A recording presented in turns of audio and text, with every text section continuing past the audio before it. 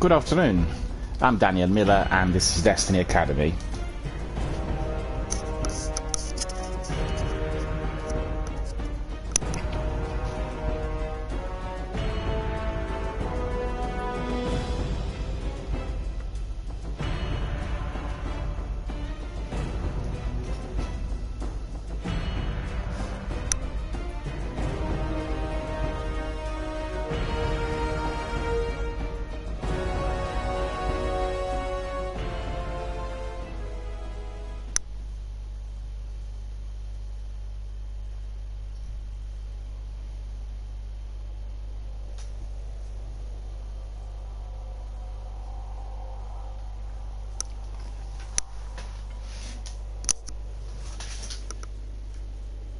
A warm welcome to all of our friends, fans, community members, participants and viewers worldwide on a variety of different platforms.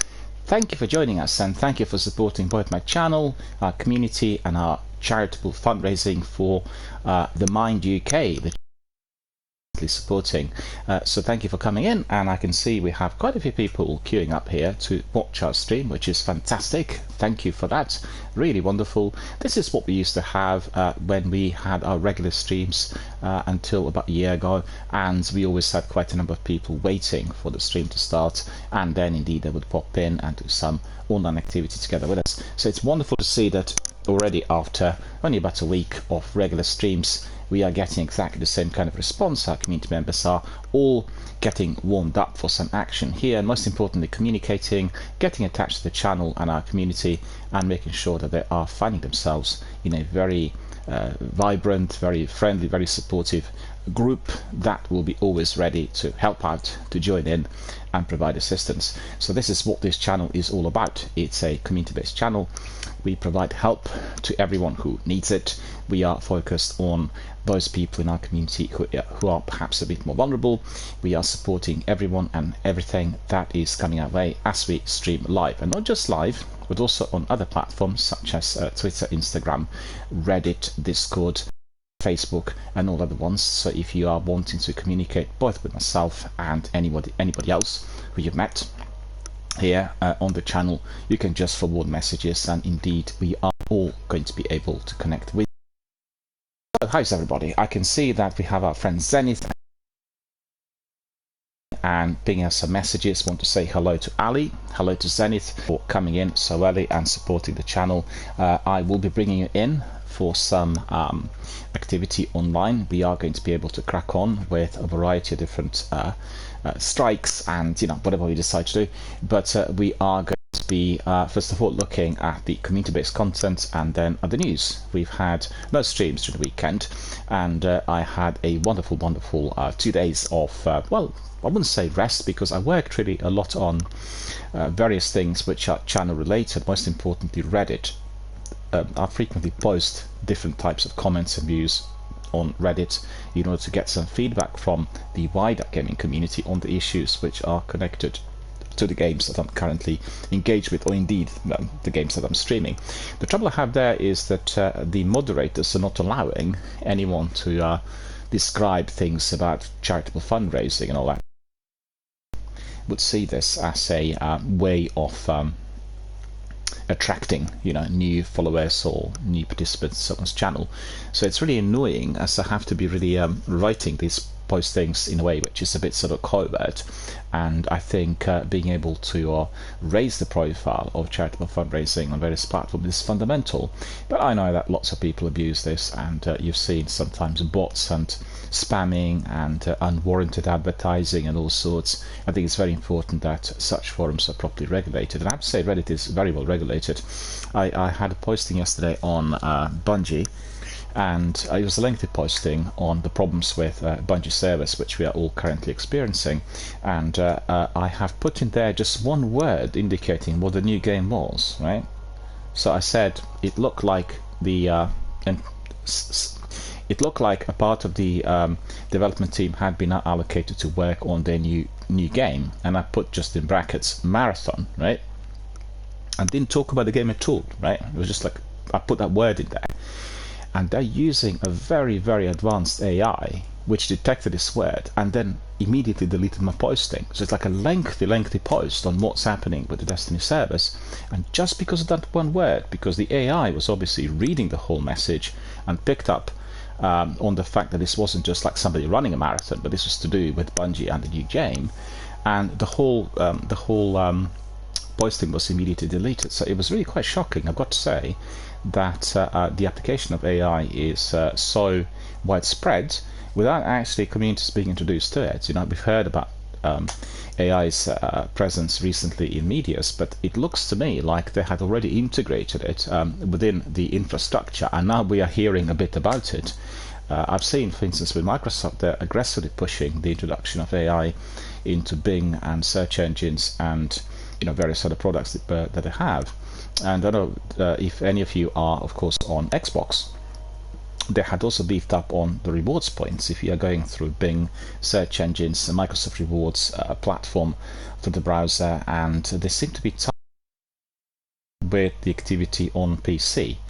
And I wonder whether that's also a reason as to why we are seeing serious problems with Twitch app that is delivered for the consoles, because we've had this update a few months ago which had completely destroyed it, made it completely unworkable for everyone, particularly on Xbox, and nothing, absolutely nothing, is being done about it.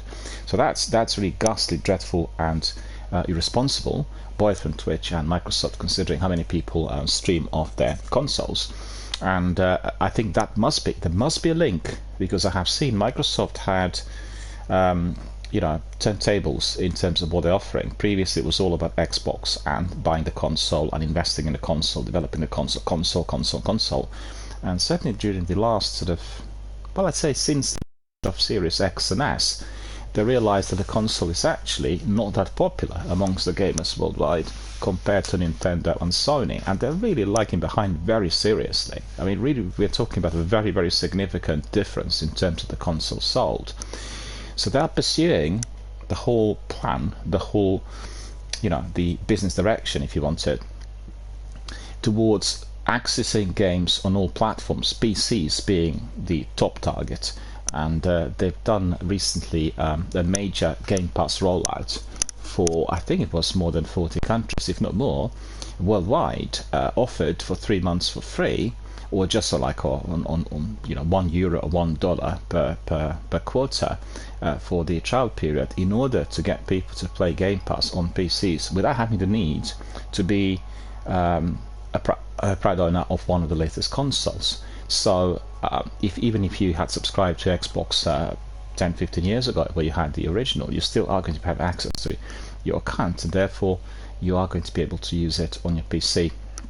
It works quite well. I mean, I tested it, and there's some minor issues with it, but that generally is greatly insignificant. So I think that is the direction that Microsoft are pursuing, and it's a very significant change, because ultimately the plan is for the games to be accessible on any platform, anywhere. So that includes television sets, instant streaming, tablets, phones, laptops, consoles, you name it. And we are rapidly progressing down this route. So you've seen that lots of games that were previously just PC exclusive are now being integrated within this new economic model that is being developed. And so it's just literally I'm thinking aloud, because I find it really unbelievable that still the app is performing so badly and we have so many problems. So I posted these things on Reddit, I had quite a bit of a response, and people said, well, the reason is that Bungie actually has everyone else experienced the same baboon and the error messages that we were getting here whilst we were doing the strikes, and sometimes being booted out, sometimes this and the other, and lots of people experienced similar sorts of things. So it wasn't really my internet or home net, it was all to do with the service. A lot of complaints on Reddit and Twitter, and apparently they had declared that there has been a major DDoS attack on Blizzard, and I think Diablo 4 has been suspended now or put on the back burner before they managed to resolve the server-related problems, which were massive, attacking the game. And I'm wondering whether the similar sort of thing had happened with Bungie, because several Reddit members had indicated, in view of these attacks, which obviously are seen as cyber terrorism, the servers perhaps are not working properly. Therefore, people are departing and they're not participating as much. But it's a hypothesis. We need to hear what's happening directly from the developer. But yesterday, on Sunday, Bungie had introduced emergency maintenance, which had discontinued anything on Destiny 2 because they were having similar sorts of problems. And you know, it's just ridiculous. I mean, we think, what on earth is the purpose of doing such cyber attacks on such companies? The only thing I could think of is simply to do with competitors, or you know, something that wants to ruin somebody's success, upset the gamers, knowing that the gamers are indeed not patient. I would say people of the younger generation really want to have everything served on a plate instantly, quickly. There is no concept of longevity, or the fact that these problems can happen and they can take a bit of time to get resolved. I mean, put it in perspective, I listened to Todd Howard yesterday in 2 interviews talking about Starfield, and he said they have actually worked on these games, I think he said 8 years solid. So like a solid 8 years working on the game. So think about it, it's every single day of 8 years being spent on the game, developing every single bit. And then when the game comes out, if there are issues, well, they can't be resolved overnight, because this is a massive game, it's a huge entity, and the problems can be faced as you get people coming in. Obviously, what's going to make it much easier for Howard and Bethesda is that Starfield is not a massive multiplayer online game, so it makes it a lot easier to tackle such issues, because they will be related to their servers, sufficing the single players coming in.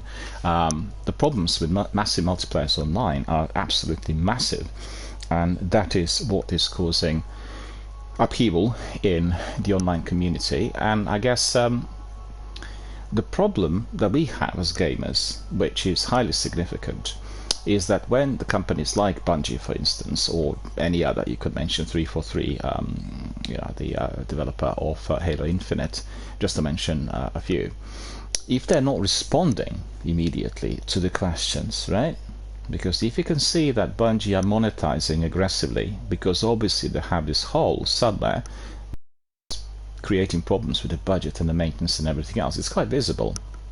I think certainly in recent, they need to be more transparent about these kinds of issues. You've seen with other companies, they would lay off a few thousand people straight away because they have no revenue in view of the pandemic and all other liabilities. And the biggest threat for them is basically the overall increase on the energy cost. People forget that these servers use an enormous amount of energy, and as the energy bills have gone up to the levels which are astronomically high, the highest in history, obviously all these companies are suffering tremendously from the overall expenditures, you know, the service cost, the electricity costs, the people doing the maintenance cost. So everything is incredibly expensive, and there is only that window of opportunity within the game itself which will allow people, or the owners of the company, or the company overall, to be able to monetize.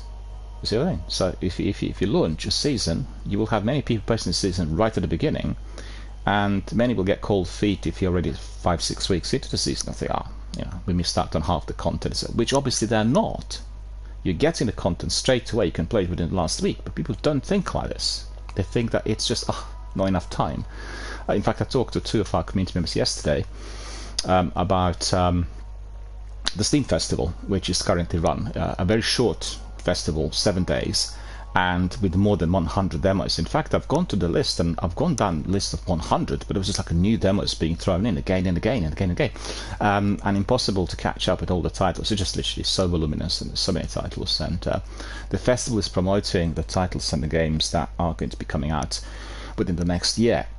So it is quite a great number of titles, and I have to say I've not really participated in such events which are PC gaming related. This is a big one, and I'm astonished to see that there are lots and lots of games that indeed are still specifically made for PCs, and the communities there are as engaging or as busy as always.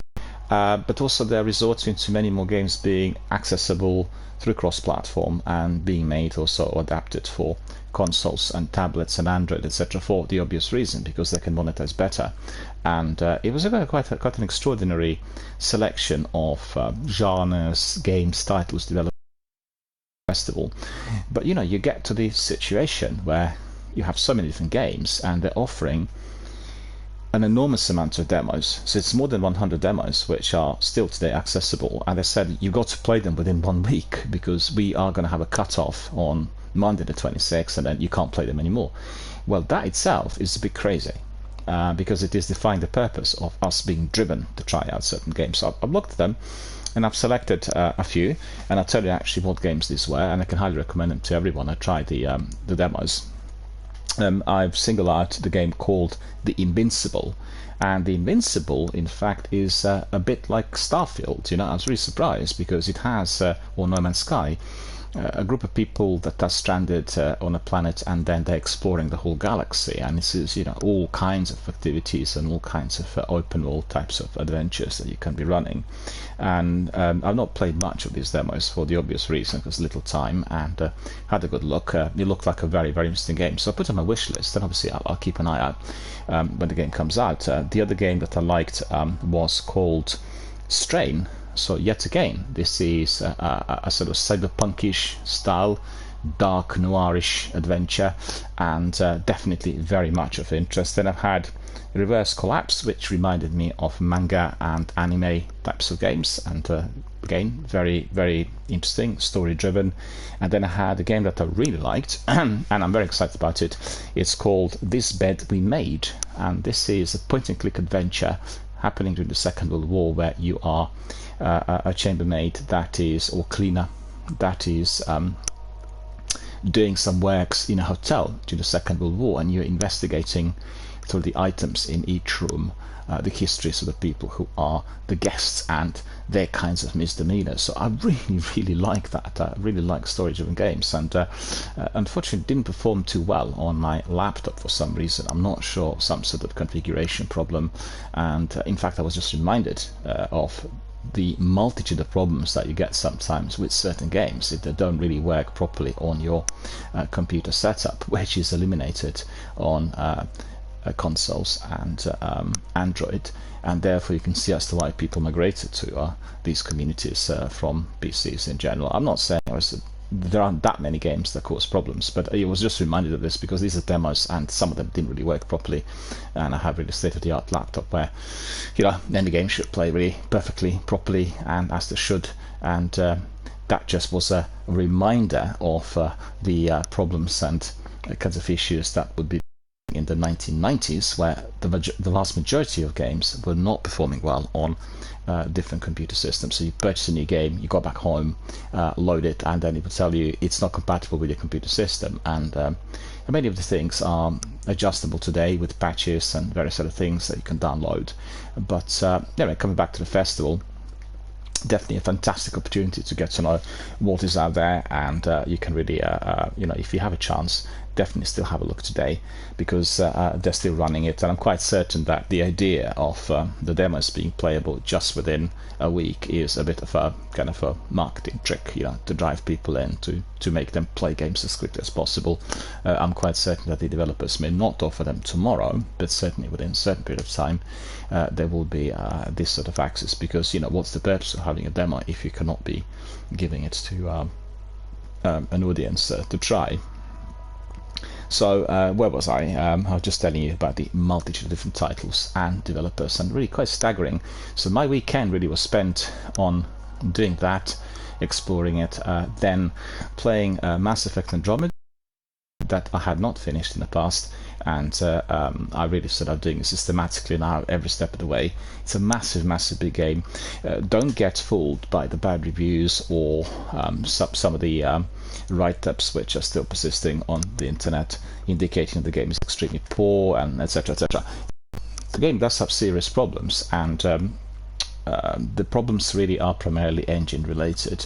They were using the engine that I guess would be considered already old school and not really kind of forward thinking towards the next gen consoles and the tech that was to follow. So the game looks a bit retro compared to how, for instance, the original Mass Effect looked at the time.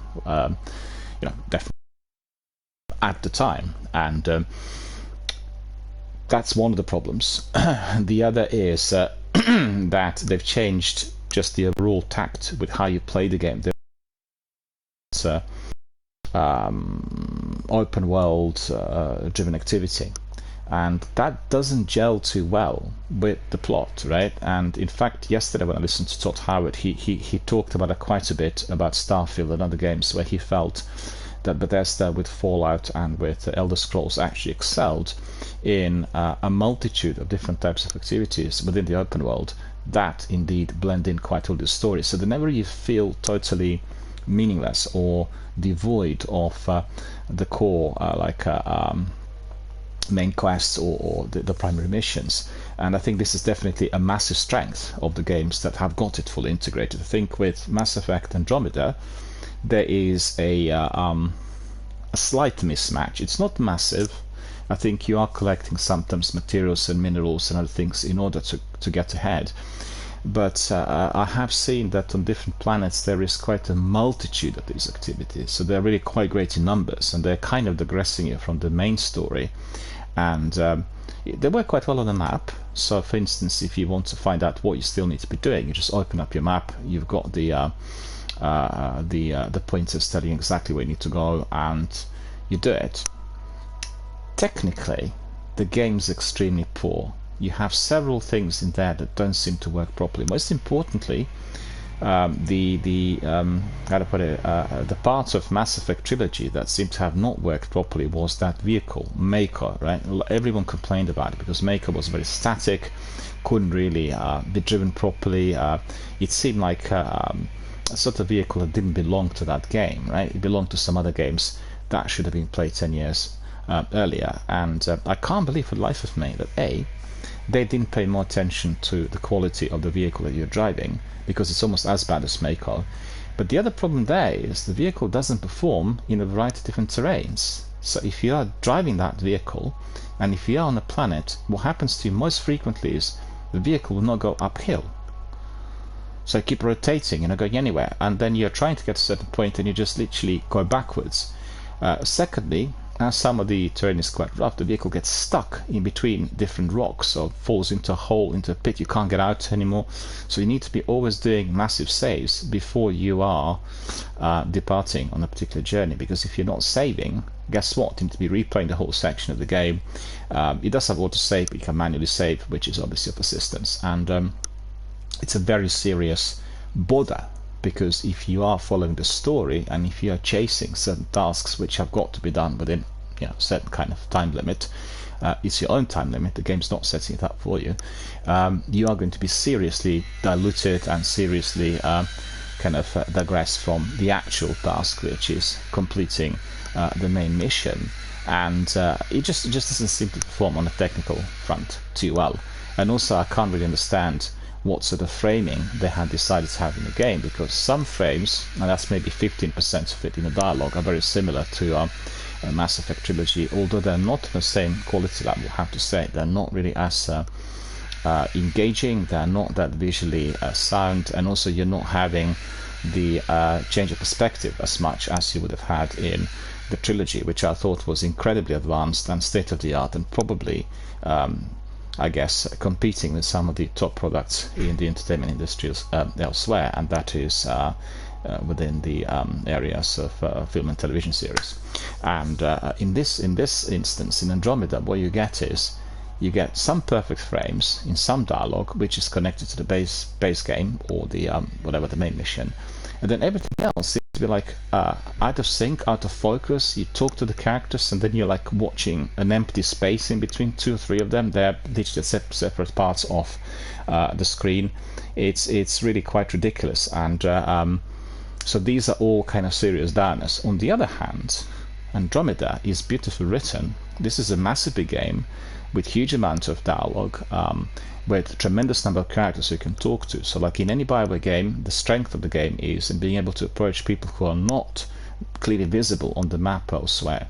You talk to them and they unlock different kinds of tasks, and as such I think the game probably could be played for up to about 300 hours. So it's, you know, on the scale of the other parts of the series. But as I said, the technical issues and lack of thinking about certain things, like for instance the vehicle, and I guess some degree of interactivity as well, seems a bit contrived to me with some of the dialogue and tasks. They don't actually blend in as well as you would have had it in the trilogy. So that's the major complaint. But still, the game is very enjoyable to play if you are a fan. And I think if you're doing it methodically and seriously, and if you talk to all the characters, you will certainly get the same degree of satisfaction, with some frustrations on the way, right? So I'm very, very excited to see what the new installment, Mass Effect 4, or 5, I mean, I guess you can call it, although that's said that the Andromeda is not part of the series, it's just like an offshoot.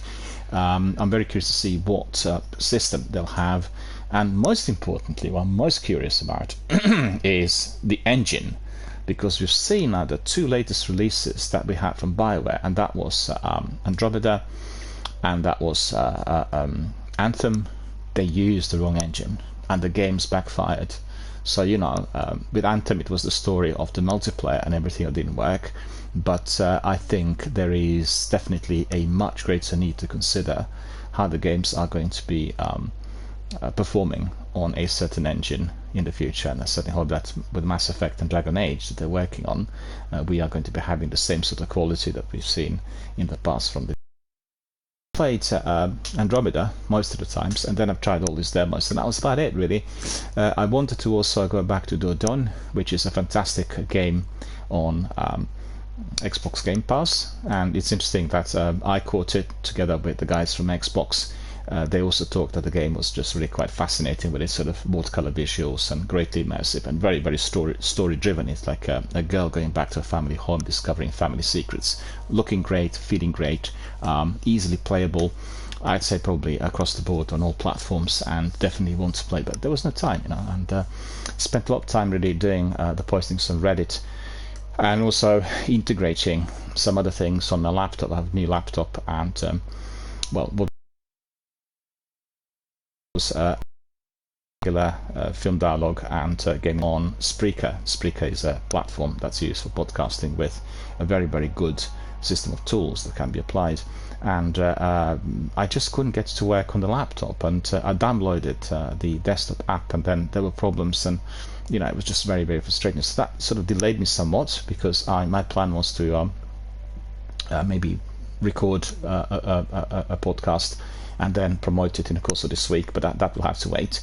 Obviously I can do it on my Android, but I wanted to reutilize on some of the benefits when you do it on a laptop, because it's easier, and you know, there are some advantages in terms of doing editing and various other things. So anyway, that's really been my weekend. Not gone out much. I can tell you that the weekend overall has been extremely hot. It was the hottest day of the year yesterday. It was 34 degrees here in London suburbs, but at night we've had a bit of a cool breeze, the temperatures dropped, and I have to say I slept extremely well last night, because fairly, you know, I wouldn't say cold, but the temperatures dropped from 34 daytime to about 10 at night, and so it's 24-degree drop, which is, you know, fairly unusual for England, but we've seen that in the course of this year here.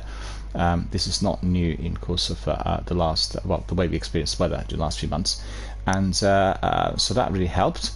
And today is not particularly hot outside, so it makes it nice and easy, and you know, it's a bit it's more refreshing, and it'd be I mean, I'm kind of looking forward to the nights like the last one, because obviously I'll be able to sleep well, and the will not be as hot, so you can fry a breakfast on them, which is what indeed I was intending to do during last week. And I don't eat fried breakfast, just joking.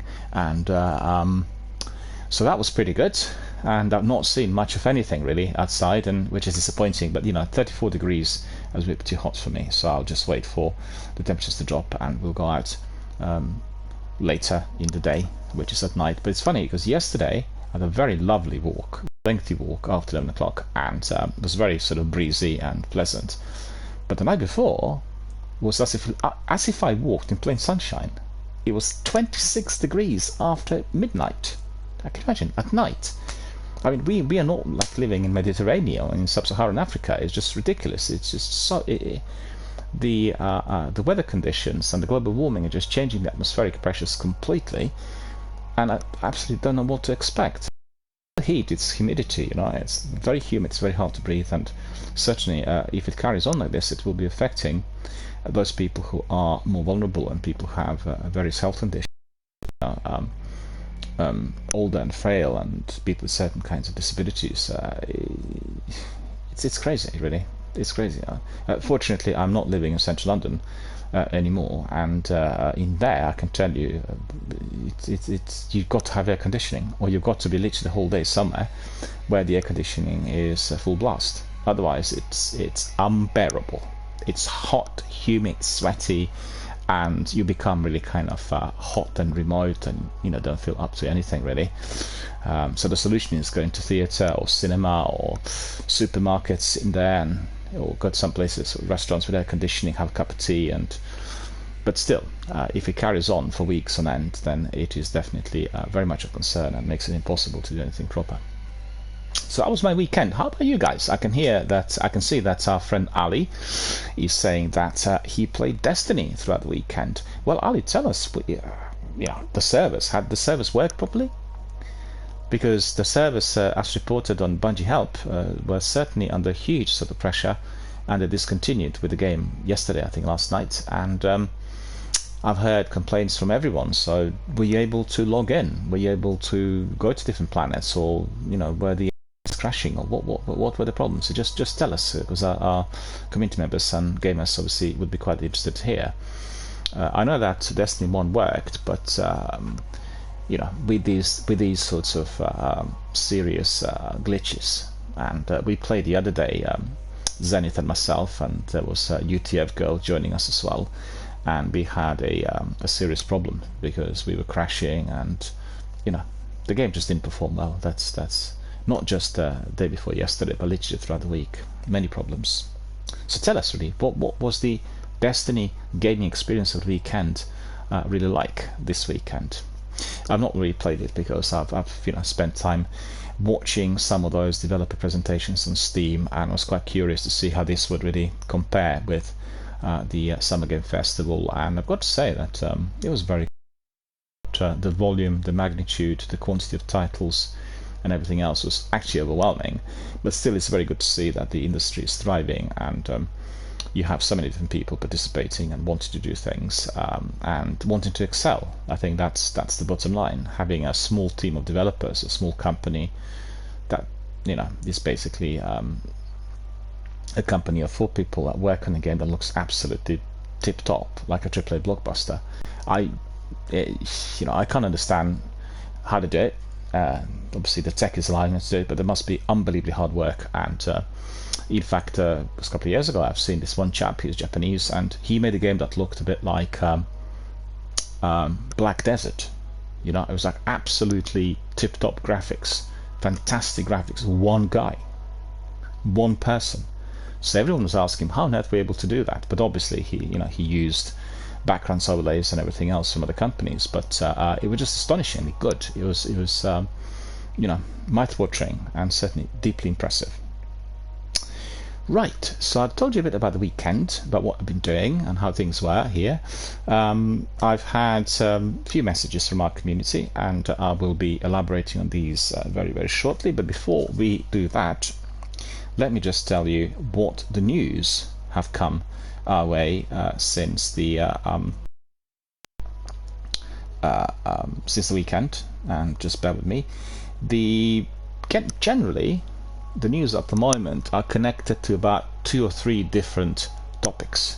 So the topic number 1, which is hotly debated, is the war between Microsoft and various regulators that are preventing the full integration of Activision within the deal that Microsoft indeed had attempted to complete.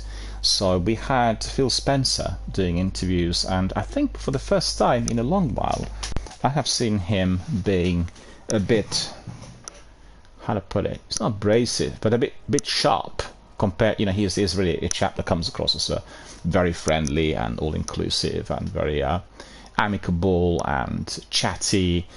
But in this instance, I think it's coming to the hilt, the whole thing, because if they don't manage to pursue the deal, there will be implications for Xbox and for the expenditures and for many projects which currently are lined up.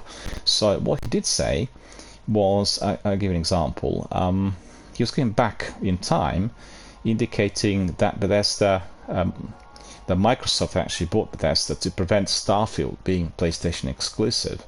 So obviously they had a whiff through various contacts that PlayStation wanted to snatch one of the biggest games to come out, and certainly one of those games that's sort of hotly anticipated. You could say probably the most anticipated game within a decade or so, particularly amongst the people who follow Fallout or Elder Scrolls series and Todd Howard, because unlike, for instance, with studios that are aligned, like Arcane Studios making Redfall, these are the products which are being produced by their own team, what is known as, you could say, Bethesda proper.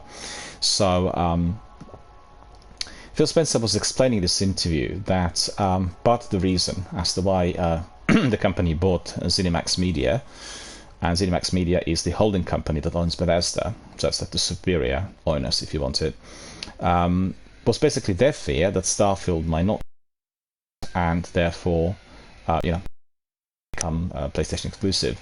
And Bethesda had made a timed exclusivity deal with Sony for 2 of its other games, which would keep them off Xbox until a year after release. I think that's really also a sort of strategy that lots of other companies are applying, which is we are keeping it our platform exclusive for 12 months, and then we'll open it up to everyone else. And I actually had some questions coming in, not recently, but for a year ago, where our community was saying, well, what's the big deal? Because we can access it in any case at that time. Well, that's true, but it's all to do with the way the economic system works for these companies. And I explained that a bit. These companies require a huge amount of capital during the production years, so they will need to have a lot of money come in from various sources, particularly from private investment, in order to be able to produce a game that is worth, let's say, $150–200 million, which is on average the cost of a game, the AAA blockbuster game at present. You have some games that are more expensive, obviously, and with a maintenance and marketing budget exceeding this, but we're talking about just the core expenditure, the production cost. It's very similar. It's aligned to the production cost of Hollywood studios, somewhere within the range, right?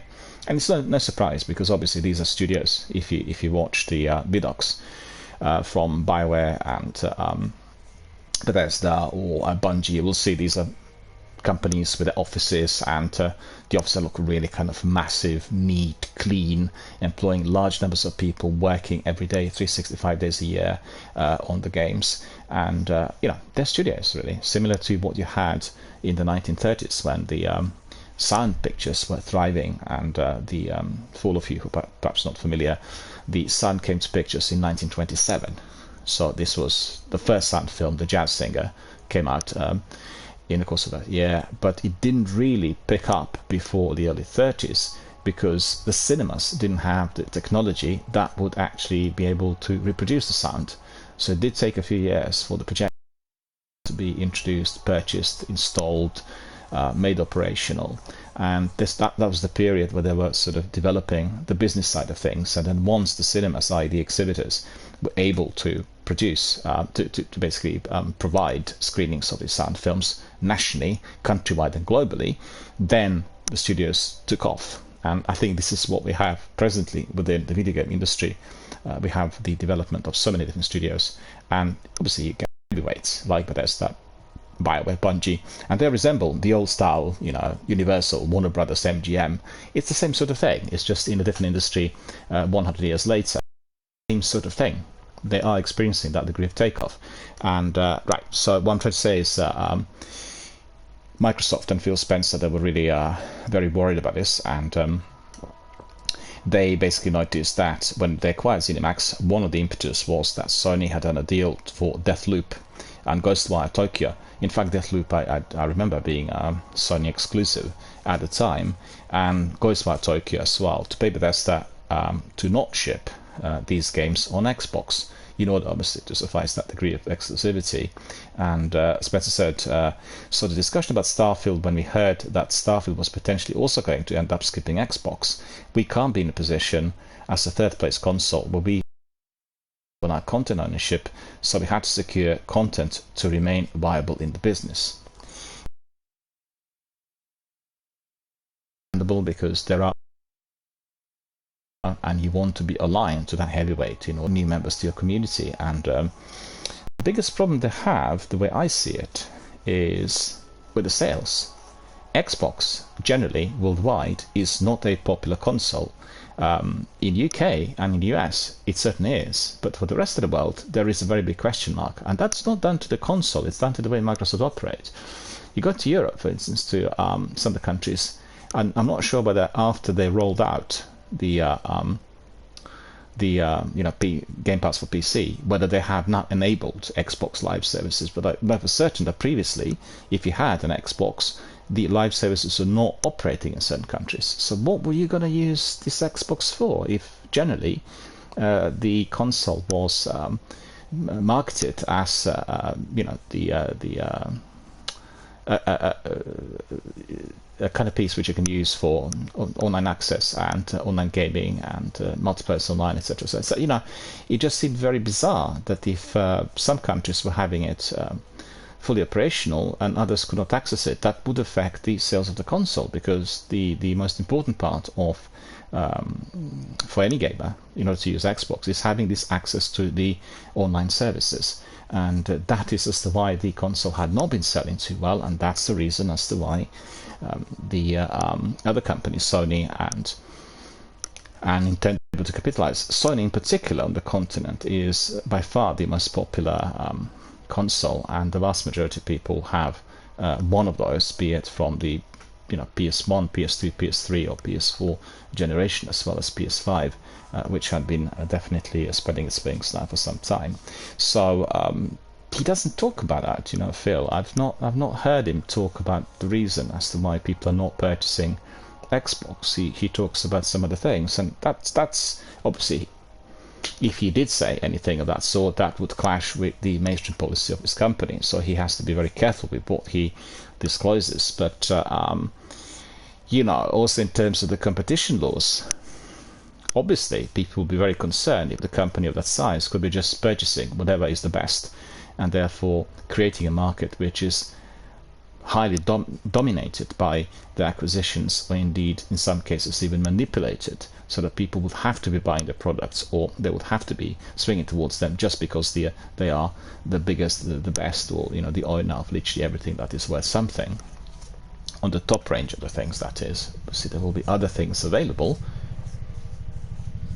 Well, it's funny, I can hear some Chinooks. Huh, I thought they were doing that yesterday, the Armed Forces Day.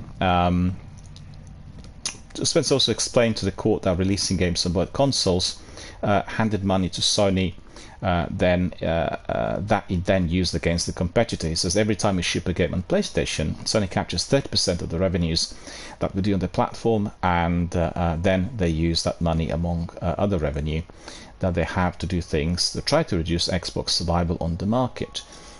Maybe. Obviously they have a huge market to suffice, and they also produce lots of wonderful exclusives. They also, the new service PlayStation Plus is much superior to what they had in the past. So they're catching up, and they are going back on some of the things said by the executives in recent years, about the streaming services and exclusives, because they've got to be adjusting with the way that things are today. It's just sign of times that it's necessary to give cross-platform access, to make everything downloadable, and to improve the quality of your live streams. So these are the things that they're learning as they go along. Xbox is a bit more advanced in terms of community integration. I think they're better in all sorts of ways, to which Xbox is providing a variety of different services to many participants who can get involved, be it as Xbox ambassadors or active participants through gaming, or subscribers, or various internet forums. But they're lagging on the customer services support. That's gone really downhill very considerably in recent years due to the expenditures and everything else that we talked about. And well, Sony are no better, really. I mean, I've had some dealings with them recently about some minor issues, and they're absolutely terrible, because both companies are resorting to customer services run in the third world countries, and the teams there, they're not really familiar with the issues. They know nothing about consoles. They just tell you information which you can get off Google, and they absolutely no support at all. And I've been very disappointed. I find it very strange, because there was a significant drop, I'd say probably during the pandemic, where they were suddenly changing those services, and therefore I think one way or the other, if you are a proud owner of one of these consoles and you have some sort of major technical issue, you will want to be talking to somebody on the phone about this issue in order to get resolved. And tragically, those services are not in position to do any of that sort of assistance, because they know nothing. And I've had several outstanding complaints against both companies in respect of these issues, because it wasn't just to do with the fact that the problem was not resolved. It was the manner by which I was being received, ignored, and constantly the case is closed, indicating that there's no problem when in fact the problem is persisting. So these are the factors that will be affecting the sales of consoles. Buying a new console if something doesn't work or it doesn't want to connect will require that degree of assistance. If you can't provide it, well, somebody may just return the console back. And I'm not surprised really that they're losing money on Xbox Series X and S, because I think certainly these are very expensive consoles to make, particularly the Series X. Have sort of customer service which is practically non-existent, automated, and of no help. People will not subscribe to that in the future. People are not as patient as they used to be 10, 15, 20 years ago.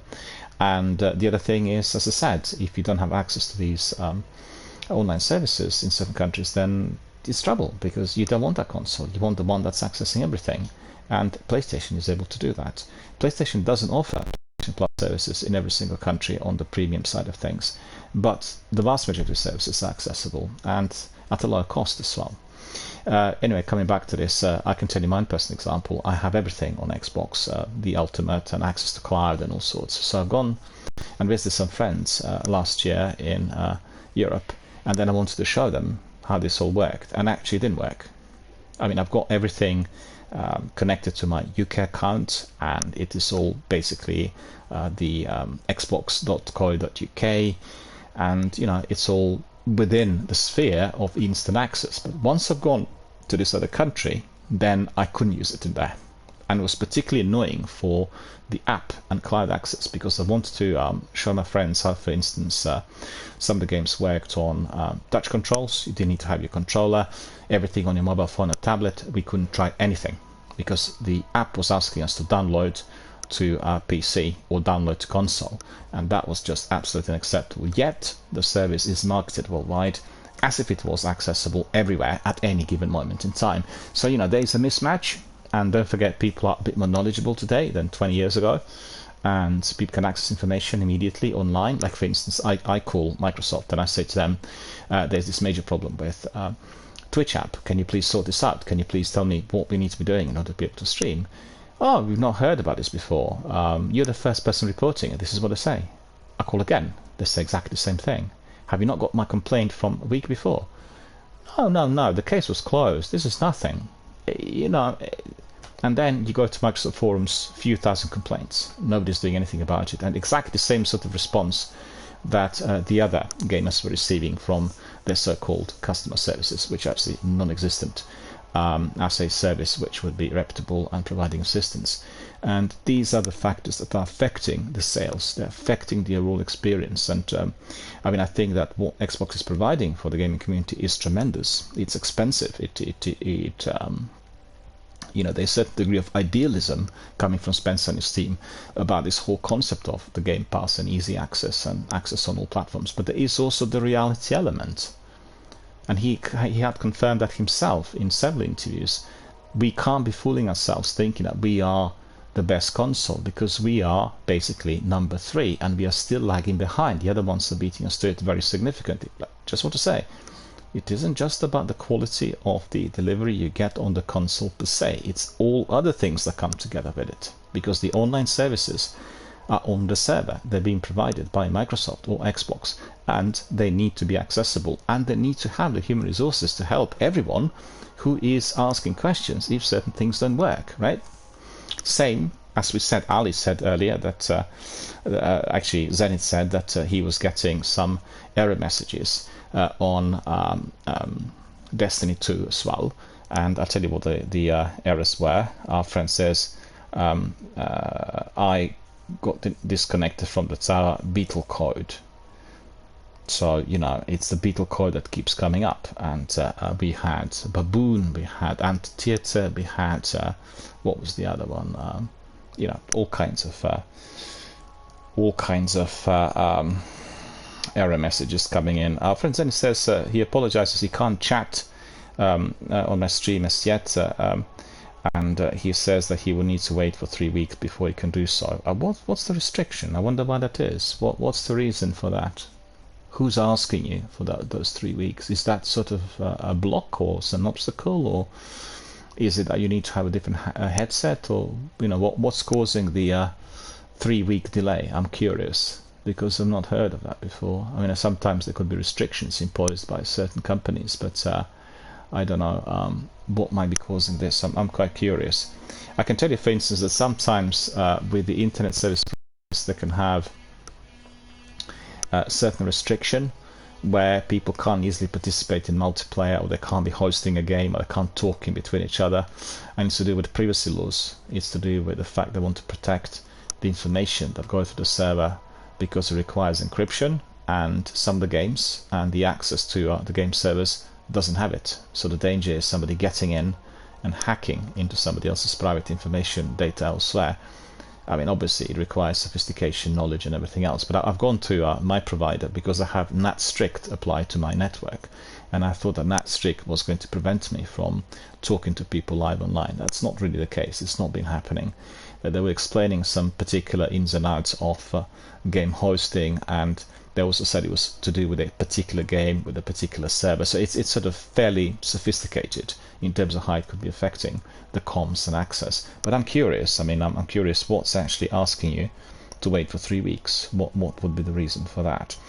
Anyway, back to Phil Spencer. He says, we try to compete, but over the last 20 years we've failed to do that effectively, which I think is quite correct. And the reason for that is what I described, not allowing people around the world to have access to the same services. It's not about the console, because Xbox is dependent on the online services. The Xbox console is worth nothing if you don't have full access to the services which Xbox and Microsoft offer. You know, all the integration now, so with Bing and with search engines and with other products and accessories, is all connected to this access to the online services. And what's the point? You go to I don't know, some European country or some other part of the world. I mean, I've not traveled to Asia, but you know, you go there and you click on this as well. We don't support access to these services in this country. What's the point? You've got access to your services which you pay for from your country. You've got your IP and everything which is basically in that country, and you know, it's just nonsense. And unless they resolve this, unless they make it accessible worldwide, they will not have any form of major improvement in terms of the sales, and they will just lag behind.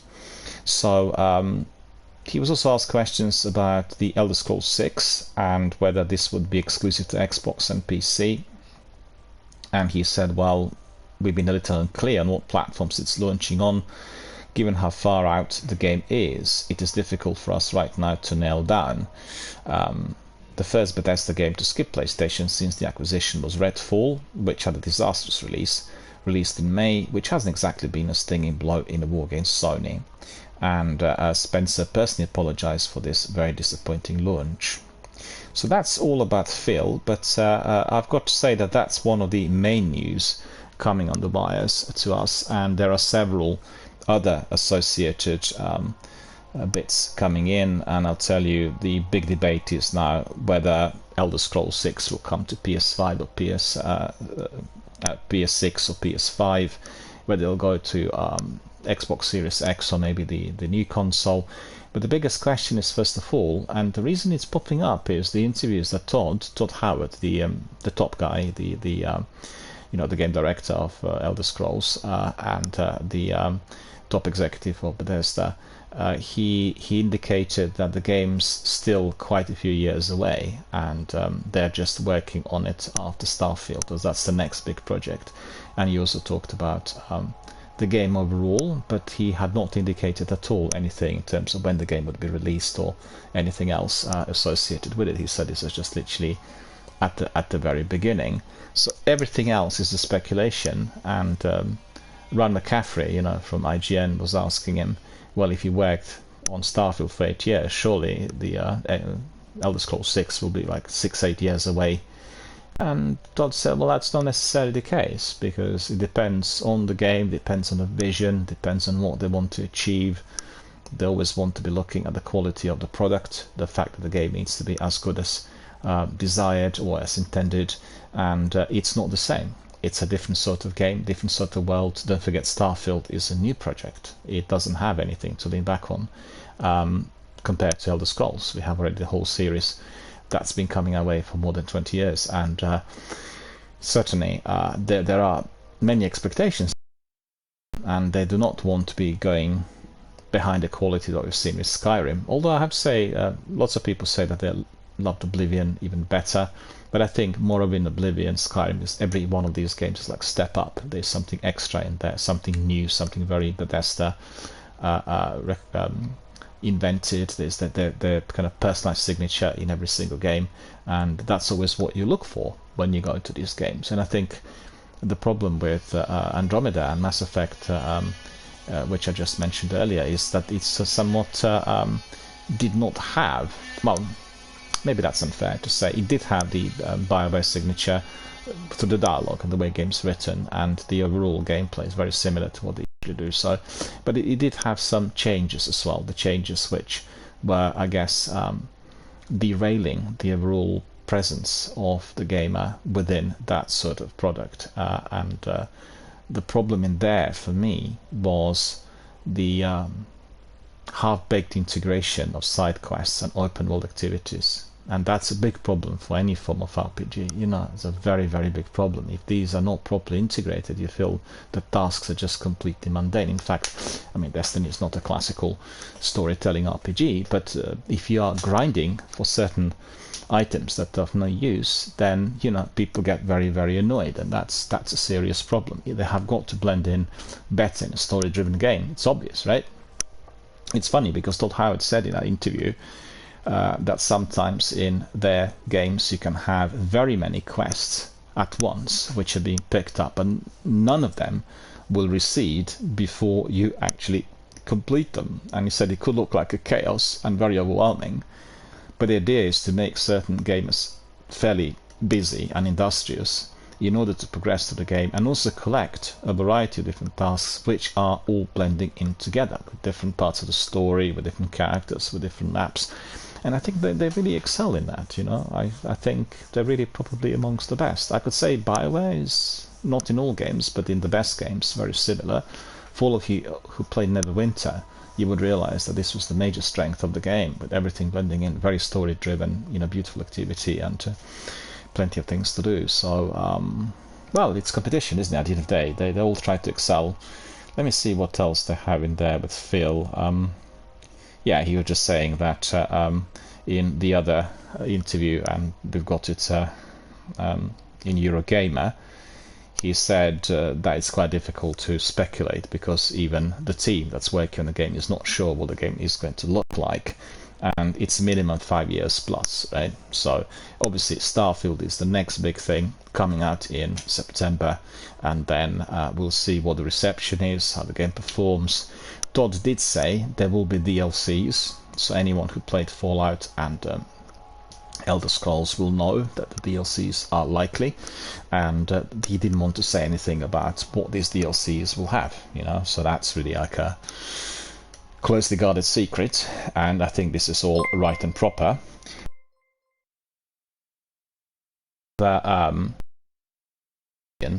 And thank you for subscribing. Thank you very much for becoming a member of our community. Very grateful for your support. Your subscription will be helping our online gaming community to thrive, and it will be enabling even greater participation of many different members. That also includes the third-party companies that are involved with the stream, you know, the companies that restream, the companies like, for instance, Stream Elements and Lightstream providing us with additional add-ons. The add-ons which are used for overlays and various other things here. So thank you for that. And GMG Guardian says, I like turtles. Well, I remember you are a chap from Glasgow, is that right? Because you said you hated Destiny 2 and you like turtles. Is my memory still as sharp as it was? I think so, because you're the only person who told us about turtles here live online in recent times. So you've got to be that person, right? Tell me if I'm mistaken. I'll withdraw everything I've said, if indeed I am. Once again, thank you for your subscription. Truly appreciate it. And as I said, we run a community-based charitable channel. We support charities that provide services for people who are vulnerable, and we support the good causes. So anything that's generated is basically in support of that. That's very, very important to know. Also, the costs overall of streaming have been massively increasing, so I had to be setting up the system of tipping and, you know, various other bits and pieces, be able to pay the companies that are providing the services for us. So thank you for that, really appreciate it. Back to Phil, he said, well, he's just basically talking about the same thing which I have already given you. Alright, so let me see, what are the other... So the big thing online was about Microsoft and PlayStation competition, and the whole thing related to this deal. And then the other big thing was about Destiny and these DDoS attacks. And these attacks have been confirmed by Blizzard, and that's Activision Blizzard, right, the developer of Diablo 4, and they shut down the game yesterday because they said this was like cyber terrorism, attacking the game and making it impossible to play. And there have been some speculations that the same thing happened to Bungie. I'm not certain. I've heard this on Reddit yesterday. Somebody was providing me with some analysis and comments on Reddit. So if you're interested, if you like fertile discussions on what's happening in the industry, then definitely subscribe to my Reddit, because my Reddit is giving you these sorts of threads that are tackling some of these pertinent issues, and then I have quite a good response coming in. And also through my Reddit you can access other people's comments and views. I think Reddit for me is probably the best forum to have a serious, very focused, very sharp discussion on whatever is considered to be very interesting and definitely very pertinent within the game community. And certainly I've really enjoyed reading a variety of different contributions there. I've not used Reddit as much in terms of my own writing, but I've used it in order to read other people's comments and views, and I will try to reintegrate Reddit and Discord as much as possible with this community, because these are the platforms where people get really engaged outside of our kind of a live broadcasting times. And we want really to have forums where, you know, not just like hearts and thumbs up, but where people really talk about what is on their mind and what really appears to be significant for them as gamers and whatever they're experiencing within their kind of online gaming activities.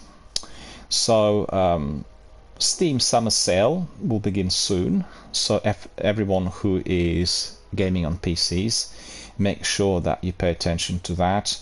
It will begin next week on June the 29th, so that is in 3 days. And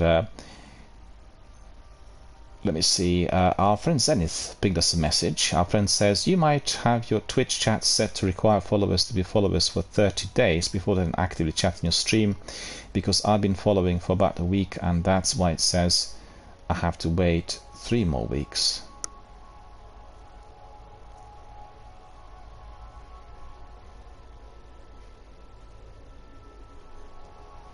No, I don't think so. I'll double check this actually. Thanks very much for pinging the message. I need to find out what this is about, because my Twitch chat is accessible across the board to everyone. I don't have any restrictions. This is a family-friendly channel, unless Twitch had introduced something of that sort without telling me, and I'll need to then, you know, double check and investigate, because as it stands, My chat is accessible to everyone from everywhere on any platform, Android, PC, tablet, you name it, and no any form of restriction. The only restriction I have, which is by consent, is for everyone and anyone who's younger than 18, because this is aligned with the Twitch rules, right?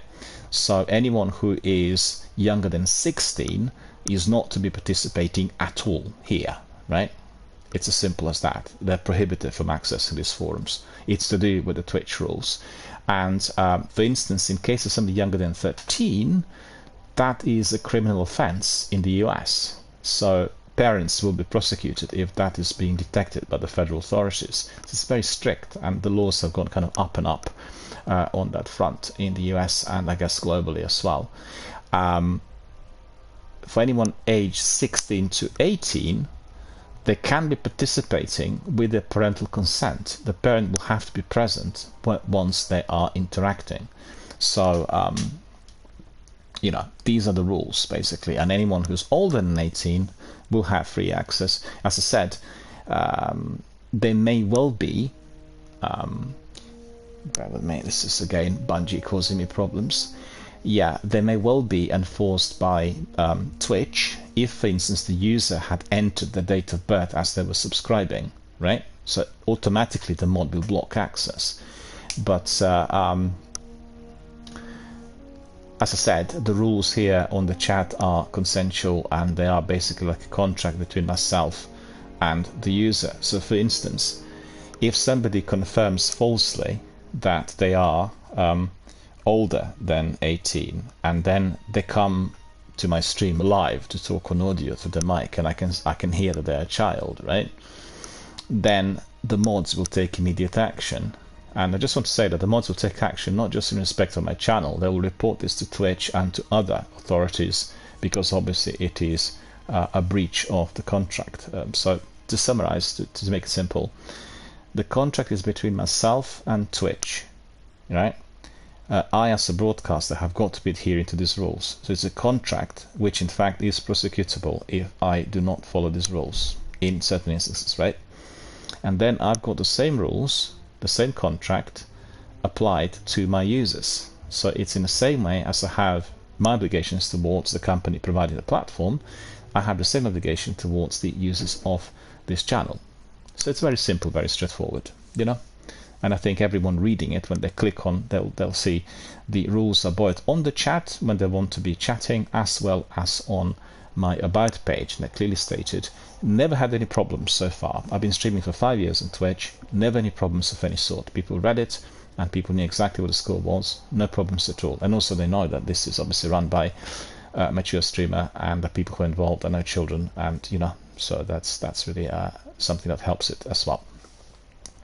So as I said, Steam Summer Sale will begin next week on June the 29th, and they said that there's going to be the biggest gaming sale of the year, loads of games, thousands of games really reduced, and let me see, so it will be available for 14 days. It's from the 29th of June to 13th of July. So basically, if you were saving for any major sale in the course of the year, and I know, for instance, for myself, I always look for Black Friday sales before Christmas, and summer sale, and a few other ones. Also this one, I used to buy actually lots of games on Steam, and I would get them for as little as £1.20, £1.50. Also the games on GOG, Good Old Games. In fact, as I got my new laptop, I had a look and I was astonished by the sheer number of titles that I've got there. Many of those I've not even played yet, and I bought them all for literally shillings and pence. So very important, if you're a collector, to mark these dates in your diary and always purchase games at the time where they're being offered on the lowest price. We are spoiled for choice. We have streaming services, and you can get lots of games through those on very low prices, when, for instance, certain games are departing from Xbox Game Pass or PlayStation Plus, and you should definitely seize on that opportunity. I mean, I had some really good games on such low prices. Give an example, I bought The Division 2 for £4.20 at the time when the game was selling still for £30, and also I managed to buy the expansion, what's it called, it's not Streets of New York, something to do with New York, Underground of New York or so. I got it for like £2.20 or something, and it was still being sold for about £15-17. So I also got Lightfall, in fact, for I think it was it 20 or £21 at a time where Lightfall was still being sold on the full price. So you've got to be keeping an eye on such offers, because they will make your collections grow and they will keep your budget within some sort of reasonable limits. Definitely a good idea to do that. Right, so that is about the sales. We have more information on Starfield, which is another big discussion point. I told you already about his interviews with Todd Howard. If you are interested, and if you are a fan of Destiny, Mass Effect, No Man's Sky, you've got to listen to these interviews. There's two big interviews. One is on IGN, done by Ryan McCaffrey, and the other one is on, what is it called? It's not Good Old Games, it's something similar. Bear with me, I'll tell you what it is.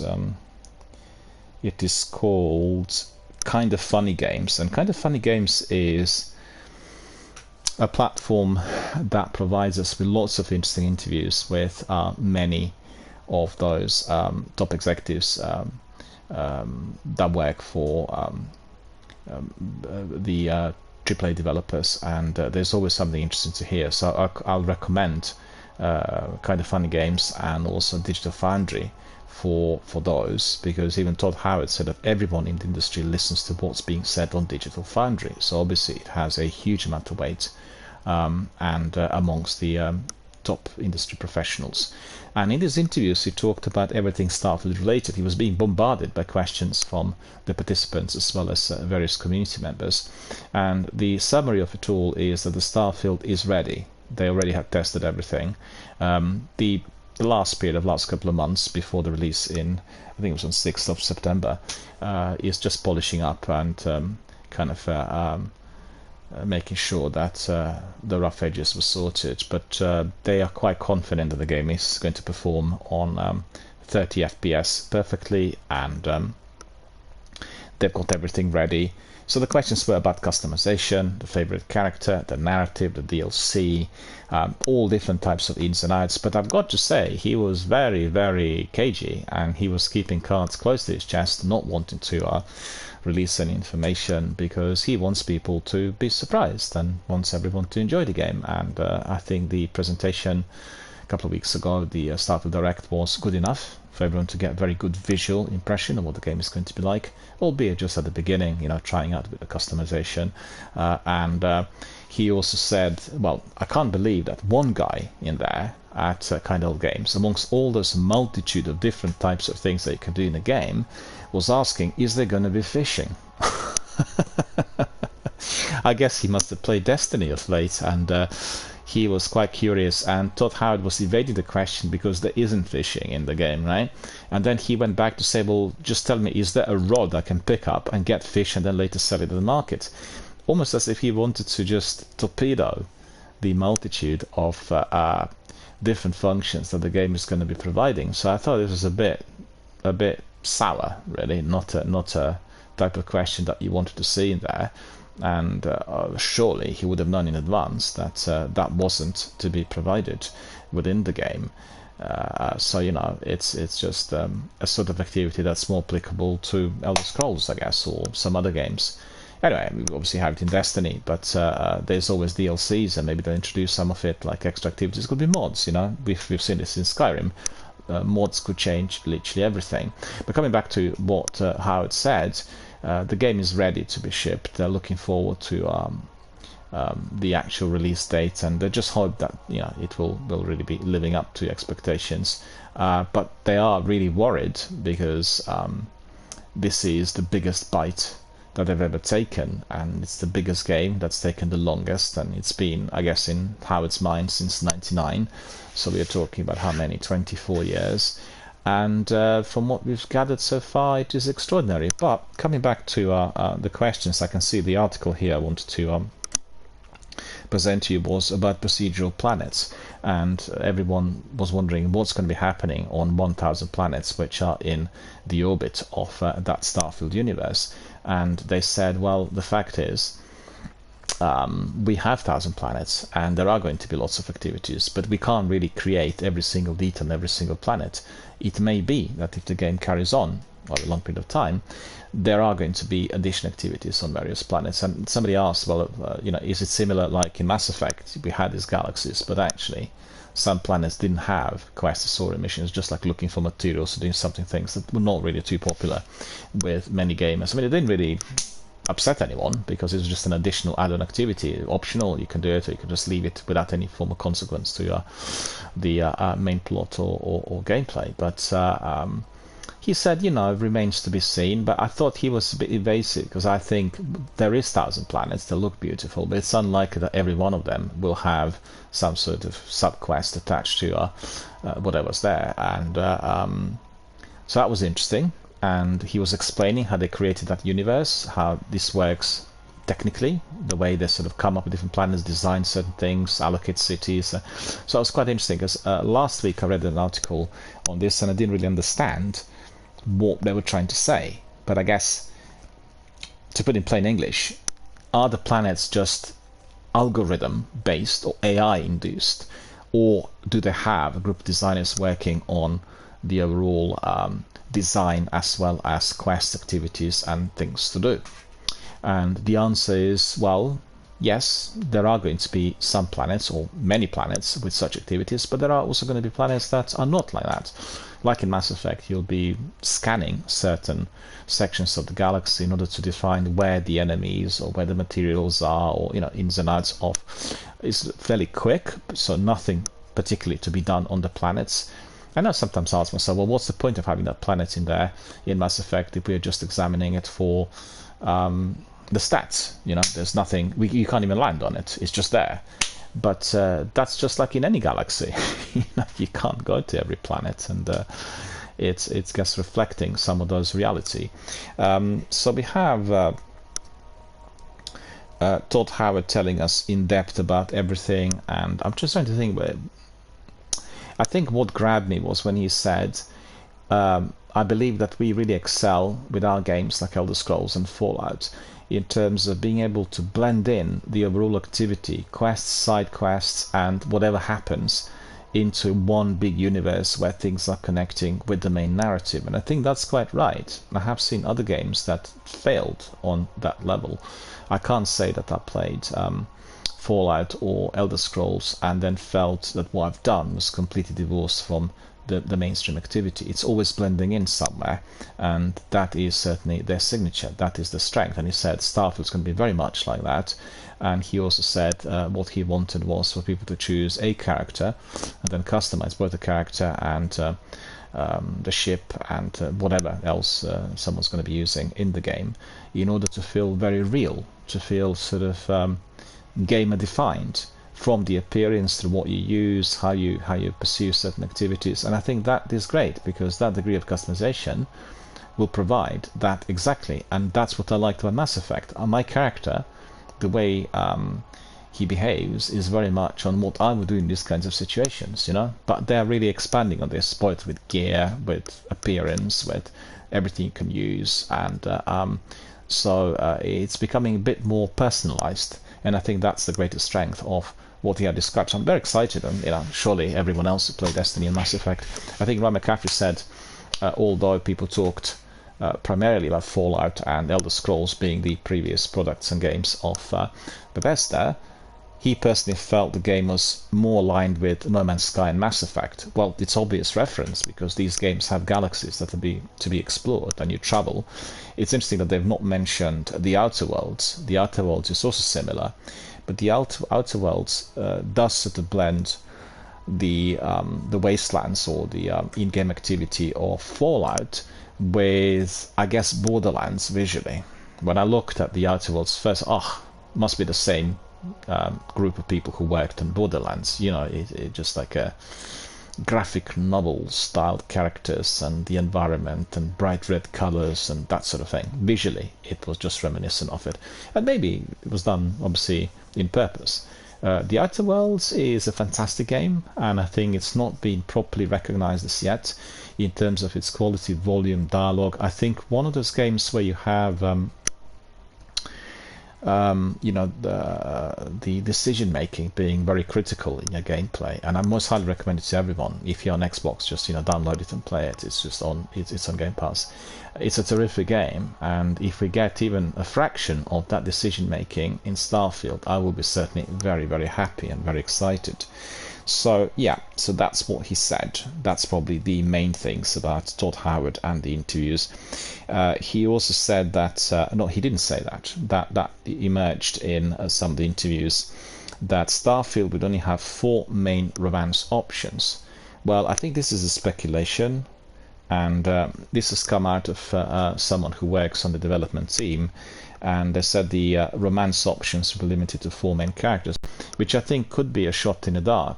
I think most people today, after playing certain games where you can romance the characters, will want that, considering that Starfield will have very many characters, right? I guess you play your lead, you will choose your favorites, and they considered, well, you can't have 20 favorites, 4 will be sufficient. And they'll be probably looking at, you know, different types of encounters, different type of romancing couples, if you know what I mean, in terms of gender, orientation, and ethnicity, and various other things. And I think that needs to open up that to maybe a few more characters than just 4. And apparently he talked about it as well, but I didn't spot that yesterday in an interview. That's funny. And well, I could have just switched off when he talked about it, because the length of the interview is more than an hour, and they talked about so many different ins and outs of the game. And apparently he said the 4 main constellations are the ones that support full quest lines for them and for romance. And so this was coming in from a community member. So in other words, no matter how many companions or Starfield crew are available, we are only going to be able to romance 4 of them, and don't take this to mean that we can romance any 4 of our choosing. He said that there will be specifically these characters that are going to be able to engage with these types of encounters. And he was generally quite evasive, I've got to say. He gave us just some speculative comments, didn't want to really provide us with correct answers or certain pointers, because obviously he would spoil the story-driven narrative of the game and everything that Bethesda is very well known for.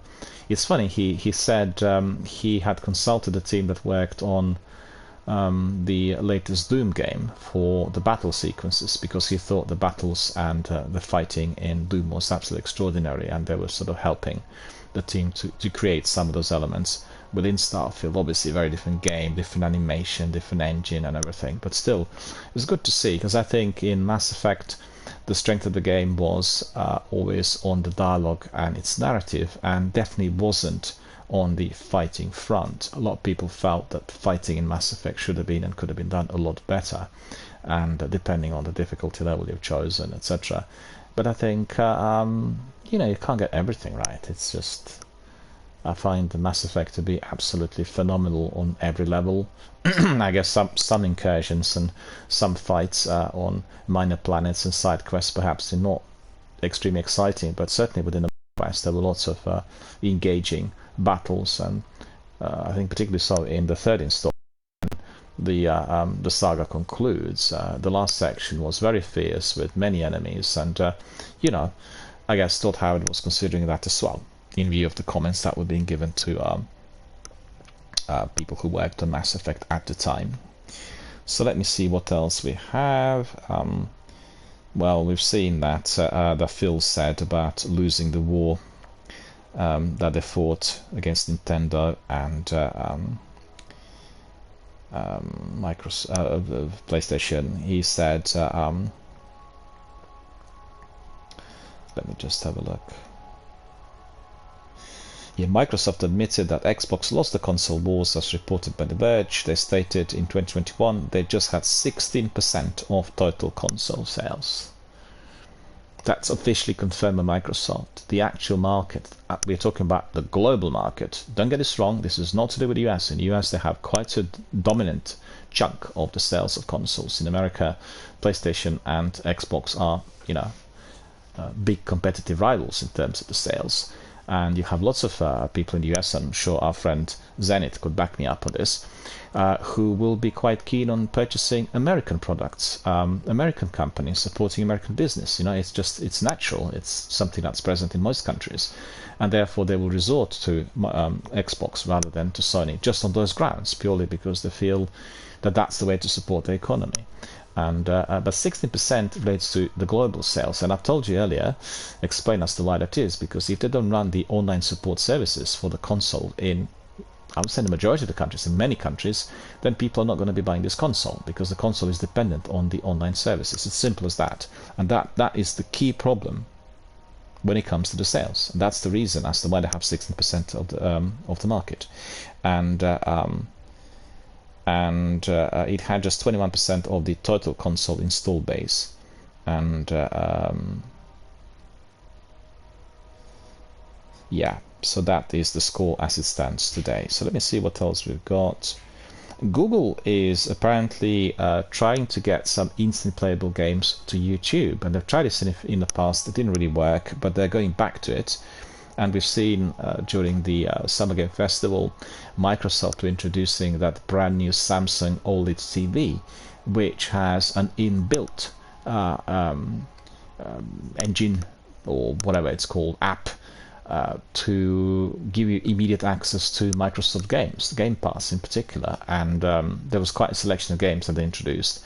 So the future is in being able to access these games instantly without any form of downloads, or and also on subscription.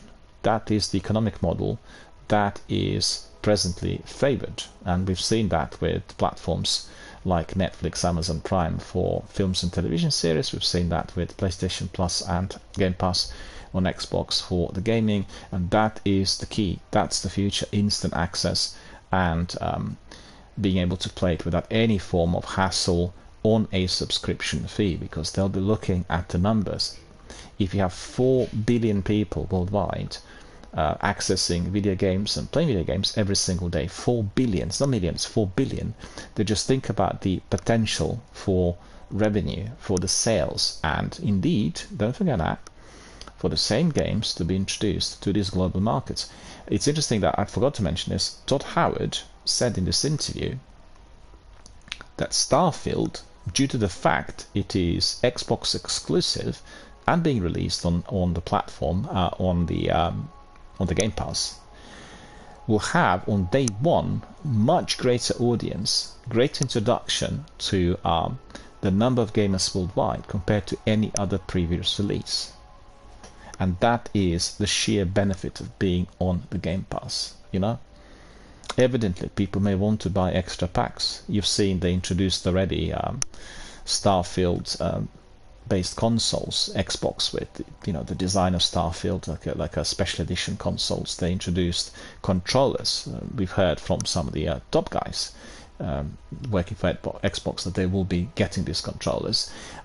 They'll have extra add-ons. You can purchase the treasure packs or cosmetics or other things which you will be able to use in the game. So the capacity for monetization is very sizable if your game is introduced to such massive big markets, right? And they had good sales of Morrowind, Oblivion, and Skyrim, but it did take a bit of time for those games to be introduced at the time to such massive numbers of people worldwide. I think this is a fantastic opportunity, and we've seen and heard from other indie developers the games that would have been completely insignificant and not seen anywhere on Steam had they not gone down the route of being on the Game Pass. They said the benefits were phenomenal. They didn't make money out of the sales of that game at the time when it was released on the Game Pass, but there were other benefits coming in. And I think thinking of a multi-level marketing model within the whole concept is critical, because it provides that degree of opportunity. And no point in doing penny pinching, because if your game is introduced to millions and millions of people worldwide, there is always a greater capacity for that interest to be captured, especially if your game is really delivering something captivating and something amazing. So YouTube and Google are going down this route, and they already had some issues in the past they said they're calling it Playables, and they will make it available to the gamers to play online games via YouTube's website or by its mobile apps on iOS and Android. So yet again, like my description earlier, it's all about instant access cross-platform. So any company that will want to prevent that from happening is going to be suffering huge financial liabilities, because that's the future. This is what people want. And once you get that into a trend where people learn that this is the only way, you will be getting then everybody wanting it from any developer, and then there's huge pressure for them to be making it possible, because it requires a lot of funds and a lot of human resources for that to be instantly accessible. But don't forget, the tech's also evolving, and the fact they'll be using AI in the production of video games may well speed up the process where you have to be converting these games from one platform to another. It's likely, it's possible, and we have to be patient and see what future brings, really. They have, let me see, according to the Wall Street Journal, they said that this Playables project is already being tested internally, and the staff are now being invited to participate in the process. So it's kind of moving ahead. It's coming to a fairly advanced stage. And only one available title, Stack Bounce, a casual arcade game challenging players to smash horizontally stacked bricks with a ball, was highlighted in this publication report. So that is to be part of YouTube CEO's Neil Mohan push to find new areas of growth in the wake of declining advertising spending.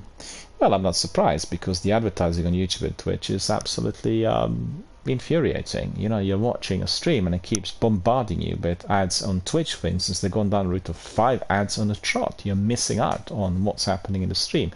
I mean, to be fair, you can set it up so you can see the stream, which is muted on your top right corner of your screen. But having that many ads is just indigestible. It's ridiculous, and nobody will support this. I can understand having 1 or 2 ads from time to time every, let's say, half hour, 45 minutes is fine. But having that many being drummed onto you at all times is just, it's crazy. And that's the monetization policy that Amazon, the owner of Twitch, and others are pursuing, and I just think it's just completely wrong.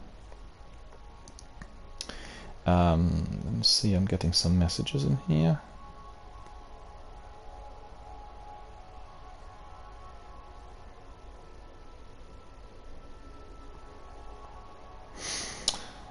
Yep, so we have we have some information on Alan Wake 2, the game that also came across as one of the most hotly anticipated on the Summer Game Festival, together with Starfield, of course, and Star Wars Outlaws, and new Assassin's Creed Mirage, and a few other games, Fable. But certainly I'm very, very curious and very interested in what the game is going to be like. And let me just see, we have this interview in here with creative director Sam Lake and game director Kyle Rowley, and they also have this extended demo which has been placed behind closed doors, so we can't try it, obviously. The game director says, horror gives us a slow tempo, less combat through the whole experience, meaning that we can spend time on building it a bit, and then the actual combat is a big event, which means we can add strategic elements, resource management, and make it really intense. And then, because there are fewer encounters, that means you're able to have a wider variety of enemies and boss fights as well. So that's quite good. There'll be lots of bosses in there. It's a narrative-driven game as well, Raleigh said. We like to tell stories. Alan Wake 1 was very narrative-driven. It's a very good game as well. Buy it if you can. It's only a couple of pounds on Xbox and Microsoft Store. The first game was narrative-driven, and the game was sort of slow-paced, which survival horror generally is, with more exploration and more puzzle-solving that we can build, as you saw in the demo. More mechanics in the game that allow us to tell the story as well. And in the demo that played out in a few ways, we spent the entirety of our time with FBI agent Sega Anderson, the series of new co-protagonist which explores the forests of the Pacific Northwest with a fellow agent in search of a mysterious foe, a dead man named Nightingale, who's basically come back to life, surprisingly. There were a range of mechanics: deduction via Saga's mind place, a kind of metaphorical pins on the wall conspiracy cabin, where you can literally piece together your gathered clues by pinning things on a classic conspiracy corkboard or rearranging photos, and scribble ideas or puzzle solving through finding switches for generators or collecting them off note from the environment. Rowley, in designer mode, describes this as giving the player more verbs to do interesting things in the game. And much of the environment is spooky, and the sequel is playing more on expectations than actual scares themselves, which is very good. It makes it very suspenseful. Lake emphasizes that this is a psychological horror story, first of all, and you get like the wind that's howling and trees are rustling and all sorts, and figure darts behind the cabin, and then a witch's hut sits unnervingly vacant and very, very dark. With combat, it's a combination of using your torch's light, which is similar to the first game, a returning theme from the first Alan Wake, and scarce bullets for your FBI pistol, as we found a discovered shotgun and handful of cartridges. Well, it's similar to other survival horror games. You need to be very careful with how you spend your cartridges and your bullets, and that makes it very interesting. I said before that for me, visually, the game was a combination of Twin Peaks series and Silence of the Lambs. Silence of the Lambs because of some of the sequences we've seen during the presentation, and FBI agents coming in looking for, well, the Silence of the Lambs was a killer, but in this instance it's like a weird reemergence of the guy who's supposed to be dead, and that makes it really very, very interesting. Alright, so that's a few thoughts on Alan Wake, and let me see if we have something else. The Witches, Ciri and Yennefer are now in Fortnite, so we have the Witches characters emerging in Fortnite. We've seen in Fortnite so many different characters popping up, and it's definitely been a true delight for everyone. And we'll sort of polish off the news section with two bits related to Destiny. I mean, first of all, we have the information about Bungie revealing origins of Destiny's space golf ball, the Traveler, right?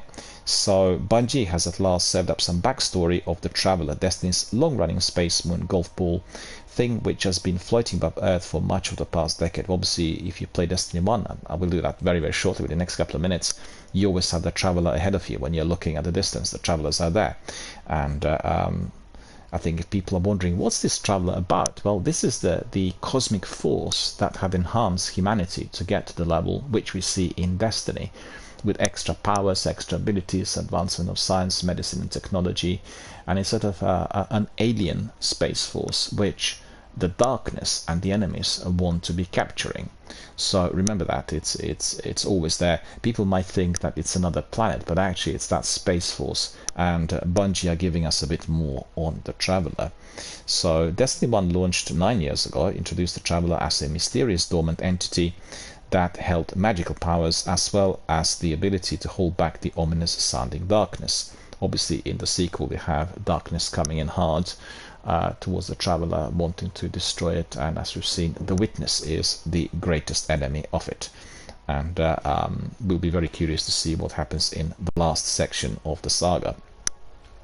So the questions that pose frequently, we've heard them here and elsewhere, was where had it come from? What were the nature of its powers? Was the Traveler actually a bad guy?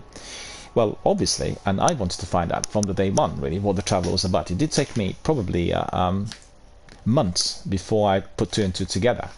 And we had here on the channel sessions where we've done the gameplay through the kind of retrospective chronological story mission replay, and we still were not clearer in our mind on what all this was about. And I think that's, for me, the Achilles heel of Destiny, something that the development team, they want to be improving with story-based missions, with seasonal content, and aligning activities with the story. But it's a bit complicated. There are many characters, there are lots of activities, there are many planets, and it's unlikely that they'll be able to bring it to, I guess, the narrative of Mass Effect, or maybe, I'm not obviously speculating, the narrative we are likely to see in Starfield, which is, the story-driven game. Destiny is not a story-driven game. The story is there, but we have all these activities which I guess they combine the world we've seen in Halo Trilogy when Bungie worked on it. Bungie created Halo Trilogy, for all of you who are perhaps not familiar,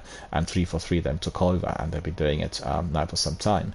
But Halo is Bungie's game, and the initial elements of Destiny, as seen and as viewed when the game was released, were very similar to what we've seen in Halo.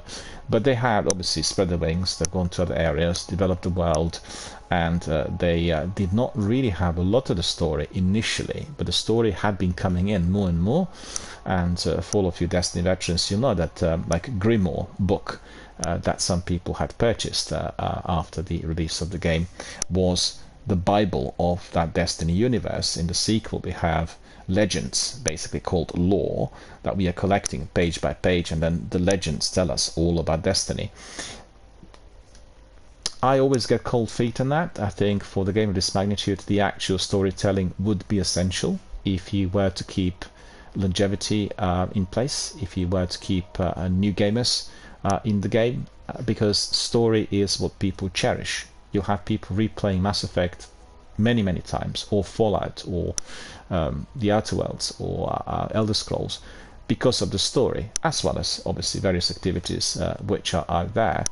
I think the storytelling had been initially seen as serious weakness here in Destiny, and we kind of learn about what's what through the vidocs or the developer telling us, but that's not the thing, you know. And if they really restructure Destiny, I think in the future we'll have a lot more of that sort of story-driven elements present, and maybe replayability, or maybe even a linear way through which we can play cutscenes or different types of campaign missions in order for people to become very familiar. Well, you know, it's a pioneering project, and I think as such it is excelling absolutely in all of Destiny.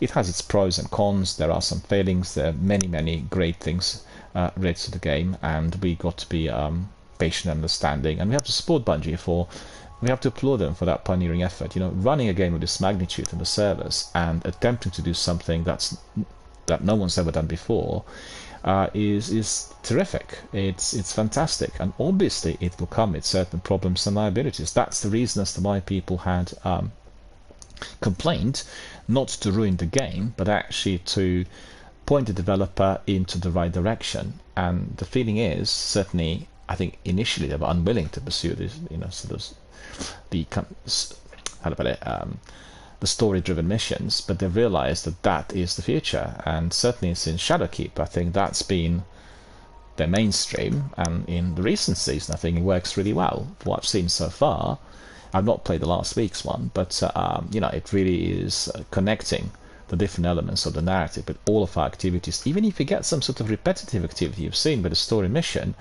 you get the new section first, and then you have the end, which is very similar to what you've done in the past, and it just works well. You're not bothered because it's blending in with the story, and that makes it really very exciting and interesting. Anyway, coming back to the cutscene reveals the Witness was once a race of people who first discovered the Traveler, half buried in the planet's surface, and upon its discovery, the Traveler granted these people prosperity and a golden age of enlightenment, as is done elsewhere. But in the exponential growth, they also saw chaos and suffering, and then decided the Traveler needed to be controlled because the Traveler was too powerful, and the species were, of course, very worried that that power would destroy their evolutionary cycle sooner or later. So enter the mysterious veil of what we can call the darkness, which could provide balance and final shape to the universe, which is the name of the next year's Final Destiny 2 expansion in the franchise's current 10-year saga. They probably will be looking at 10-year cycle being the right moment to start that something new, you know?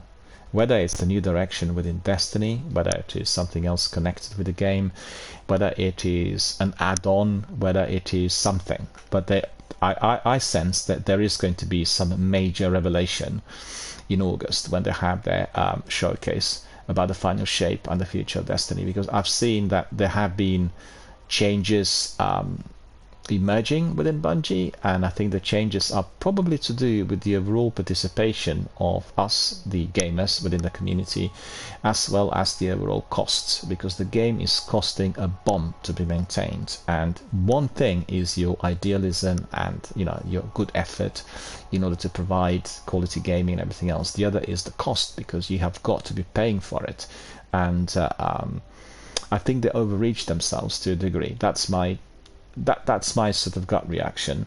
And if the tech develops in the future, it will be easier for them to run it. But I think there are certain liabilities in here, and as we've seen, particularly the biggest problem they faced was the space on the servers with such multitude of different activities, and therefore they've started with vaulting, which is one of the most hated things that Bungie had introduced in their entire company history. We all despise the fact that we paid for the content and now we can't access it, because I'd like to replay Forsaken missions. I like to go to the old Red War missions. I like to revisit. I like to align myself a bit more with the story, and I can't. And what's the explanation? Well, you can't, because the darkness have eaten it. They occupied it. You can't go to the places where the darkness is. Well, it's a plausible explanation, but at the end of the day, we paid for it. So we are somewhat a tiny little wee bit unhappy with the approach. So, but in trying to connect the Veil and the Traveller, the latter fled. And in trying to take pursuit, the Witness people merged into one form, which is the many-headed baddie we know today. The cutscene also opens up a box of new questions, such as how the Traveller got to be buried under the planet's surface and how both it and the Veil initially came into the existence. So coming back to it, just a minute. Yeah, obviously some people loved it, some people hated it. It's just the usual kind of response. What to say? I really want to have the section on the map of Destiny 2 where I can be accessing these cutscenes and playing these kinds of things in a linear fashion, so I can get sort of reminded of what actually the story is about, because it's very hard to remember all the characters, all the ins and outs of the story, and we are expanding on it. We are getting more characters, we're getting more activity.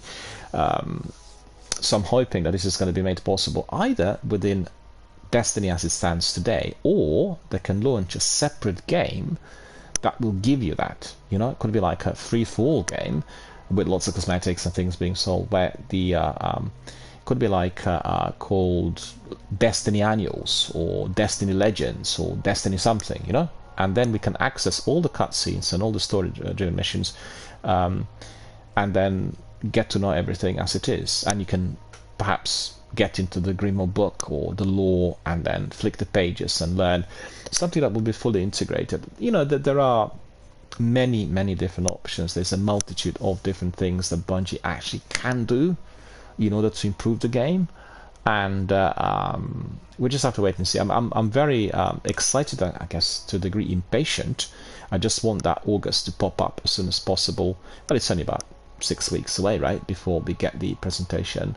And I can't wait to hear, because I put on Reddit yesterday my worry that the new game is something that indicates that Bungie are perhaps taking more of a PvP direction, and on the other hand, Marathon, they did have in the past. They talk about it as a completely new game, but if you're familiar, they did have Marathon as the product years back.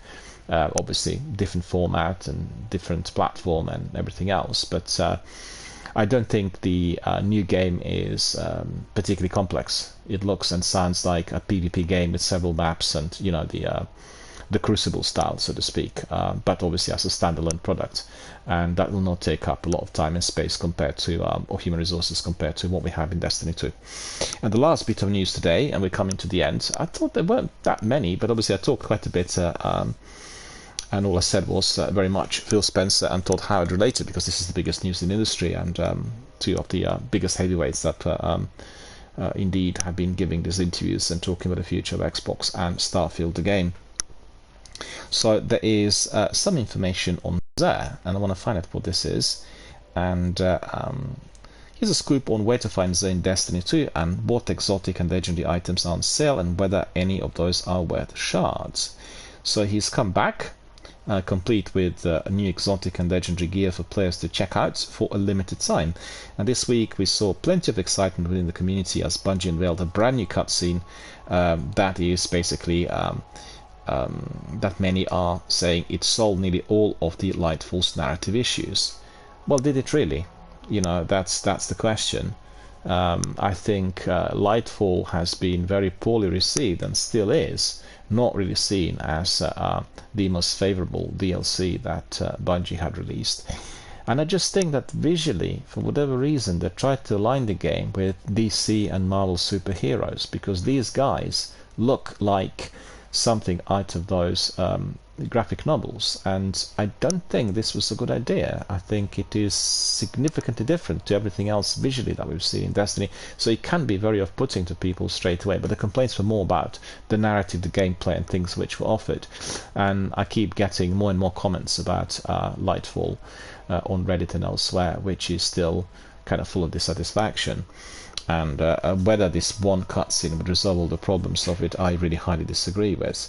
So finally, we can all get answers to burning question like what's the veil and who exactly is the witness, right? In terms of the future of Destiny 2, many players have begun to theorize that deep dives from the current season of the Deep could be potential hints at what the game could look like without any power levels. All the rumors have indicated that Bungie could be doing away with power levels in Season 21. Well, I mean, that's certainly a possibility. They may be enhancing the mods or wanting to get better pieces of exotic gear or something. It's, you know, but there is the element of competition, the element of grinding and getting to a certain level, which I think will keep things going. I don't think that's likely. I think it's unlikely, because it ties in with the story. You know, you're getting the power levels due to the fact that you are Guardian and its connection to the Traveler, so it's not as simple as that. Or they can come up with some idea which is completely outside of that equation. We'll have to see. And unlike other activities which are recommended and based on power, Deep Dive has a fixed difficulty that dynamically changes based on the power level of the player. And in the meantime, the Weekend Merchant Xur has made a return to the world of Destiny 2, and there is some information here on what you can do, and so that he basically brought it in for the weekend of June the 23rd. He's gone already. Probably can still have, not sure whether when is the reset. We go back 9 hours, so there may be a difference between the hours in Britain and the UK.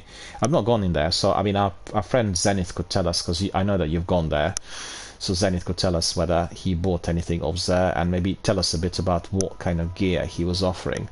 Because for me, meeting Xur every week in Destiny 1 on a weekend is always like the pinnacle type of event. You really want to go there, you want to make sure that you purchase stuff from him, and I've done that this weekend, and you know, every weekend really, so always really good fun. You always purchase something which you are not having in your inventory, and the exotics in the original game are a lot more powerful and a lot more significant compared to what you get in sequel, both in terms of the numbers, the abilities, the power, strength, whatever. So he was in the Winding Coil in European Dead Zone, and you need to travel in there, and then maybe I'm trying to think, well, that's already gone, so we just look at what he was offering. So he was offering the usual weekly quests, exotics, and legendary gear.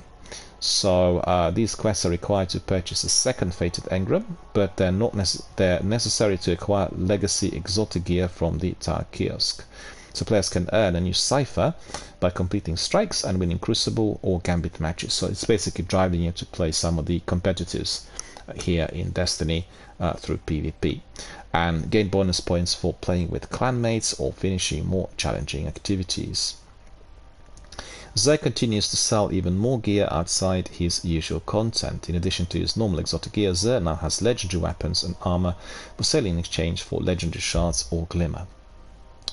And then you have exotic armor. So this is Phoenix Protocol, Warlock's chest armor, exotic perk, Battle Heart, kills and assists you make while standing in the Warlock's Well of Radiance return super energy, so they give stats in there. Wormhusk Crown, Hunter Element, so that's pretty good with exotic perk. Then we have exotic weapon, so that is Jade Rabbit, back in stock. Jade Rabbit is quite good actually, I used it quite a bit in the past. Hawk Moon and Deadman's Tales rolls, you can pick up some of these.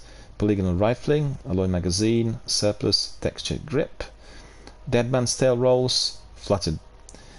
It's fluted barrel, armor piercing rounds, snapshot sights, and hand blade stock. And then you've got quite a lot of different stuff in here. Just go through it actually. That was his stock for this week. Phoenix Protocol, so that's Warlock chest armor. Wormhusk crown, Hunter helmet, Heart of Inmost Light, Titan chest armor, Jade Rabbit, Scout rifle, Hawk Moon, hand cannon, Deadman's Tale, Scout rifle, exotic engram, 97 legendary shards and 1 exotic cipher, and then a question, which is exotic cipher quest. So that's all that we were able to get from Zed. So that's all about the news. That's the news. And now we are going to be cracking on with some Destiny 1 gameplay. About time. I talked for almost 2 hours, and you know, you never know. Sometimes I get a lot of news and they're quite anecdotal. We run through them and we are done and dusted in 10-15 minutes. At other times, like this week, we get some major heavyweights talking, and then we spend a lot of time on looking what that means for the future of gaming industry overall. And Todd Howard and Phil Spencer are massive heavyweights, and they've been telling us so much about what is happening at the moment within the gaming industry. So definitely very significant for everyone to be a bit more alert and aware, because I think the future of Xbox Game Pass will rest on the shoulders of Todd Howard and Starfield. If it fails, which I do not believe would happen, there would be problems for Xbox and Game Pass, because they had this massive backlash due to Redfall not performing, and they had no other heavyweights in the course of the year coming out, the heavyweights of that magnitude. So Starfield is definitely pivotal, but I know that his team is not going to fail. The game is going to be as exciting as it looks, and we're going to have, I'd say not hundreds, but thousands of hours spent on that game in the future. Right, so let's just step in without any further ado, and we'll crack on and we'll bring in our friends, because I know our friends Ali and Zenith are waiting to be brought in. So just get ready for some more action.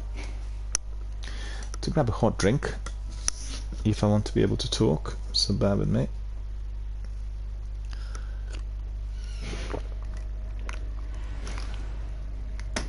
So great to see that our community members are already here, and they can be just easily brought in, and then we can do everything. It's, you know, Destiny is a game that needs to be played together with others. Playing by yourself is no fun, because Destiny has been created in order to let's see. Well, I don't see our friends now. I'm wondering if Zenith is still there. If you are there, then I need to bring you in. So just let me know. I'll just wait for Zenith. Zenith and Ali are friends who will be brought in. Okay, that's no problem. Our friend Zenith is saying he has gone to the toilet, and we'll just wait for him, and then we'll bring him. And also Ali. Ali, are you there? Ali is in New Zealand, and we can also bring you in. All good. We'll just take a bit of time. And our friend says maybe 5 to 10 minutes. All right, friend. What we'll do is we'll go to the tower and we'll do a bit of admin. And once you're ready, ping us a message. We are going to bring you in. And I'm certain that our friend UTF Girl will also pop in and say hello. Sekopupu would be here every single day, but presently he has no access to PlayStation, and he can't play this game on, for obvious reasons. So, you know, it's not cross-platform, and therefore he's not here every day. Otherwise, I'm certain he would be joining us. And very sorry to say that, because we want to have as many of our old community members and veterans come in and join us live online. It's always great fun. For me, Destiny and Elder Scrolls are two games that are really the most community-friendly based types of games are played, and also it's about the community. I find, I don't know, I've come across comments and views on Reddit that indicate that there's a lot of abuse within Destiny community, and particularly people play Gambit and Crucible and all this, and I've got to say I've never come across a single incident of that sort here. But I guess being a mature gamer and not doing competitives is something that makes a world of difference. You know what, I really like this outfit. I look like a fly. Look at this. That's such a funny outfit. We'll probably change it today. We want to have different outfit. I need to keep it because I want to be masterworking some of the armor that I've got on me. But look at this. Isn't that good? Looks amazing. Look at that. So if you're wondering what this is, Graviton Forfeit I picked up a couple of weeks ago after we completed our Nightfall Strike, weekly Nightfall Strike. Still not fully masterworked, so we'll still work on that. And then we have Raku Poltergeist. Then we have Spectre Infinite Vest, that already is fully modded. And then we have Days of Iron Boots, we have Shroud of Flies, and then we have Memory of Galleon. And our friend is asking, do you mind if I work on my Warlock today? Absolutely not.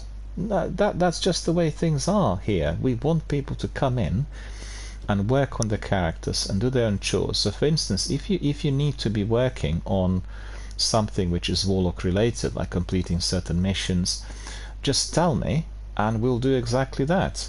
You know, we'll do these missions and we'll do whatever you need to do. That's the idea.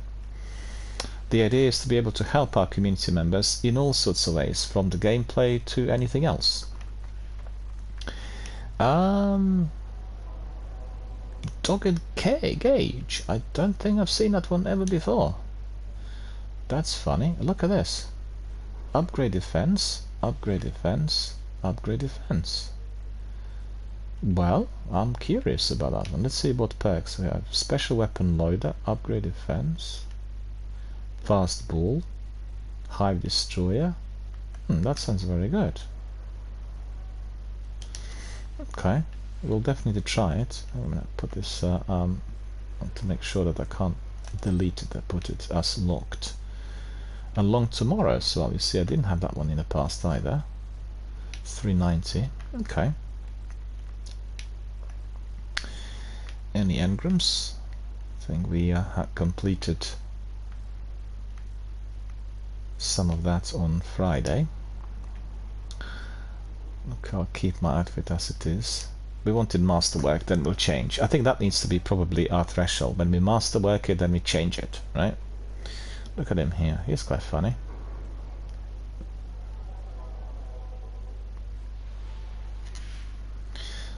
Doing some admin, I think. Therefore, he's so static. So what we'll do is we'll first of all go to Lakshmi.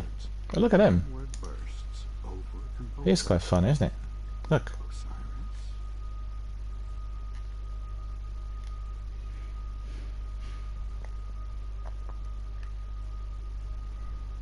Oh, that's funny. He did exactly the same thing. That's premonition. That is something that is quite funny. I can take a screenshot of this.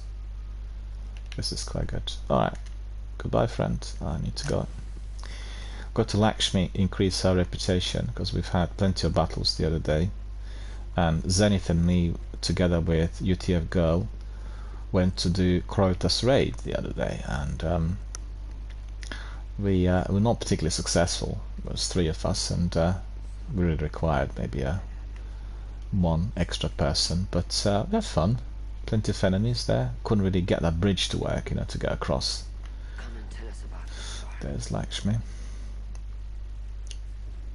Hunter, welcome. Your rank with this faction has increased. So let me see. Weapons, armor, chroma. We'll go for armor. Eon Tracer boots. Okay, not bothered. I have plenty of those. I've got a properly, fully masterworked armor outfit. This war has no end, right? which is Future War Cults, and I was actually wearing it for quite some time, but we decided to shift things a bit, you know, having the same thing all the time. So ships. You know what's funny? I played Destiny now for 5 years. I spent probably more than 2,000 hours through my streams, and I have never seen this kiosk. I have never accessed this kiosk for ships. That's really weird, isn't it? It's funny because in Destiny, after playing for so long, you can always discover something you've never seen before. And Manda is no longer with us in the sequel, which really broke my heart. I was very unhappy about that. I love Amanda. She's such a lovable, likable character, similar to Cade. But unlike Cade, she's probably not going to be brought back, you know.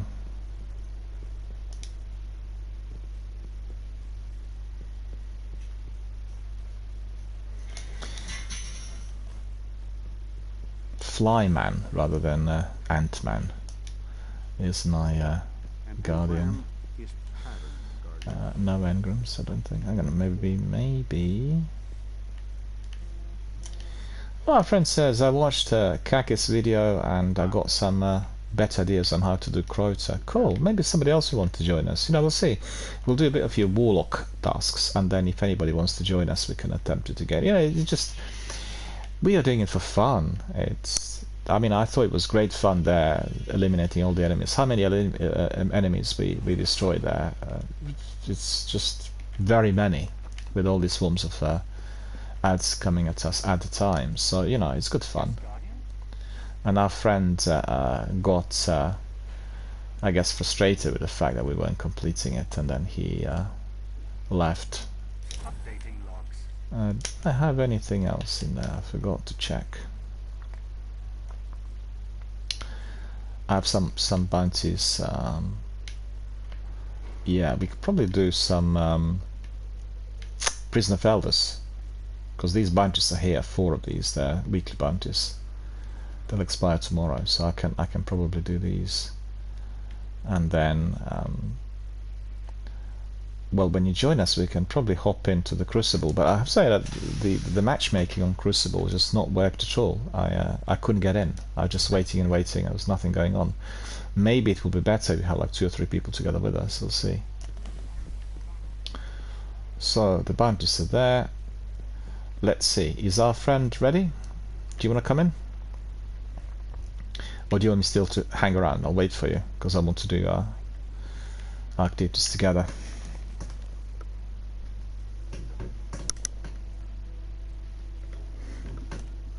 Let me see.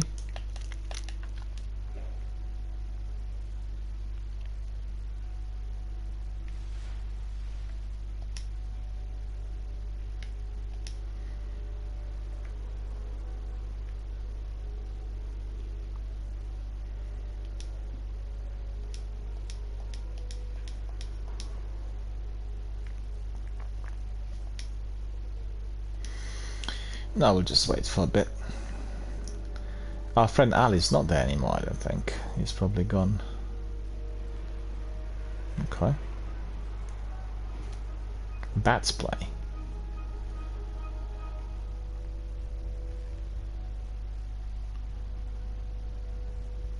Alright, our friends joined us. That's fine. I need to restrict this because for whatever reason the game keeps bringing back to friends all the time, and I actually should always say invite only, and that's to do with my stream, you know, because I need to have control over the people who are coming in. So that's fine. Our friends here. I'm wondering whether you want to be doing any admin or anything. Just let me know, because obviously you won't be in the same room with. Oh no, you're here. All right, that's cool. You managed to get in. Okay. A bit of a dance before we depart.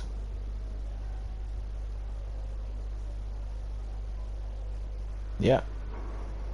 And then I tell you, if you just stand next to me, I'll take a screenshot to my left. If you stand next to me to my left, then I'll take a screenshot. I'm a guilty party in here because I've not posted the ones that we have taken last week. I'll do it today. one screenshot. That's really looking good and pretty. What we do is we take, well, I take screenshots of our community member participants, and then I place them on Twitter. So, you know, sometimes they're clips, sometimes they're screenshots, and I'll forward the UTF Girl and Zenith because we were doing them the other day, and I need to sort out clip taking because something's not taking clips as it should here on PlayStation. I think they changed something on setup, so the clips were not recorded properly, and that's very annoying because sometimes when we complete a task we want to dance a bit and, you know, do something funny, and then that's always the best presented to others through Twitter or any other social networking platform. So really good fun. Alright, so tell me, what would you like to do? What would you like to do? Because as Warlock, you may have some tasks, so tell us and we can consider these tasks and we can do them accordingly. So what are these? We can do a couple of Sivas just to warm up if you're happy with this, and then we can crack on with the rest. So okay, our friend says I'm ready, I'm streaming on Twitch, so I won't be on mic. No, that's fine, that's no problem. So, and let's just crack on with some strikes, and you need to tell me what tasks on your Warlock, and then we can do these. Could be any quests to story missions, whatever, you know. If these are specific, if they can be completed through Prison of Elders or strikes, then we'll do these. So there's no problem really. Weekly story playlist. Siva Crisis.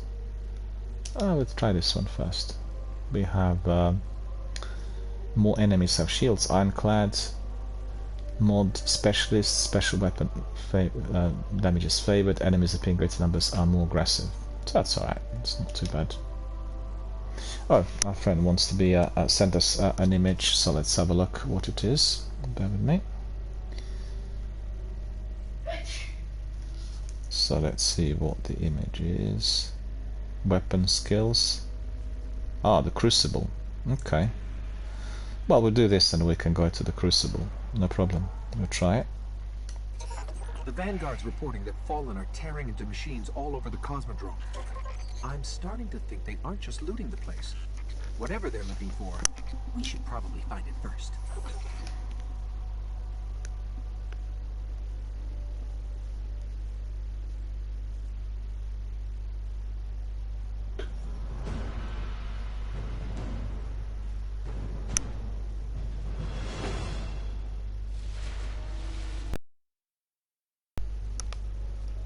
Alright, if you want to get your Sparrow, you could be in the Forgotten Shore in seconds. Alfred says that he's easy, he doesn't have any tasks or agendas, and he just needs some practice in order to get the perks unlocked and the mods, so that's good.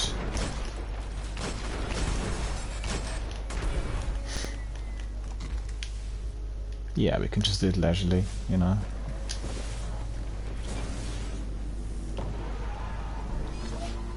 Always good to be enjoying this world in a leisurely fashion. That's what we do here, always. I'm surprised when I read all that on Reddit about Destiny gamers being unfriendly and abrasive, but you know, I guess it must be a different community of gamers, right? And maybe people doing PvP at all times and being unhappy that they're getting killed or something, I don't know.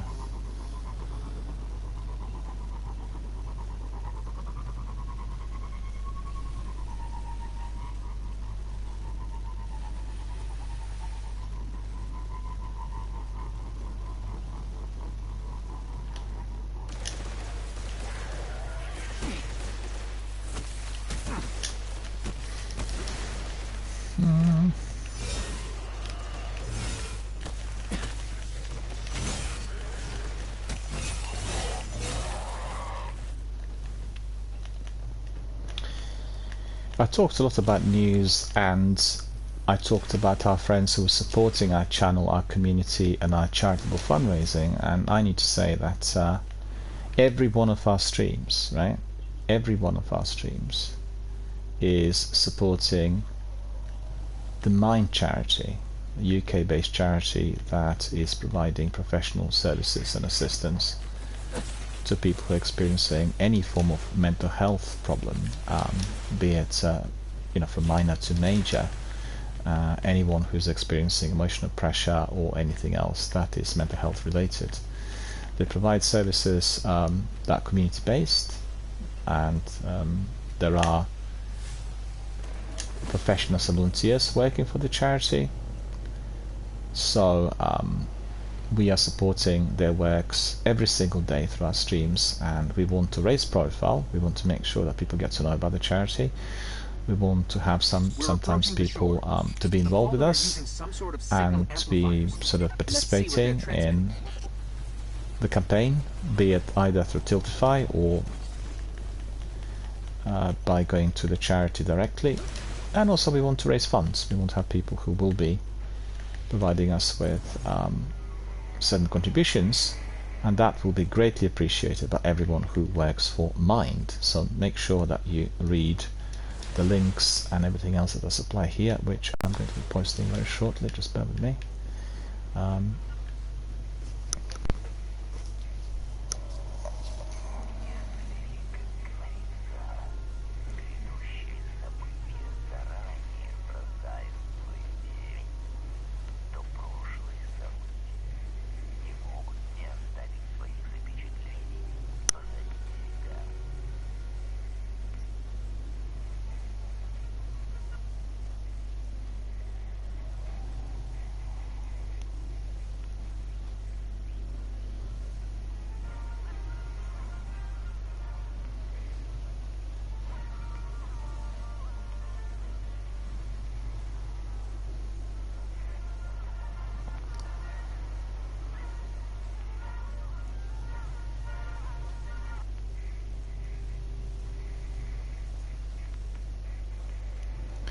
Apologies for the wait, but I'm just putting this in for all of our friends and members to see, because we are supporting Mind by running the streams, and obviously we want to be raising funds for the charity as well.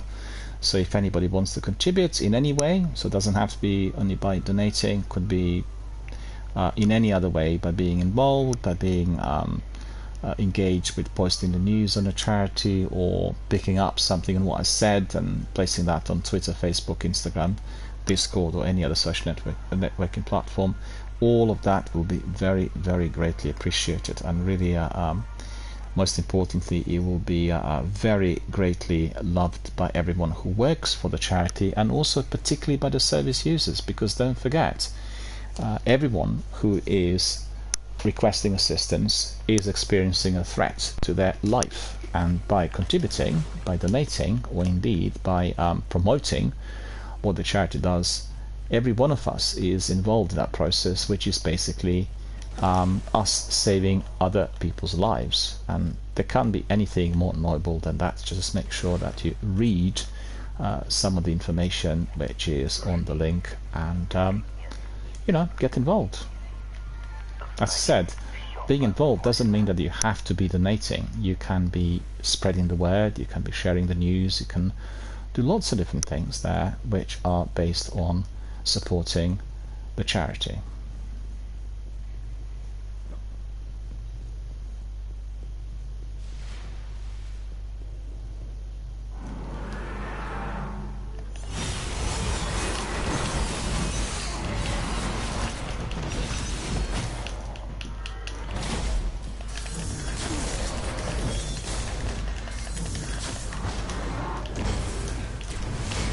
He is very strong.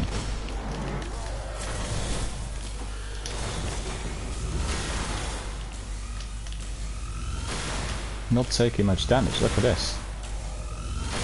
Why is he so strong? That's ridiculous. Look at that. He's almost like something out of Nightfall, isn't he?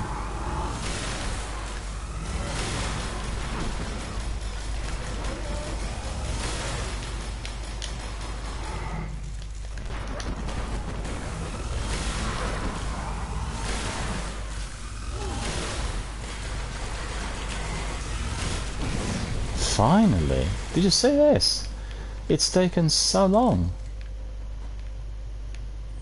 God.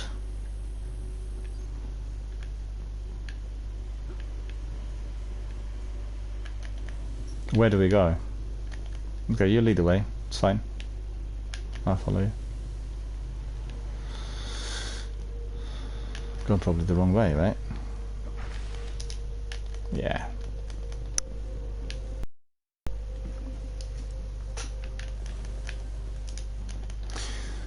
Just want to say to all of our friends, I'm very grateful for all of your contributions and participation with the fundraising campaign so far, as I've had many people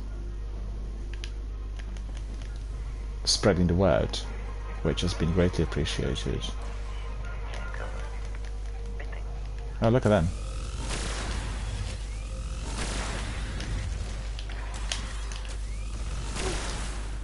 Oh, he got away. He got away. He got away. And then another one. Okay, we got these. Okay. Where's our friend? Became invisible.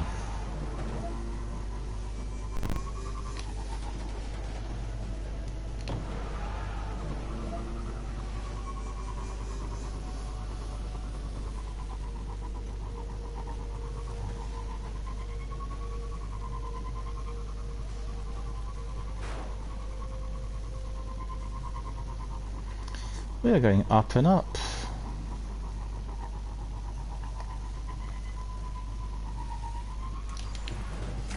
Last Guardian standing.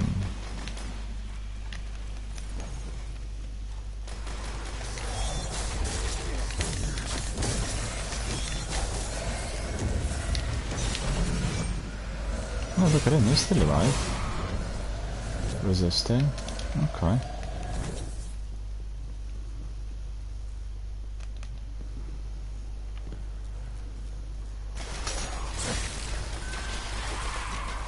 Oh. Where did he come The from? Fallen are tapped into something in the back of the room.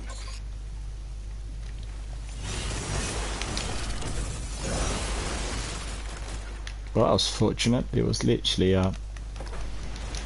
by chance that I began spinning. I wasn't really intended to do that. Ghost. Now we're gonna have lots of enemies coming. Dark Drinker is so mighty. The best weapon in the game. Sleeper Simulant, Gallahorn, Dark Drinker, these are your top weapons. You've got to have them if you play Destiny 1. And you've got to be grinding for them as well. These weapons are not easy to get in the original game. Oh, my fault.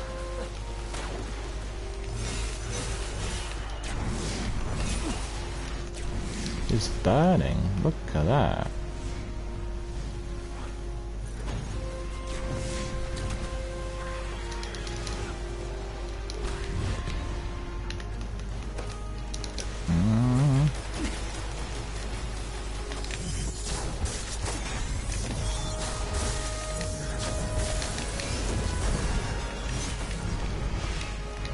Tether is very useful. It's probably the best if you look at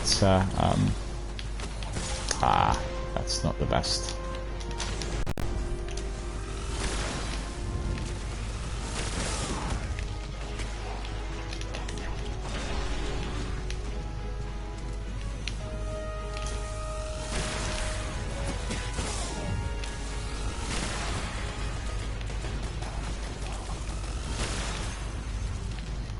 That's all sorted.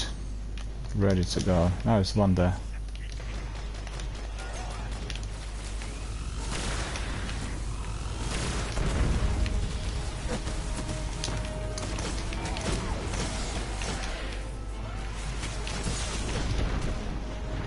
Oh.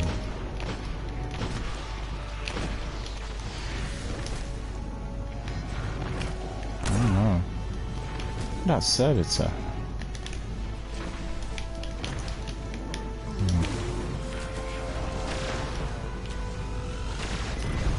Well, that was close. And that was close. But I survived. I need to be bringing my laptop a bit closer to me, just button it up a bit too far. Yeah, made it much worse. My fault.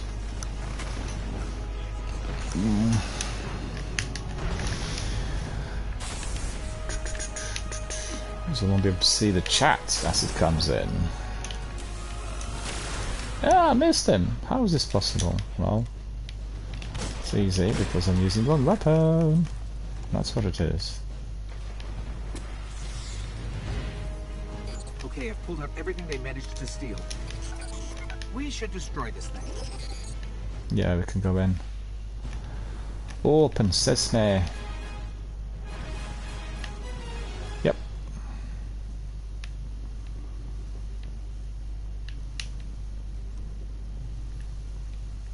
Yeah, something to pick up.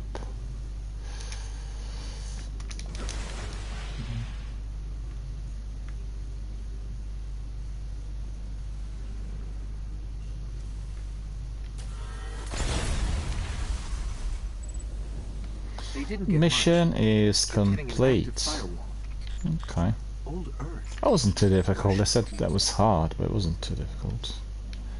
The only trouble, well, those two knights were not part of this mission. I've just gone to the wrong area. You know, the ones that, the yellow ones. It's incredibly strong. Right, so let's go and do some Crucible, because our friend needs to complete one of the tasks there in the Crucible. So we've not done any Crucible at all since I resumed with my. And the reason for that is simple. We've gone there a couple of times, but we never entered because the waiting period was ludicrously long.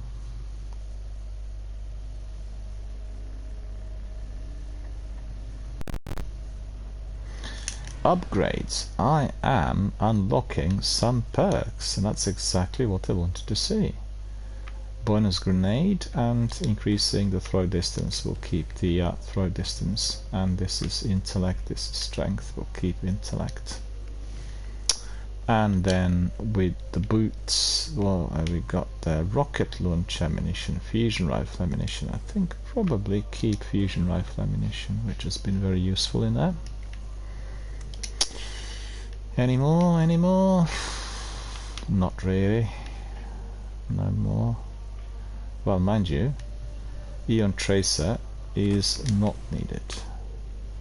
And Engram, blue one, is not needed. Mind you, I could have kept it for infusion if it was 400, but it will not be 400. It will be always 350 or 390 if it's blue. Okay. You fancy the Crucible, yeah? You happy with that? Just tell me whether or not, because then just ping us a message saying that you want to do the Crucible, because obviously you want to be working on your Warlock so you can level up, but that was my understanding from what I've gathered, right? Was about the Crucible. Elimination, Rift, Clash, Skirmish, Control. Clash, Rift, Elimination, Skirmish, Rumble Supremacy.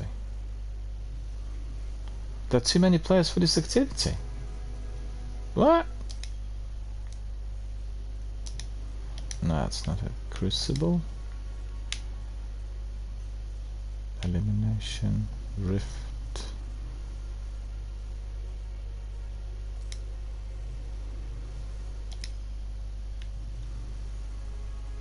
Let's see.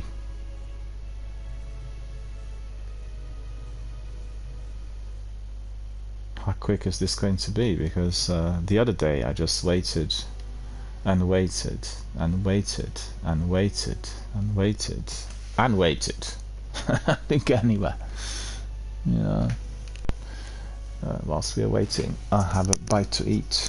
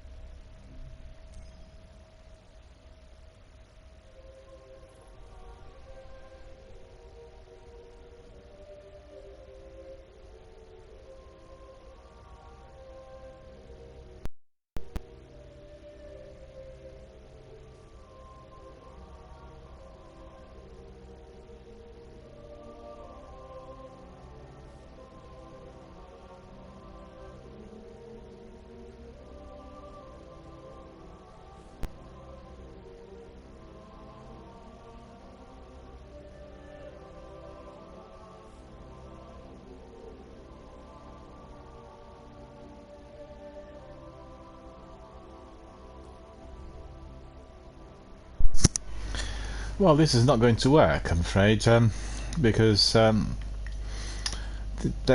just not allowing many enough rooms for people to come in, you know, so it's one problem after another.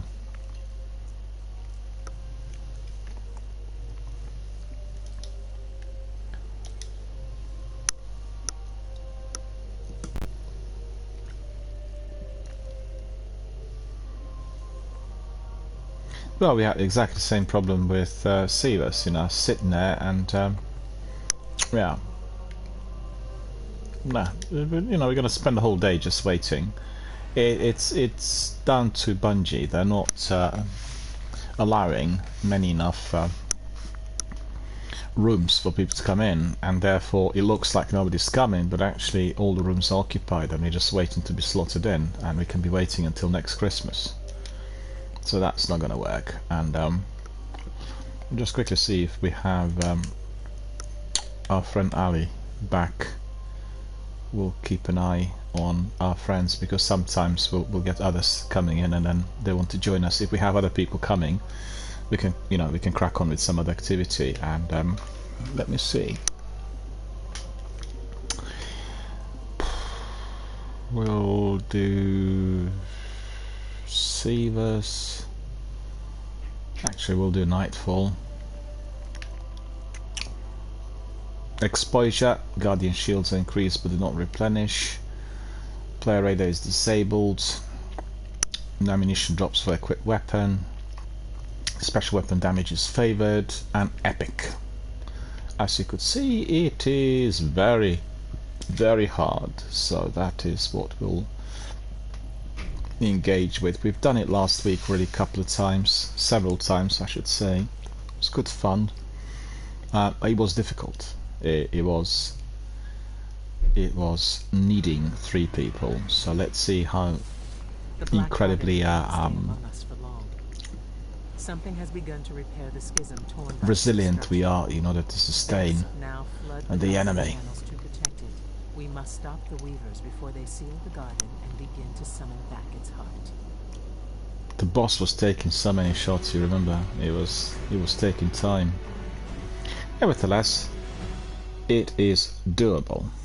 It's not literally outside of our reach, so just hold on a second, I want to double check something. I was curious about something. Just want to double check on the subscribers.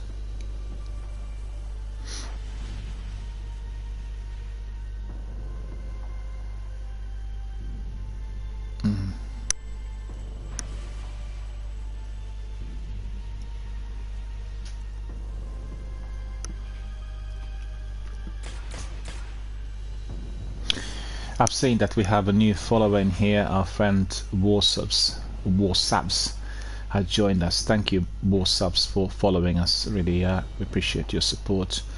Thank you for joining our community. Hope you are going to be enjoying our activity and all we do here. I apologize for not responding earlier, but I didn't see the notification that's come in from Rainmaker and from Stream Elements, so that's very, very good to see.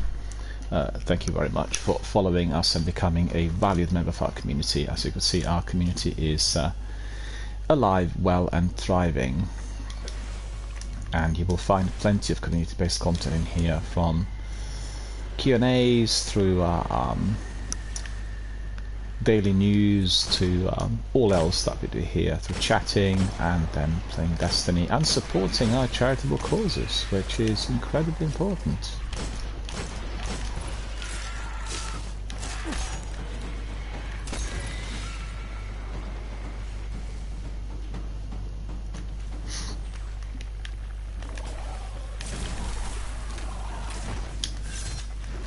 Yeah. Okay.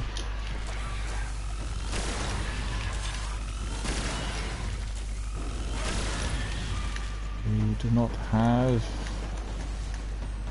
anything on our sword.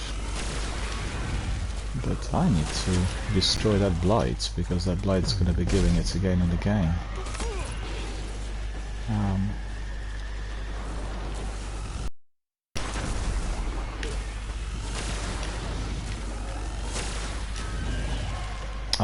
I see. We are going to be looking into this straight away. Hang on, let's go out. I do apologize to our friend. Come back, I want to double check this, because I'm not happy with the fact that you can't chat on Twitch, and I want to see what the reason for that is, right?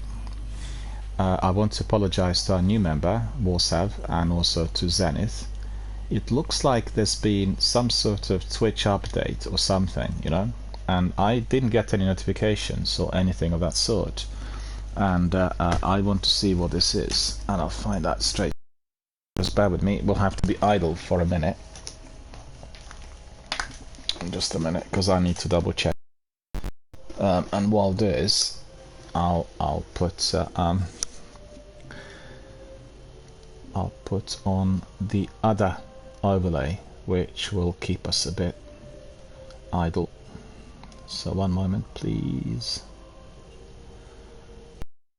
It's because if there's one thing which is fundamental to what we do here, it's comms, and it's possible that other people couldn't communicate during this period. So thank you very much for raising this and for bringing attention, because you know, I just really have a problem with this, and I want to find out what's causing it.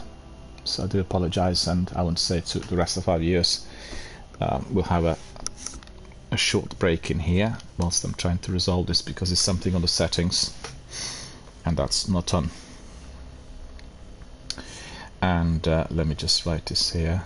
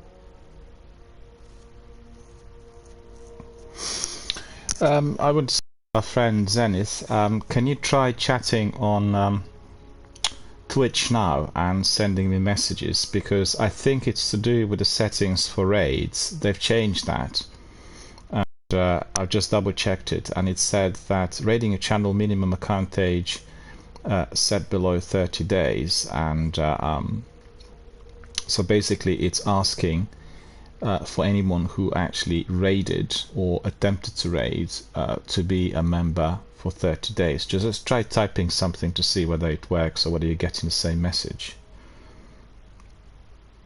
Because I've changed that. I've put basically minimum account age in days is nil because we want everyone to be coming in. But it may be that this is interfering. If not, then same message.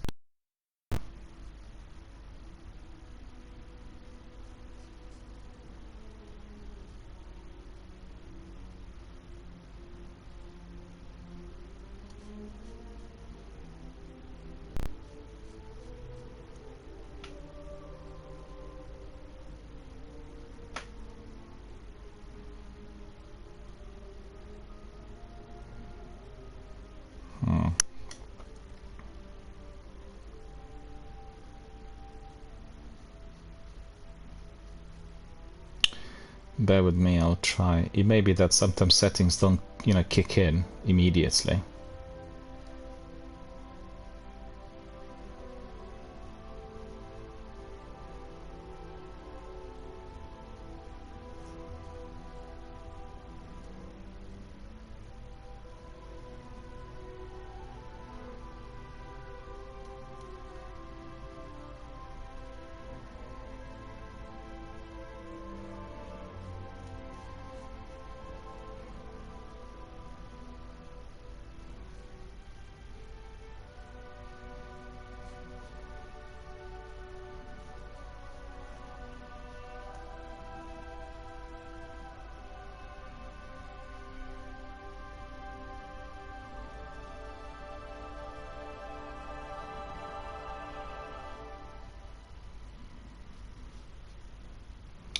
Because basically they introduced lots of automated types of mods and stuff, so I want to find out what's actually causing it. Okay, so I got block hyperlinks.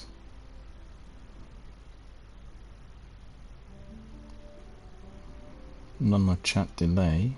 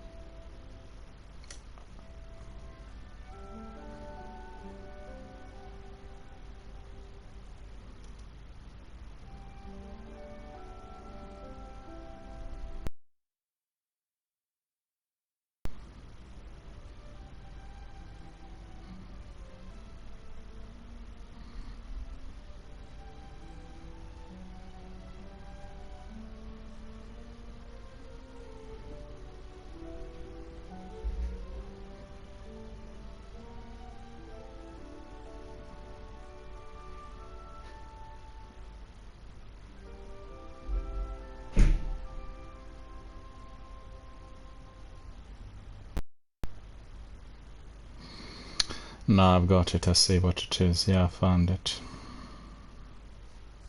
It's the automated. It's rubbish basically. The update changed this.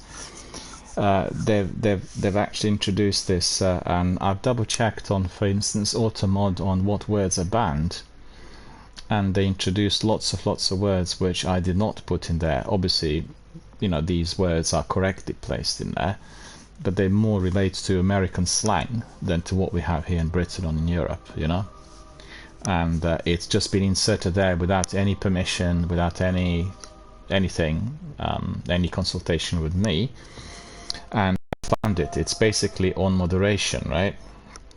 So as a streamer, you obviously stream as well. You need to go and have a look at basically you go to your dashboard, yeah, and that would be let me just see, hang on a minute. You'll go to your dashboard, which is creates a dashboard, right? and then you go to moderation, and under moderation you have under chat, right, the section for chat, followers only mode, right? So followers only, in there they automatically they're put on 1 month, which is 30 days, and actually should be off. So it says, when enabled, viewers must follow you for the specific amount of time before they're allowed to post messages in your channel. So we'll put this on off, right? Pin messages, that's allowed. Moderator tools. Subscribers only chat. Try typing now. See whether you can type.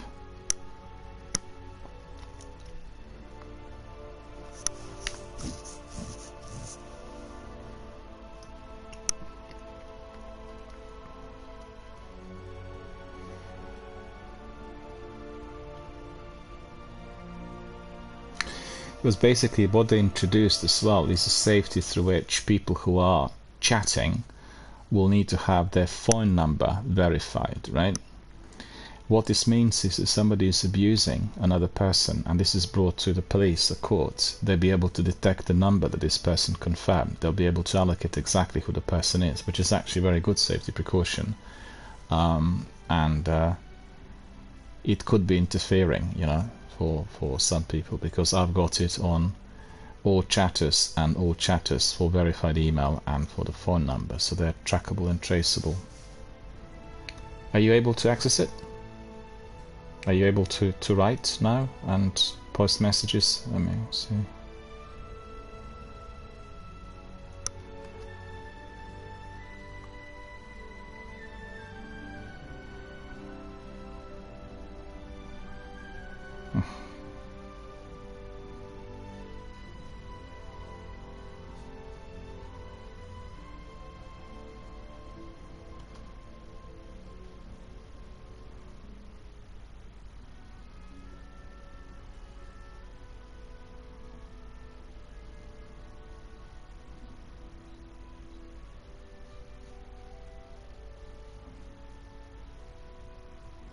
I'm not hearing anything from Zenith, so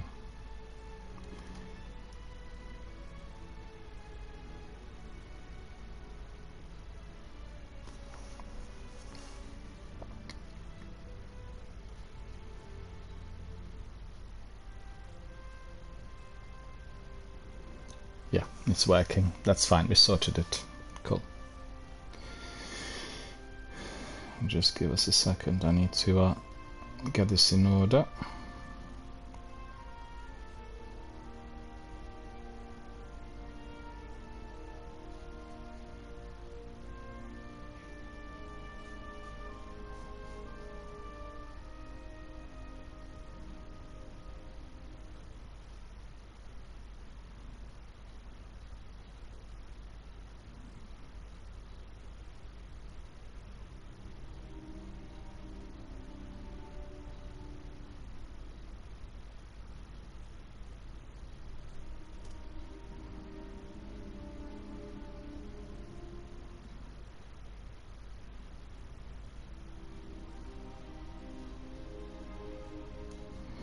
Oh, we've got everything. Cool, excellent. So we've got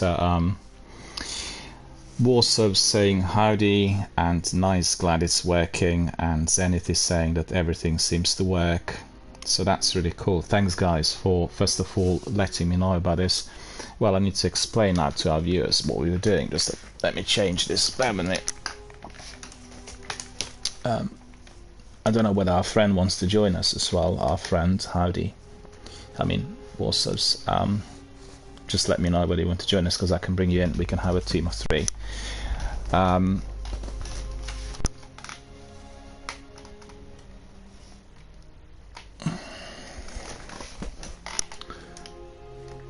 Yeah.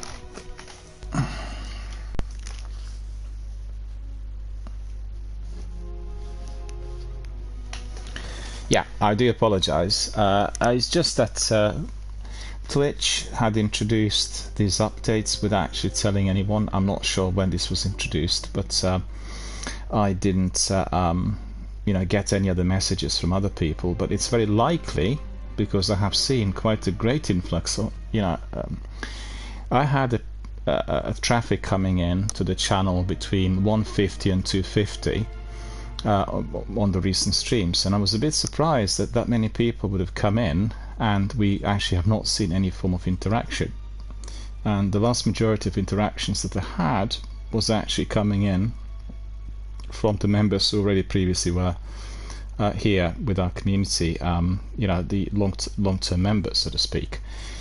So that's probably the reason as to why we didn't. It's very annoying. I didn't know anything about it, and I really would have not worked it out had you not raised it and brought it to my attention, because at the end of the day, the subtle changes on setups and settings can have detrimental, absolutely horrific effects on what somebody does live online. And we have seen that sometimes both with PlayStation and Microsoft. They introduce this, and then suddenly you've got the the change on your settings which you were not familiar with and you were not told about it. So I've received well, there may be some mail shots somewhere indicating that they were doing something, but I've not spotted it. And the best way of spotting it is when it occurs, and when somebody from your community raises the alarm bells, and that's exactly what happens. So thank you. And you can indeed be typing, and I will be getting notifications on my main display, because PlayStation has that, and I can see exactly when somebody types, when the message arrives, so I can always respond. So I, for instance, can see that our friend said, yeah, I can join up, it's totally okay, I know how these things go. That's why I figured I'd tell your friend what was going on. Well, absolutely, it's extremely important that we have that degree of clarity, because I'm very angry about this. The reason for that is we've had quite a lot of new people coming in within the recent days or recent streams, and they probably couldn't communicate, and they were not able to let me know, because most people, when they come in for the first time, they usually type like, hi, hello, how are you doing, say hello to everyone, that sort of thing. And that is of concern. But at the end of the day, we will not people come back. There aren't that many streamers of Destiny on this category, like Twitch category, and I asked my community on Reddit whether they spotted the same sort of thing, and generally I've not had any responses yet, but the feeling is the vast majority of people do not want to be streaming Destiny because of these bugs. And for instance, a lot of Destiny streamers will have within every single stream the Crucible map get in. So what this means is half of this, particularly if they're running the Crucible with their community members or friends or people who are the regulars, can't be properly run. And who's going to wait there 40 minutes in order to get slotted into one match? It's a non-starter. So let me see, our friend, I want to ask our friend Warsabs, is it Warsabs, right? It's Warsabs, yeah. I want to ask our friend Warsabs, what platform are you on? Because if you're on PlayStation, I would have to add you on PlayStation. We can't bring you in if you're on Xbox or PC, because it doesn't have cross-platform access. And the other thing is, when you read the chat rules, you need to subscribe to them, so there is the certain restrictions that come in from Twitch in terms of the age, so it must be 18 plus, and then also it's the restriction in terms of what is being said live online when recorded, because it's recorded and archived, and everyone who comes in needs to subscribe to that. So it's quite sort of strict rules which come together with it. So I just want to ask our friend PlayStation, my GT is Lupus Aries. I get on to if we like company, already read the rules, happy to oblige. Well, that's great, that's excellent. So can you send me an invite so that I can accept you straight away on the app? Send an invite to through PlayStation app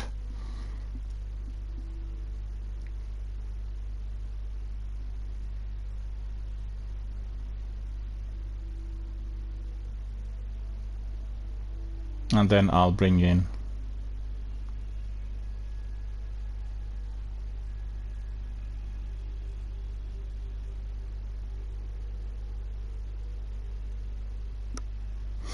So that would be Lupus Arius, right? I'll have a look, hang on.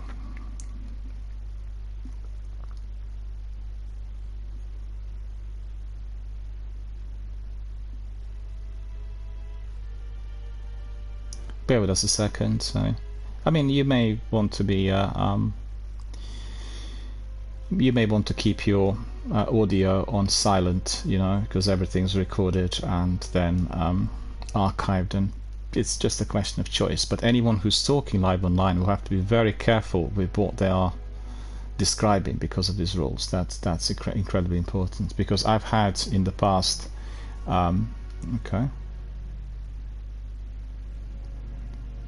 for some reason the app is not loading quick enough, so bear with me. I accepted it on the notification, but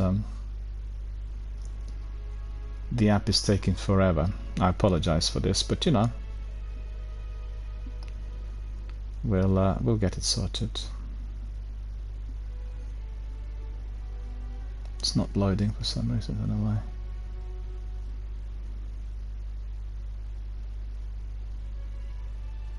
Okay, now it's loaded. Let's see. Quests.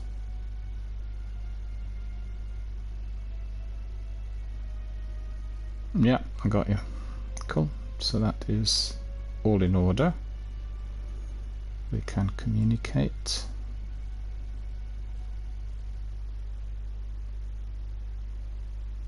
Yeah. Okay. So let me just have a look. You should be now on our list if you're logged in. We can bring you in. Ah, don't see you. Are you logged in?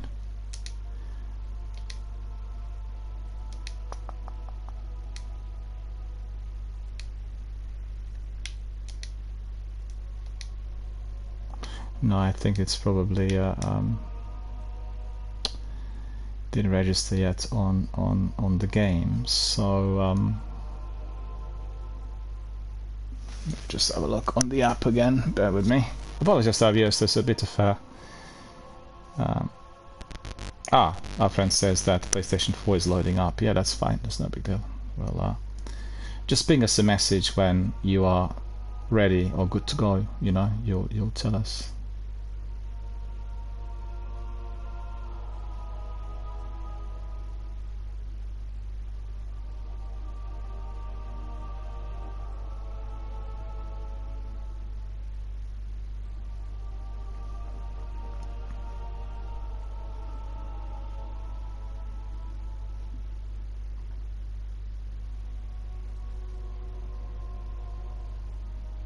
Says you logged in. Okay, so you should be all right. Ready? Let me see.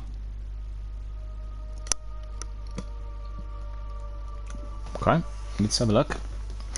Taking us a bit of time. No big deal, really. There we are. I'll bring you in. Invite fire team. The invite is sent. We'll just wait for our friend to join us.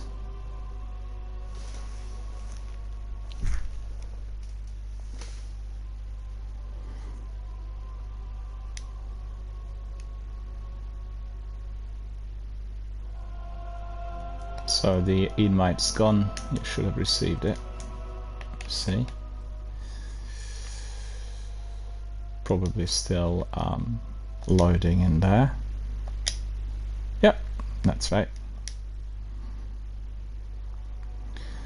For the benefit of our viewers, if you're wondering what on earth are we doing, well, it's quite simple. What we do have is a situation to which our friends are newish community members, Zenith and Lupus Arius, have told us about the problem with Twitch chat. So if you are a streamer and if you are having the same sort of issue, well, it's extremely important that somebody from your community actually notifies you, because you will not know otherwise. It's a new thing that came in on one of the latest Twitch updates, to which the new members of your community are restricted from chatting unless they've been your follower for 30 days, which is completely ridiculous. and you will have new people coming in, pedestrian traffic, you know, what I meant was you will have a pedestrian access, so to speak, where people come in and just say hi and how are you, and they will not be able to put that through the chat because of that restriction that comes through automated AI mods. And you need to double check this. So we worked this out today. This is why we had this break for about 30 minutes, because we would have just carrying on. And our friend Zenny told me about 30-day restriction. I couldn't work out as to why, because I thought there must be some sort of restriction somewhere, but he did say that the other person, Lupus Arias, contacted him indicating that there's this restriction. So we obviously worked out the reason for that. Okay, so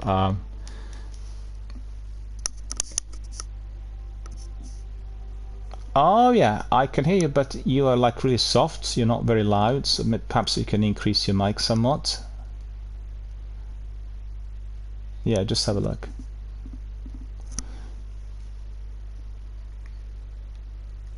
What I can do is I can invite you through our party, and I think you're probably talking through the in-game sound, so the party is going to be a lot more audible. You fancy that?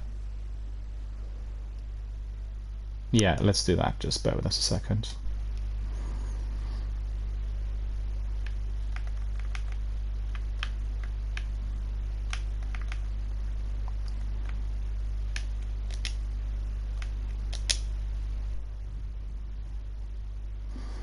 Let's try whether it's better. The party should be up and running.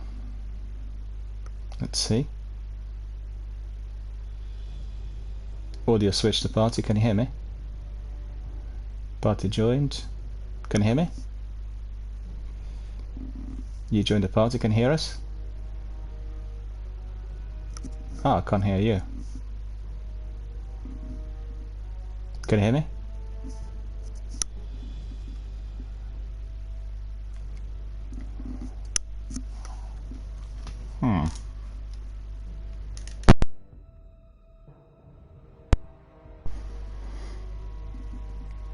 Can our friend hear us at all? Because I can't hear our friend. I can hear you now. Oh yeah, cool. So that's better. It says that player started party with us. It's just that you're not very loud for some reason. I can barely hear you, because what I do is I reduce the game sound, you know, because of the stream. I could just turn my my own sound up, most likely. Yeah. Absolutely. Let me go ahead and change that real quick. Yeah, sure. No worries. We'll wait. No big deal.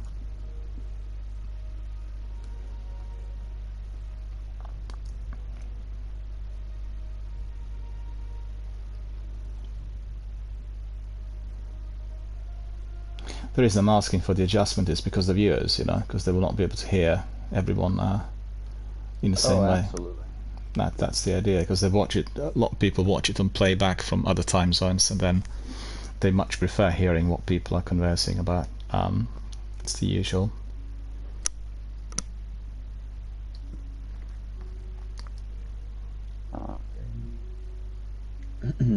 How's that? Yeah, it's a lot better. Yeah, I can hear you a lot better. So I have more I can go up, but if that's good, I'll leave it there for now. No, I think that's perfectly audible, and it's just as it should be. Any gaming Perfect. preferences, any activity that you want to work on, or anything, or you're just happy with just about anything? Because we're considering doing a Nightfall. Okay, yeah, if we're gonna do a Nightfall, let me check the modifiers, but other than that, I'm happy to do whatever you guys want to do. Okay, our friend Zenith also said that he would like to come in, so we'll put we'll try to get our friend in, because our friend also does occasionally some streaming, and then I said, you know, if you're streaming, then we don't want to have both broadcasters talking over each other, because it's interfering with the actual consistency of the stream. But let me just quickly invite him as well, so we'll be able to talk live online, so bear with us. Make it nice and easy.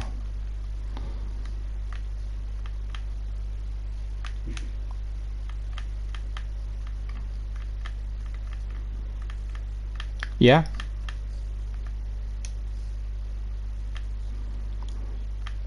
For some reason I can't bring in our friend. Just a minute.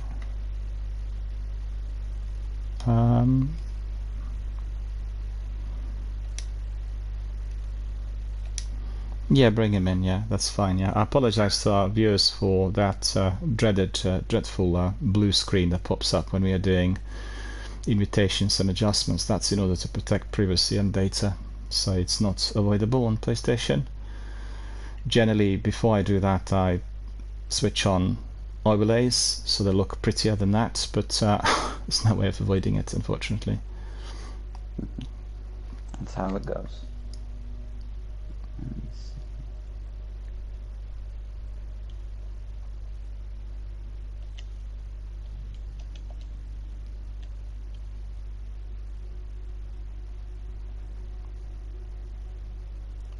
I think we go for What, a Nightfall what are the stream. last? Yeah, absolutely. What are the last two numbers in his 80? Okay, Yeah, he's Zenith 5580. perfect. I got him right here. For some reason, he's yeah, that's cool. Alrighty, and I will just be swapping to my Titan real quick because the modifiers Yeah, okay. for Nightfall. Sure, no worries. Howdy, welcome. Can you hear us? Are we all there? All three of us.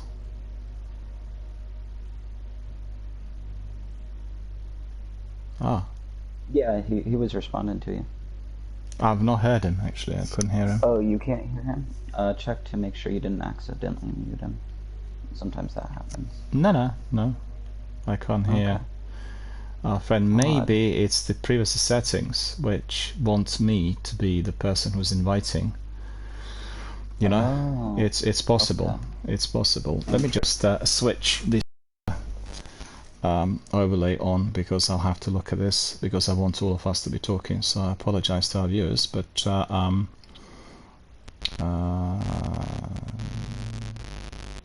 we'll do this just to prevent that dreadful blue screen because I hate it when I see that some other people's broadcasts. I just detest it. Well, I know what it's about. It's the same thing with We're just trying Xbox. to figure out the party. Oh, we got you. We got you. Oh, you can hear you now? Perfect. Now I can hear our friend, but I couldn't hear him before. Okay, you can hear me now, Daniel. Yeah, I can. Yeah, I don't know what's causing it, but that's sorted. So we are all ready to crack on. So that's really good. Excellent. Yep, I just wanted to pop in and say hi and introduce myself with Sure. an actual voice. But I'm gonna jump out of the party so we don't get our chats. Oh yeah. Because you're I also just wanted to streaming. jump in and say hi. But Well, yeah, I'm hello. streaming right now. So Well, obviously, I'll jump good out. to see you, good to hear you. And anytime you have a chance to pop in on audio, if you're not streaming, just let us know because I much prefer like very conversational type of streams. So we have several people talking and then other people, other lots coming in on the chat.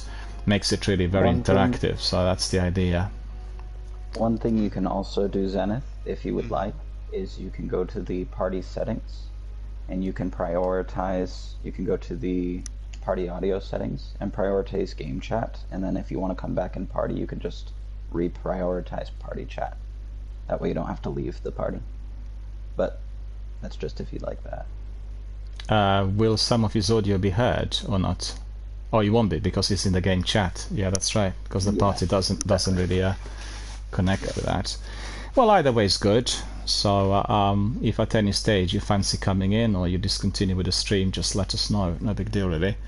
And very glad that you guys actually raised the issue because there are so many problems on Twitch at the moment. In addition to them slapping all the new rules and regulation and all of late, that this is stopping it off. I actually was not aware of this, and I was quite surprised to see that the traffic on the channel was between, I'd say, 120 to 250 depending on a stream, and that was the vast majority of people who are actually not our community members. And usually people just type in saying, hi, how are you doing, I'm new, and nothing was coming in. And obviously you guys had raised this, and our friend Zenith said that there was this 30-day restriction. I didn't connect initially. It was to do with my channel and Twitch. I thought it was something to do with the PlayStation setup or something else. But as you contacted him and said that you got the same thing, obviously the alarm bells began to ring because I'm not aware of setting up any restrictions. But what they've done is, I'm sure you would have seen that on other platforms as well. During the last 6 weeks, media's begun talking about AI, right? but they have already integrated the whole thing within this industry, and they have so many different things which are being tapped in without us knowing. I've just, as I was doing I was double checking the settings in view of what you raised. I couldn't believe the changes.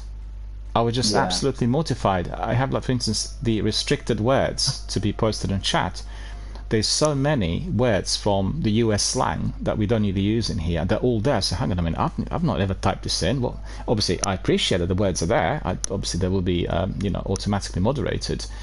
But they've done it without me knowing.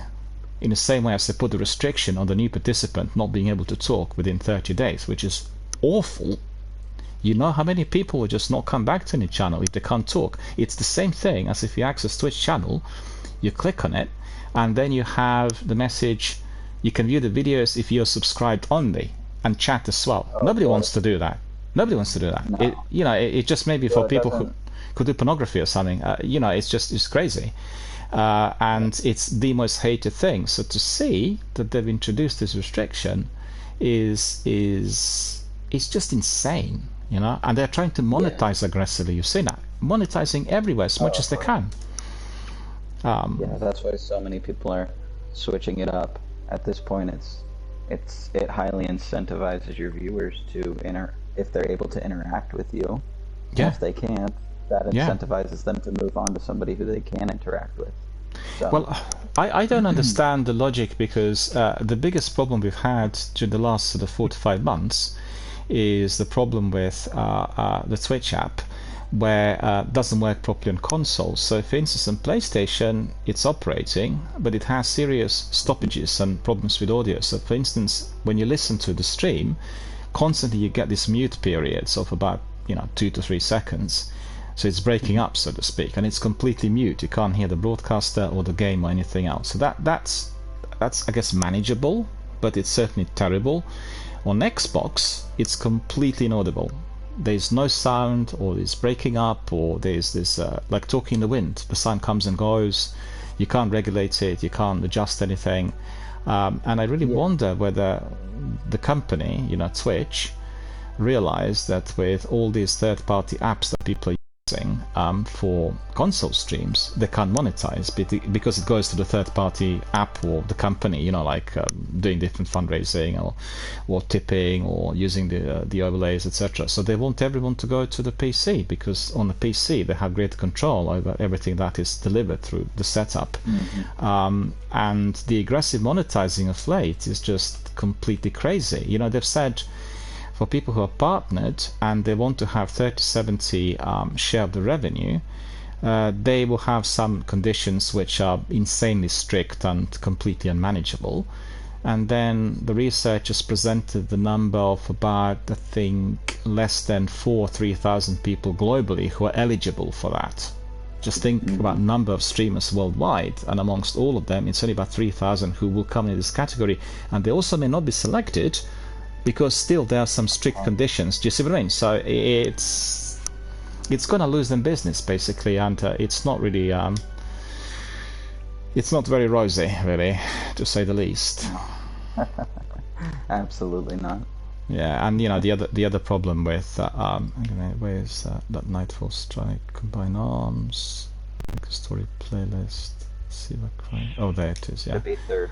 Yeah, I've got it. I just want to say that the benefit of being with Twitch is longevity. The first big company that managed to get the the broadcasters and followers and viewers going and everything. But there are competitions, and there are going to be other platforms, and if you have a major streamer just deciding to be elsewhere, then that will have a huge effect, and it just doesn't perform technically. I've been to the offices in London. I've been to the couple of developer meetings, and this is a company that grew exponentially and basically just went up and up beyond any expectations of the people who had created it. So I remember being there before the pandemic, and they said, well, the big exponential rise took place in 2015, and we were not prepared for it because there's just so many people coming in, and they don't have the actual human resources to deal with everything that comes together with the volume, with the numbers. And I think they're still struggling with this, from what I could gather. It's just not properly manned, and it's all well and fine if everything works, because they don't have to be assisting anything. Because minor problems emerging, then you need people to be answering questions and that, and that seems to be the problem really. It's just not moving up the ladder, and I think that they probably retain membership because of the longevity and everything else. But if the problems keep continuing, I mean, this problem with the app on the console has been around for more than 3 or 4 months. Just think about it. People who are everyday streamers of console, what do?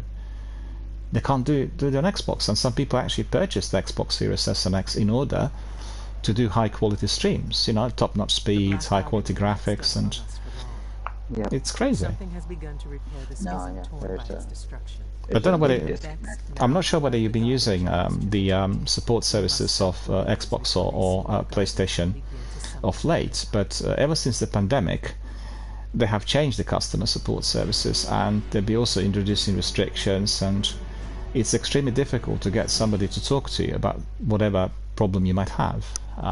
It's almost non-existent, so I'm very, very disappointed with that. I think it's just really not customer friendly. I like this place better when it's dead. No, absolutely. I think what happens is, especially with larger companies, they almost disconnect themselves from the people who use their services, and Yeah, when that happens, there becomes kind of a sense of discontent among people using the service, such as Twitch or YouTube or whatever it happens to be. And Yeah. eventually, for now, it hasn't gotten to this point, but eventually somebody will do the same thing, but go back to the basics of Yeah. what satisfies people, yeah. and have success with it.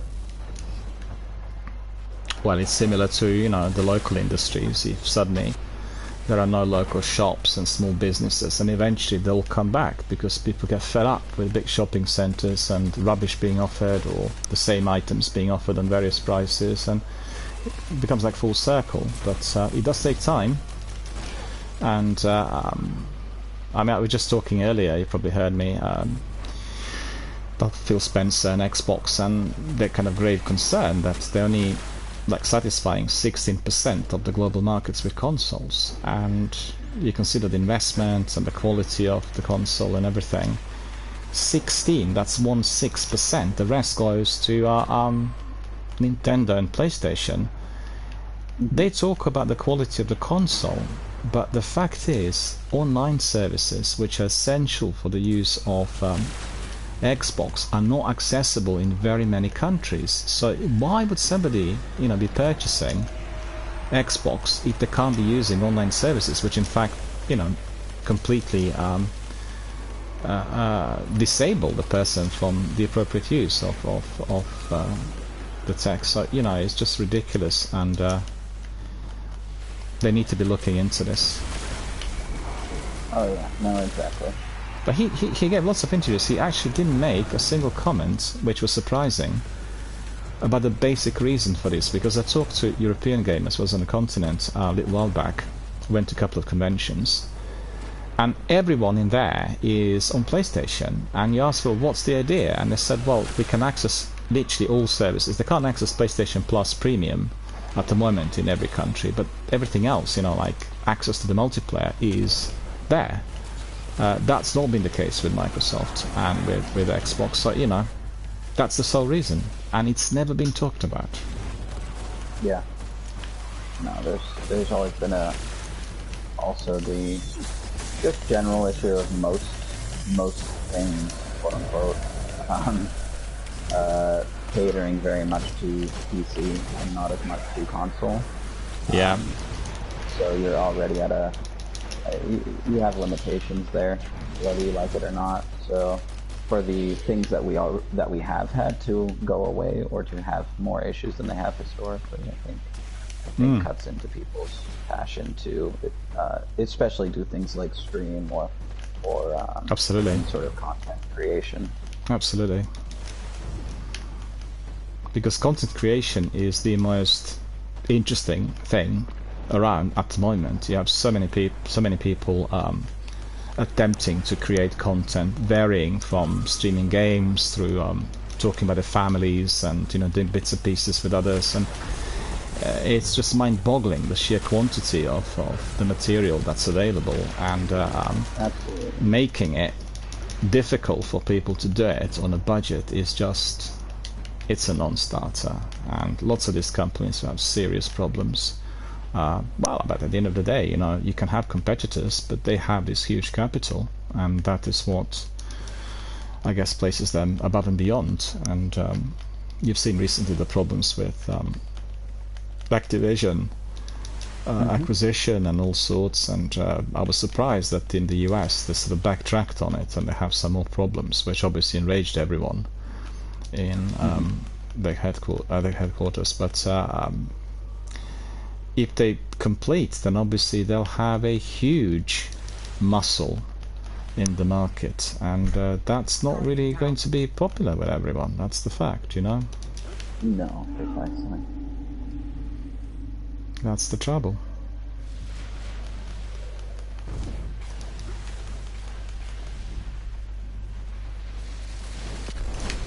I'm a huge fan of both consoles, and I just reminded of the troubles you get on PCs this weekend. They're running a Steam Festival, and you have more than 100 demos which you can kind of try and play, which is amazing. And some of them will not work on my setup, and I was just reminded of the whole thing. In the old days, loads of computer games you'll buy and they will not work on your computer because the specifications do not support either graphics or sound or God knows what. And I really, I've not done any of that for such a long time. And then yesterday I had this problem with one demo, and I thought, hang on a minute, there is always something. Doesn't matter how good you make it to be, but there's always that something somewhere. And No, there really is. yeah, and consoles don't have this. Mind you, you'll get games that don't perform too well on consoles, but that's something else. It's not like you bought a new game and then suddenly it wouldn't work. It's a different story altogether. Yep. Blew myself up. Okay, no big deal. We'll revive. If that's the worst thing I do in life, I'll be okay. We are all alive, healthy, and kicking, so that is very tricky in this week's Nightfall. Very strong, Yeah. very hard to Those are your own issues. and we played Sivas last week, and at least 2 or 3 Sivas were as hard as any Nightfall strikes, because the boss would take like 30 rockets. It was crazy. Like It's all about the modifiers for Yeah. for Siva Crisis. Yeah. But also, As long as you focus on how to build around modifiers, you pretty good about taking care of things a lot easier than I thought. yep. But you'll find with Destiny 1 servers that they don't really get proper maintenance anymore. And I played the other day. We played Siva, and we've had somebody coming in through random matchmaking, and then suddenly you had Taken walking around with his gamer tag clearly displayed, and I'm like looking at the ads thinking, hang on a minute, what is going on? Is this some sort of mod that I've not encountered in 2,000 hours of gameplay, or what is this? And it was just purely a glitch. And then it did stay there for a while, for at least like a minute or two, and then it was gone. Yet my teammate didn't have any user IDs about it, Yeah. So it's just really, really odd.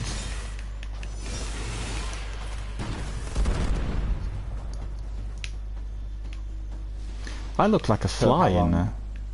I saw that earlier. How long have you been playing Destiny 1 for?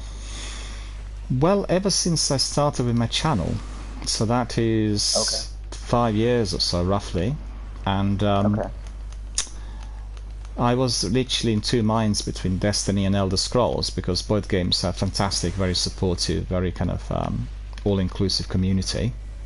Hence, Yeah, some people who play PvP, obviously, but overall, it is really the best possible game if you want to be building your own community on your own channel. And I've not played Destiny from day one, when it was launched. So for me, it was a wonderful community-based experience because everything I learned about Destiny, and that was probably within the first 6 to 12 months, was completed and done through the members, people who joined the channel. So it was so good, and every one of those guys is a dedicated, long-time Destiny veteran who always pops in here, says hello. Sometimes I heard you mention. Sorry to interrupt. I heard you mention a name earlier. You said Ali, and I know a guy named Ali God. We played together quite a bit. That's right. The same person we're talking about? That's right. Yeah. Yep, he's from New Zealand. Yep. Yeah, I play with a lot of solo devotees and PvP players, and just pretty solid members of the community. We've done a lot together. So. Absolutely. Great guy right there. Yep. I mean, you get quite a variety of styles to which people play the game. You will get people who want to do speed runs, you get people who are slightly competitive, but as they come here, they realize this is a community-based, all-friendly, charitable, charity-supporting type of channel, and then they adjust to the MO, and everything is hunky-dory, so really cool. Absolutely. And you get the regulars both popping in to watch other people's streams, as well as to participate live online. Oh, thank you.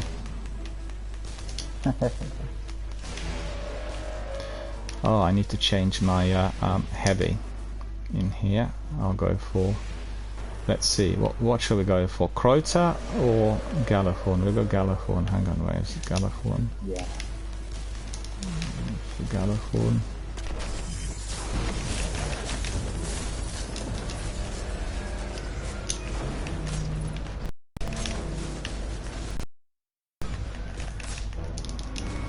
I've gone the wrong way, actually. I've gone the wrong way. I was going to hide behind the wall, and I've gone to the front rather than to the back.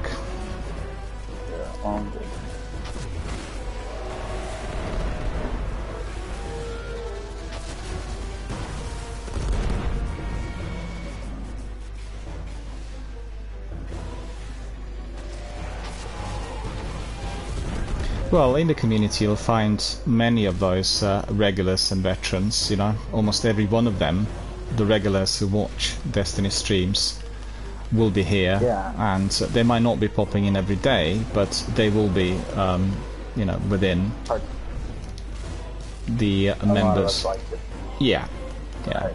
lot of us like to participate, absolutely, and just be there, just show up, see who's streaming, because it's relatively few people, and we usually either know those people or want to get to know those people. So. There was actually just a big tournament the other day. Saturday. The first one we've had in years. Oh, fabulous! Something enjoyable that happened for the community.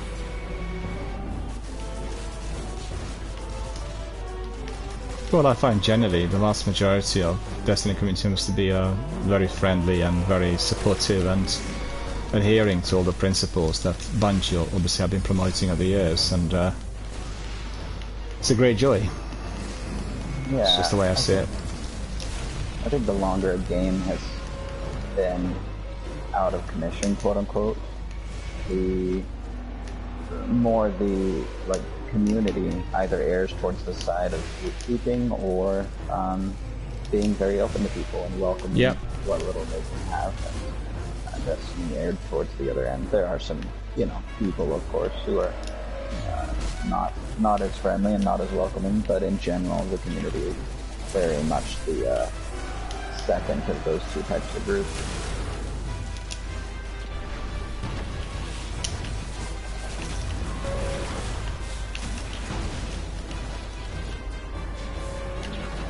Well, I didn't have in 5 years of streaming one single incident which could tell me otherwise, you know.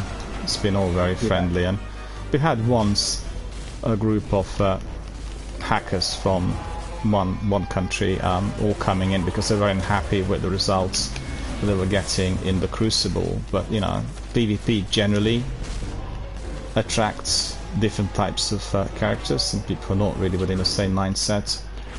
So that was the only. It was minor. It was just very brief. But everything else has always been, you know, top notch. So, Yeah, oops. absolutely. Oh, I'm out of ammunition as well. Okay. And even amongst the PvP community, I would say it's relatively unappreciated in Destiny 1. Oh, yeah, but, yeah. Yeah. There's a very solid group of people who play every single day, and they're some of the best people you'll come across. Absolutely. I'll definitely introduce you to some of them. There's some great people on that side of the community Yep. as well. I used to be on that side of the community. Now I'm very much in PvE and just I like community building, so I like having little get-togethers if possible to do like sparrow racing or hide and seek or things like that. But excluding that, there's still just a great community overall. Well, it's down to the preference, you know. Like I said, usually the assumption is that people who play PvP will be naturally competitive, aggressive, and everything else, which is not true. It's only a tiny fragment of the community that will be upsetting others with their unsavory and unwarranted comments and unruly behavior. But you know, they are being attracted to the PvP because they know there's this other person in there, they're competing against the other person, and it's the element of kind of, you know, the character traits basically pop up, right? And it's usually the people who are not particularly solid within the game, or they have some sort of problem with execution or what they do, and they keep blowing up and offending others. And absolutely there's no place in any community of gamers for such individuals, because PvP is about learning. It's about enabling other people to complete certain tasks and to do certain things. And you know, I mean, I've learned so much from lots of PvP players who I knew over the years in many different games, and we need to be always adhering to ethical gaming, you know, that's most important. Yeah, and people just, I'd say one of the biggest things is when it comes to issues amongst people you play with is pride. A lot of people have a lot of vanity that they belong. Yeah. So a lot of those players that you're saying, you know, aren't very experienced in the game. It's not that they're not experienced in the game that makes them bad to play with. It's that they think they're better than they are, or they're not willing to learn. And That's right. I think that's where the issue really comes into Yep. play, is willing to listen. And somebody you're playing with is willing to preach and be friendly and kind and courteous, then I think you've got two sides of a fantastic coin. But when either one of those sides is twisted or warped, it's a different story. Absolutely.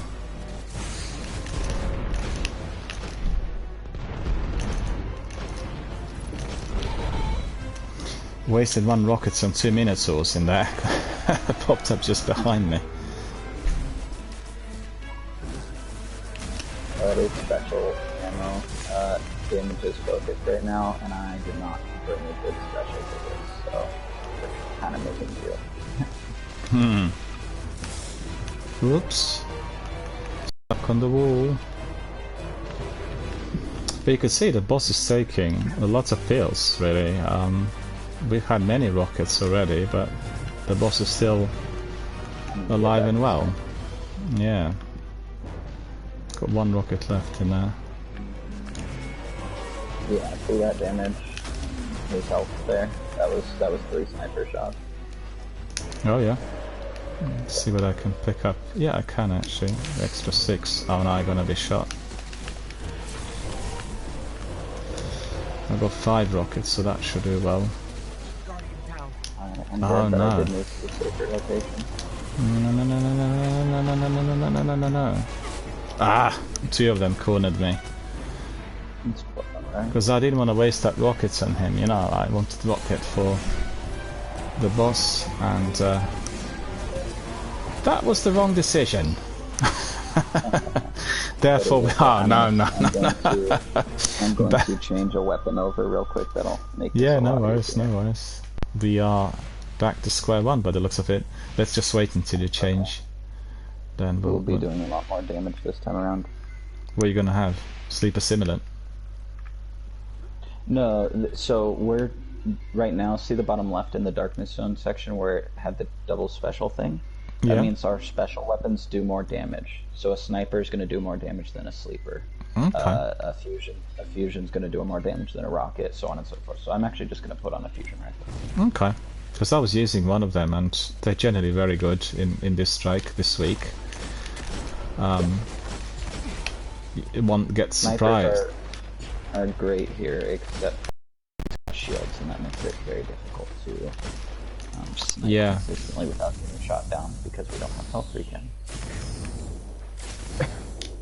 Let's see whether we can.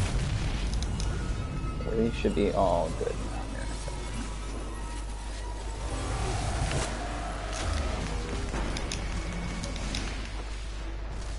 Oh, that is so much better. Yeah, that looks a lot more healthy. As far as we are concerned. Well, the boss hates me. At the moment. Let's see. I'm getting it sorted.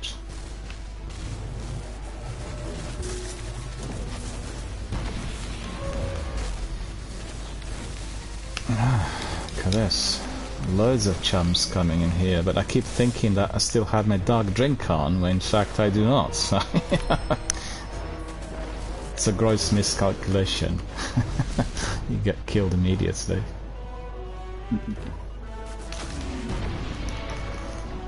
Yeah, he's not taking a lot of damage off me, Galahorn. It's minor compared to what should be happening. I'm just wearing special ammo since it's off. No, still, we'll you know, we'll get there. Oh, absolutely. 3 seconds.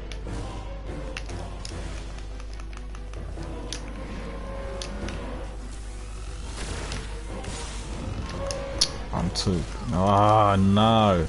I was too exposed. I was literally in a clear line of sight of that boss. Completely wrong.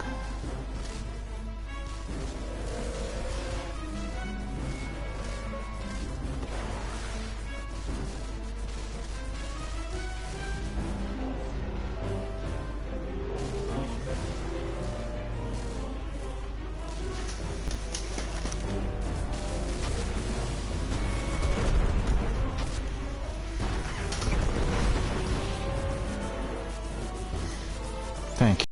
I better jump. Gets away quick.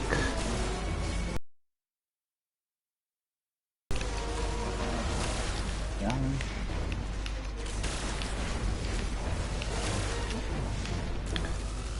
Well, the fusion rifle I've got is doing really well in general.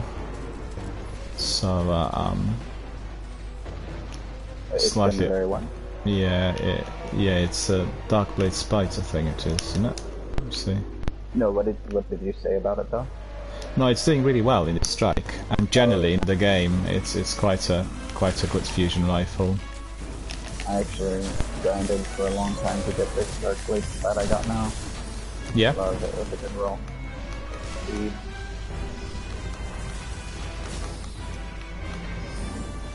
Oh, I got stuck on a wall. Oh no no no no! That's happening to me as well. Bad timing. Yeah, we'll pick you up. No worries. The boss is moving now, so all you have to do is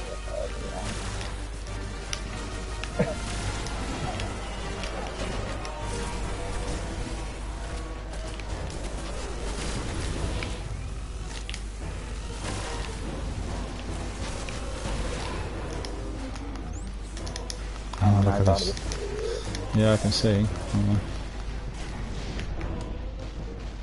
Oh, we survived. That's good. Because that boss was really firing at me.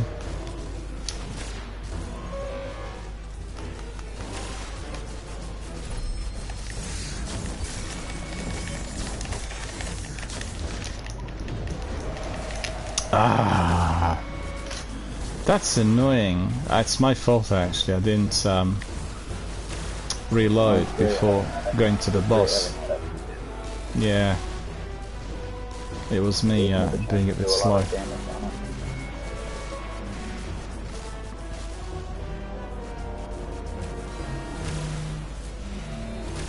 I'll probably actually end up going in here. No, that's all good. A little low, like it off. Well, the boss is too close. Yeah, watch out. No, you're right. He is very low. I'm gonna finish him off here a bit. Thank you. Oh no. Is the boss gone now or not?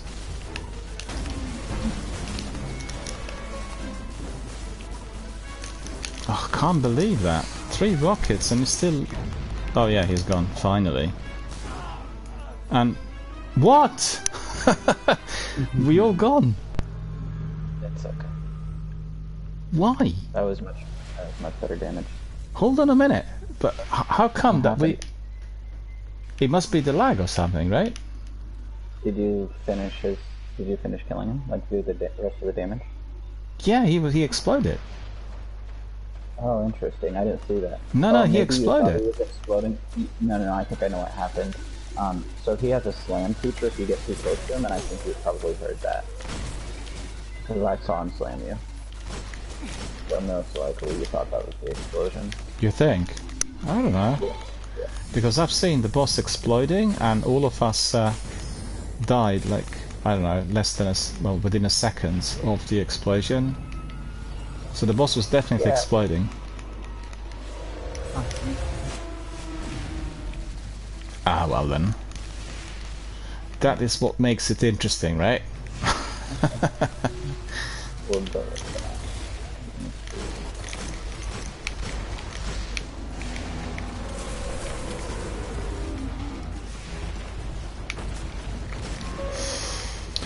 I'll pick up a synth.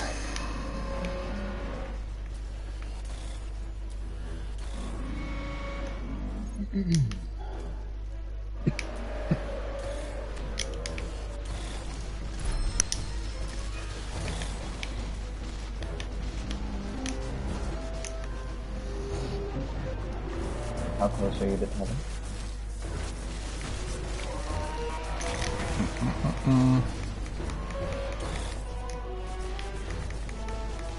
Yeah, the game sounds a bit loud, so I didn't actually hear what you said. Oh, how close are you to tether? How close am I to? Tether. 25% still. Oh, okay.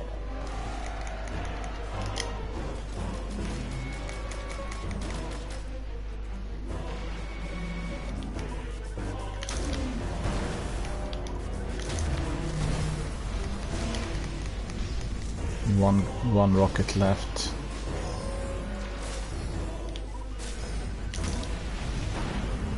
Yeah.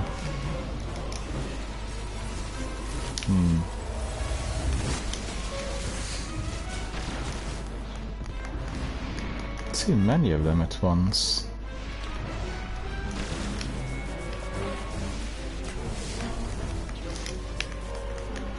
I like that wall, I'm hiding behind it, you know. Oh, hang on a minute, I've got that tether. I wanna use my tether on the boss.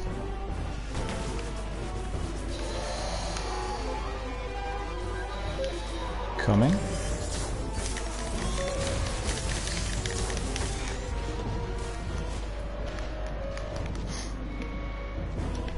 Barely Nobody's arrived.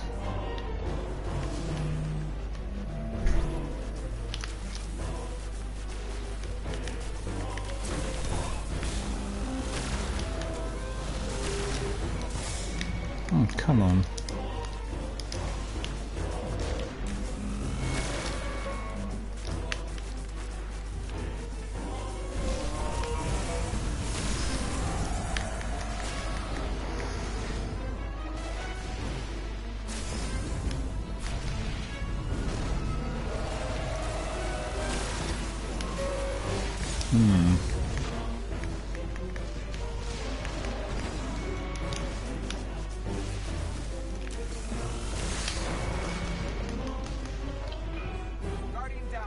Oh, that was a poor decision on my part.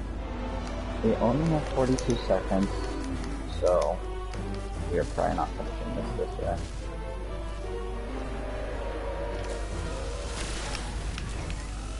I will have to, next run I will have to not make the mistake of starting with the special that I did.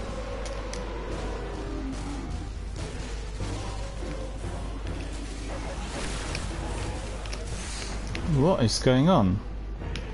I'm being hit. Oh, by this one.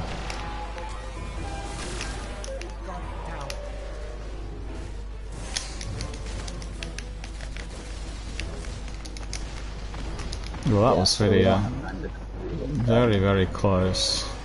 This was.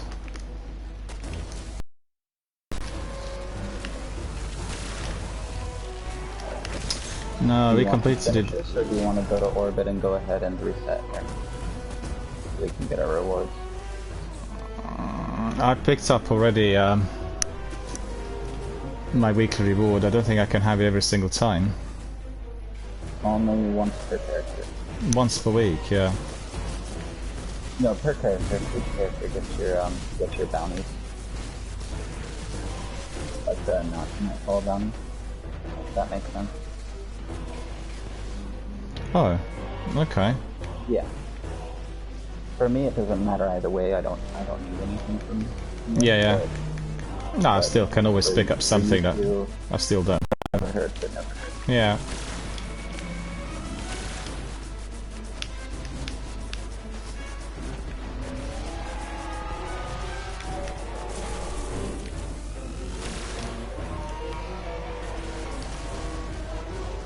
Oh, we can replay it. You know, we can replay afterwards. No big deal, really. Exactly.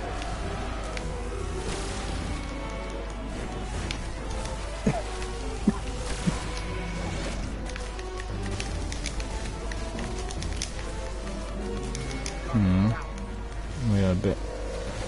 Oh, look at this. That's terrible. Oh no! Look, so many of them in there.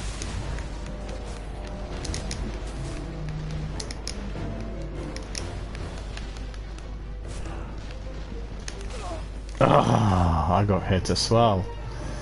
Ah. Okay. I was playing very hyper aggro because I was trying to finish him off. I should have just been patient. Nah, it's alright.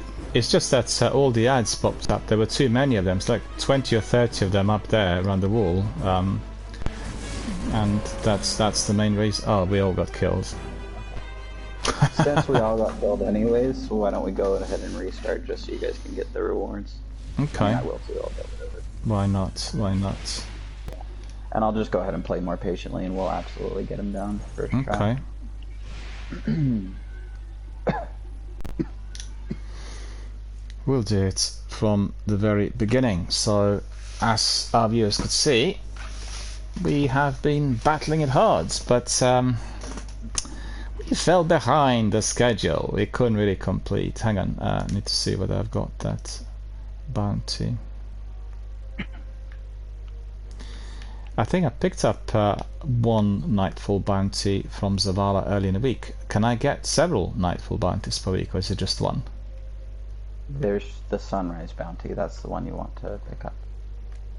But that's just one per week, isn't it? Or is it you can pick it up several times? I believe you can pick it up on every character. I haven't done Nightfalls in a long time, so... Okay, not to worry, not to worry. We'll go and try that. Yeah, we can give it a As far as I remember, it was one bounty per week. on one character, but we'll try. It's no big deal really. Nightfall is always fun, and it's together with Raid's most popular activity in Destiny 1. People love doing it and watching it, so you can always redo it. But mind you, the Sivas we've done last week were quite difficult. I thought they were really shoulder to shoulder with Nightfall strikes, and particularly some of the bosses that was so difficult. And we've done it as a 2-piece and as a 3-piece. And Tarek Walrook was taking 30 rockets, and he was still alive and well, and it was challenging. Having a hard time with those. Yeah. I typically don't have too many difficulties with Siva heroics, except for because I'll run a really high damage setup. Oh yeah. And whatever the burn of that week is or modifier is, but bosses can all be staggered. Or I mean, typically, at least prototypically, they can be staggered.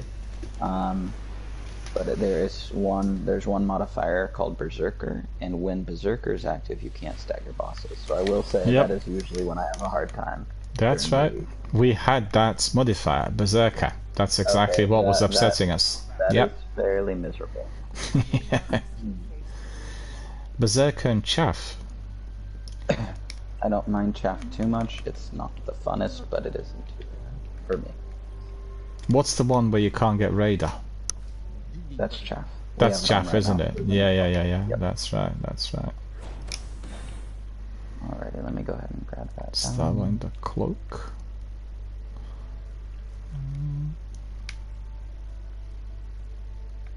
No, it's one per week. It's one per week per character. Yeah. One per week per character. I know that because we've had many Nightfall strikes previously with Madasi. I wasn't streaming of late, but previously we had regular activity per week was completing Nightfall, doing Sivas, doing a few other things like mini competitions on the Crucible, and well, I was. Okay. Oh no. I used to do a lot of not a lot. Every week I would do the Nightfall solo, but I never really got into doing it consistently on all 3 characters. So I think that's probably why I didn't realize. Yeah. Well, it's fun, and one can swing from one character to another. I generally, because the way my streams work, always stick to one character because I want to kind of be in control of the abilities and everything else, and it's easier to kind of replay certain things. But also, for the benefit of this, I decided that what we'll do is I'll be picking up some bits of armor, and then I'll want to masterwork them and unlock all the perks and everything, and then once I've done that, I can lock it and put it in a vault. Everything else can be deleted, and then we change. We have another piece. It's just as a plan, as a strategy to make some of that loot a bit more worthwhile, because otherwise you keep collecting certain items, you're not using them, it's that sort of thing. And it's funny, you see this one, Graviton Forfeit, that exotic helmet, that is what I picked up this week. That was the reward. And I've not had it in the past. I do love my Graviton Forfeit. It's one of my favorite because you go invisible, right? Wait, not the one that grants Shade Step? Am I mixing it up? Let me just see. There was no. I it's my fault. The one that gives me invisibility is this. That's Kepra's Sting. Kepra's Sting. That's that gauntlet, and I picked this up last week, and that was another piece that I had not had before. Both were picked up from Nightfall Strike. So this one gives invisibility, and the Graviton Forfeit gives us shield recovery. So that's immediately after all pickup, and then you get extra suit energy, which is cool. Well, so the shield recovery is a helmet specific perk, and that's for like helmets in general can get that, just so you know. Okay. Well, it's just, for myself, it's not just about perks. Like for some people, it's about vanity. Some of them just look cool, and even if they're absolutely no good, I don't care because they look cool. I like to tell people fashion is the end game. Well, Fashion is the end. the fact is, when you are here in the tower, for instance, and you see people who look unusual and wear funny outfits, you really want to talk to them. You want to find out where they got these outfits, and that's one of the basics of building your own community. This was the key before we had Twitch streams, because people would team up through what they were basically wearing, and you know, with Twitch it's a double whammy. You can approach people as they are, being whatever, you know, doing the admin there at the tower, or you can watch the streams and connect with them. But it gives you a much greater opportunity to build your community through the use of the both. And for instance, I've not seen many people wearing this sort of fly-like outfit, and you know, it does draw attention. And I brought in probably more than 50 people to our community after simply walking around here up front and observing what types of outfits they had. And you know, some outfits are absolutely insane, like Warlock in particular, you know, with different types of helmets with horns, looking like a stag, and then being on fire, and then some people coming with Taken outfits. It's all sorts, and it's really good fun. I particularly like this set that I put together. Yeah. Well, because look like like a knight. And I have also this thing, but I'm not putting it on because it sort of reduces my power level. Yeah. So Okay. like for instance this one. Oh, the the You see? Halloween helmet. Yeah. Yes, indeed. So that's really cool. Really like it. It's very similar to yours, right? Because yours is also a knight.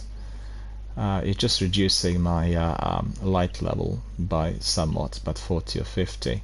It's better in the sequel, isn't it? Because the masks are not reducing your light levels. In the original, it always happens. But it's for fun, you know. It's good fun to have it. Well, it's similar to like, I guess it's not similar to anything, but it is, you know, not intended to be worn outside of vanity, I suppose. Well, that's right. And look at this. If you look at the mask I'm wearing, it's got like a string at the back, and it's tied in. It's so funny. Yes, indeed. You know, it's Well, so funny. That's all of the Halloween. They're hilarious. Well, They've all it's got just that little tie in them that's together. right. I mean, they're just basically a true delight. And I'll give you an example. During the pandemic, when we had this dreadful lockdown in here, I was running an anti-COVID group here, which was divided between Destiny and Warzone. And because obviously we were in a, you know, living through warlike conditions, everyone was swinging towards Warzone because we're really like, you know, combatants basically fighting it out. And I did meet some of my best squad mates in Warzone through types of outfits that they wore. And Spurs, who is a dedicated member of our community, was wearing Texas Chainsaw Massacre outfit, you know, the Leatherface. And he popped into the random selection and said, hang on a minute, where did you get this? It's so good, and you're going to be running Warzone like that with a chainsaw? I don't believe it. I mean, and that's the way how we met. And he became the most prominent member of our community for Warzone matches, purely due to that encounter through what he was wearing as we were doing random matchmaking. So it has huge value. Yeah. And that is the reason as to why they're selling so many cosmetics. And you know, within the first year, Activision made $1 billion, $1 billion sale of cosmetics in Warzone. Can you imagine this? $1 billion. Oh no! But they were versatile. They had lots of different funky outfits, and it was before Rambo's and all the other guys that were coming in later. So you know. I just want to really raise the issue with also our community members, because cosmetics could be seen as an easy way of monetizing, but they have a particular value in the community build-up. So when you see people who look different, you want to engage with them, you want to talk to them, you want to find out where they got the outfit. So this is like your queue. This is the first port of call for you to talk to somebody, and I think it's very, very useful, particularly for small streamers and people who operate within very small communities. So, you know, definitely very, very useful. If you boys all line up in here next to me, and then what we'll do is we'll take a screenshot, and that will go up on Twitter later today or within the next couple of days, because I usually take screenshots of our regular participants. Yeah. So it's really good fun. Should be left side based on camera angle, right? Yeah, that's right, yeah. And then also when Zenith comes in to Lupus's, yeah, that's it. Yeah, that's it. Excellent. Yeah, we'll take a screenshot. Yeah, cool. Got that. Let's see, just from the like this. That's also looking really pretty. Looking at the Traveller and the city. Right, boys, let's get back in and let's try to complete the bounty within 20 minutes, right? So we'll go to orbit. 30. Oh yeah, that's right. It's 30 minutes. Yeah. I think it's interesting hearing how everybody's different perspective on COVID. Yours was very enlightening. Well, we've had everyday streams, and it was throughout the first, let me think, 18 some other streams. Then after we had vaccination program already set in motion, it was no longer as severe, and when people managed to get the second vaccine, which was around June of 2021, then things were beginning to ease off to a degree, but still we had restrictions and measures and everything. And certainly within the first year there was so many people who were stranded indoors, and you know, it was difficult to tell whether it would affect people from urban or rural communities worse, because people who are in urban communities, you just go out, you meet somebody, you know, it's people everywhere, and then being stuck indoors, not being able to go out, like in my area where I live, which is in the suburbs of London, you've had police patrols checking on who was out, and you know, I'd go out after 10 or 11, but there wasn't living soul in sight, and I live well, not really in the nature reserve, but we have a major nature reserve near us, so we live in a park and, you know, easy access to the nature, so it's not really particularly urbanized if you walk to the park, and you wouldn't see a living soul in sight for hours and hours. No planes, no cars, no. It was literally post-apocalyptic, you know, for the city of this size, to see everything so absolutely barren and empty was surreal, in so much that after a few months all the animals from the nature reserve ventured out and started sleeping on our roads. Can you imagine? You got like busy roads otherwise, and after 7 o'clock, not a living soul in sight. Everyone indoors. That's crazy. And you would get rabbits and foxes and badgers sleeping on some of the roads. They all came out. It was incredible. I walked through our nature reserve after 11 at night. It was so silent. It was so silent that you can actually hear the nature breathing. Something I've not heard ever to that extent. It was like literally alive, and it was, you know, carrying on for some time. And the group that we had was a COVID support group, basically part of COVID Protection Force. And we've had some people who were playing the game together with us who actually suffered from COVID, hence without any major, very significant symptoms. And it was just a perfect method through which everyone can be sociable and fight the fear. You know, it was the fear of catching it and not knowing what the consequence will be. It's easier today, but at the time it was absolutely terrifying for most people. So the group was indeed very, very helpful, and we've had many people participating. It was on an everyday basis, and the support was just magnificent. You know, it was one of the best experiences of live video gaming or online gaming I've ever had, because of everything blending in together: the fight against COVID, the overall membership of the group, the community growing, and the activities. Because believe you me, for these 18 months or even a bit longer, we had not felt at the time when we were in those games that there was COVID. We were just doing it as normal, and this was so important, because otherwise every one of those participants would be preoccupied with not being able to go out, not being able to do your shopping, not being able to meet anyone. So Destiny also provided the same opportunity. We sort of were swinging in between two games, but the fact is that Warzone was attracting more attention at the time, purely because it's a military simulation game and you are in a warlike situation. So it's just the natural kind of evolution. Which I think that's the fascinating part for me, is hearing how some people like viewed that as like a warlike, time for them essentially, and that's for me that's very different to the experience I went through with it. So it's just interesting hearing how everybody went through something different. Really? What's the difference? I'm curious.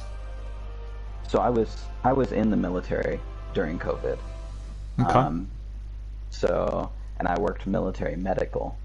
So during COVID, I was already in the military. So there was never a period of time where I had a interpretation of COVID itself or the way it affected society as militaristic. Yeah. But I also worked in the medical field in the military, and I worked in respiratory. So I caught COVID myself 5 times. So I guess for me it was more of a lesson in perseverance.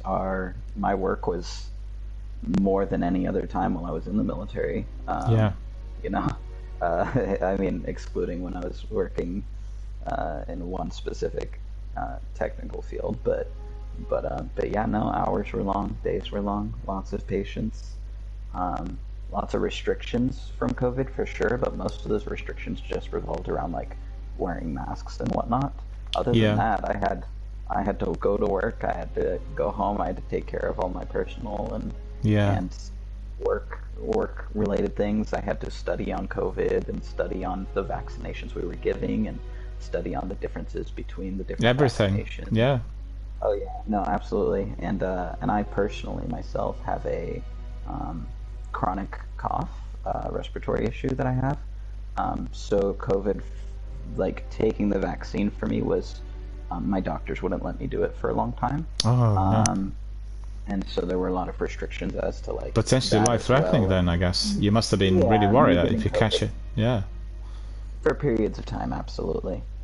So yeah, no, just a different experience for sure. I mean, I think when you're in the military, what you view as military, quote unquote, is very different than what somebody else who's living a different life might view as. Absolutely. I mean, you will know when you are in that uniform, the life and the world looks just totally different. It's a different drill, it's a different perspective, and sometimes to de-roll when you are with the civvies is a different story. But like I said, the perspective of many people who lived in Britain was that these were warlike conditions for ordinary citizens, because they felt, well, Britain had not had such statutory restrictions imposed upon every single citizen with possible punishment, which was ending up in court and fines and imprisonment and all sorts. It was extremely, well, the medias didn't really present it as severely for people who watch this from other countries, because I talked to my friends who live on the continent and they say, oh, you were just doing nothing, that's why there were so many cases. That's not quite like that. The reference was to the very early period of COVID where we didn't really impose the lockdown immediately, because the government was taking 3 weeks, giving a kind of a prelude, a warning that there will be a lockdown and people have to be prepared for it. But actually within those 3 weeks, a lot of people caught it because they weren't following the directive, so to speak. And then when the lockdown indeed was imposed, then was very strict, and that meant civil liberties were restricted. The High Court had given the government authority to do that. So that's the first time it's happened since the Second World War. Do you know what I mean? And the government over here had mobilized the War Act, which is allowing the government to be borrowing unrestricted funds from the central bank coffers in order to pay off, the businesses and everyone to be able to survive through the period. So it was quite complex, And the perspective on what's happening obviously is very different, because when you sign on that dotted line, well, you know the threat is always there. It doesn't matter where you are, and you've signed on the dotted line, and that's it. I think for ordinary people over here who've not had that sort of experience, it is just the experience of all these impositions and restrictions, which was worrying them, in addition to the major fear that they'll perhaps catch the virus and therefore they potentially could die. And sadly, similar to the US, what did happen to us is that the vast majority of fatalities were happening through somebody bringing it back home, to the family environment, because once you bring it in, it's very difficult to contain the virus because it's highly contagious, and that did result in many fatalities, sadly, in our country. But running these groups was fantastic, and I can only say, as a senior mental health professional, somebody who's worked in the field for many years, that the overall engagement was phenomenal, and you could immediately feel, sense, and experience that degree of benefit, because people were not feeling alone, and feeling alone in these kinds of conditions is absolutely the worst. It's a bit like being in a trench and having hypothermia. If you're alone, you're gone. You're dead. If you got your mates there, you'll be all right. It's sadly the fact of life. It's the way the shock works with us all, and but I'm sorry to hear that you caught it that many times. It must have been, particularly prior to the vaccination, must have been a dreadful experience, right? Because you were surely worried about the consequence. And did it affect your physical health afterwards in any way? Yeah, we can hear you. How you doing? You can hear me, okay. Yeah. I ended my stream, so I thought I'd jump in. Oh, of course. I couldn't actually hear you earlier. Now I can. So I don't know. Oh, why I wasn't saying too much. I was just kind of listening. Oh yeah. To what you were talking about, and then I was trying to do what Lupus told me about, the switching between the chats. That was a little clunky, but it worked. That's fair. He has yeah, I did have some long-term detracting, as far as like my medical situation, but that's c'est la vie, it's how life goes. As far as how it affected me, like before and after vaccination, is relatively, vaccination status had relatively little impact on me, and I have my own personal opinions on what I believe as far as vaccination is concerned, and I think a lot of people expected a lot more out of it than it provides genuinely from a medical standpoint. I think it's great, but I think a lot of people think it's a saving grace for everyone when it isn't necessarily. So for me, I had to, my doctors had me opt out of all future wow, now my mind's going to go blank here. All future like re-ups as far as vaccination are concerned. So so I got my 2. I was scheduled for a 3rd, and my doctors told me to opt out of it because my first 2 had too many contraindications, essentially.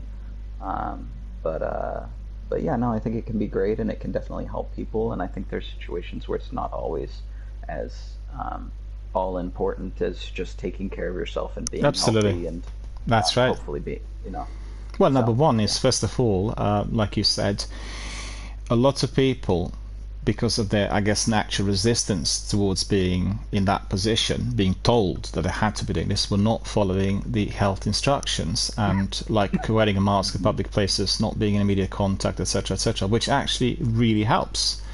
I mean, I can certainly tell you for myself, I have avoided any form of personal contact within the first period where prior to the vaccination, because I had suffered from SARS 15 years back, which turned me into a vegetable.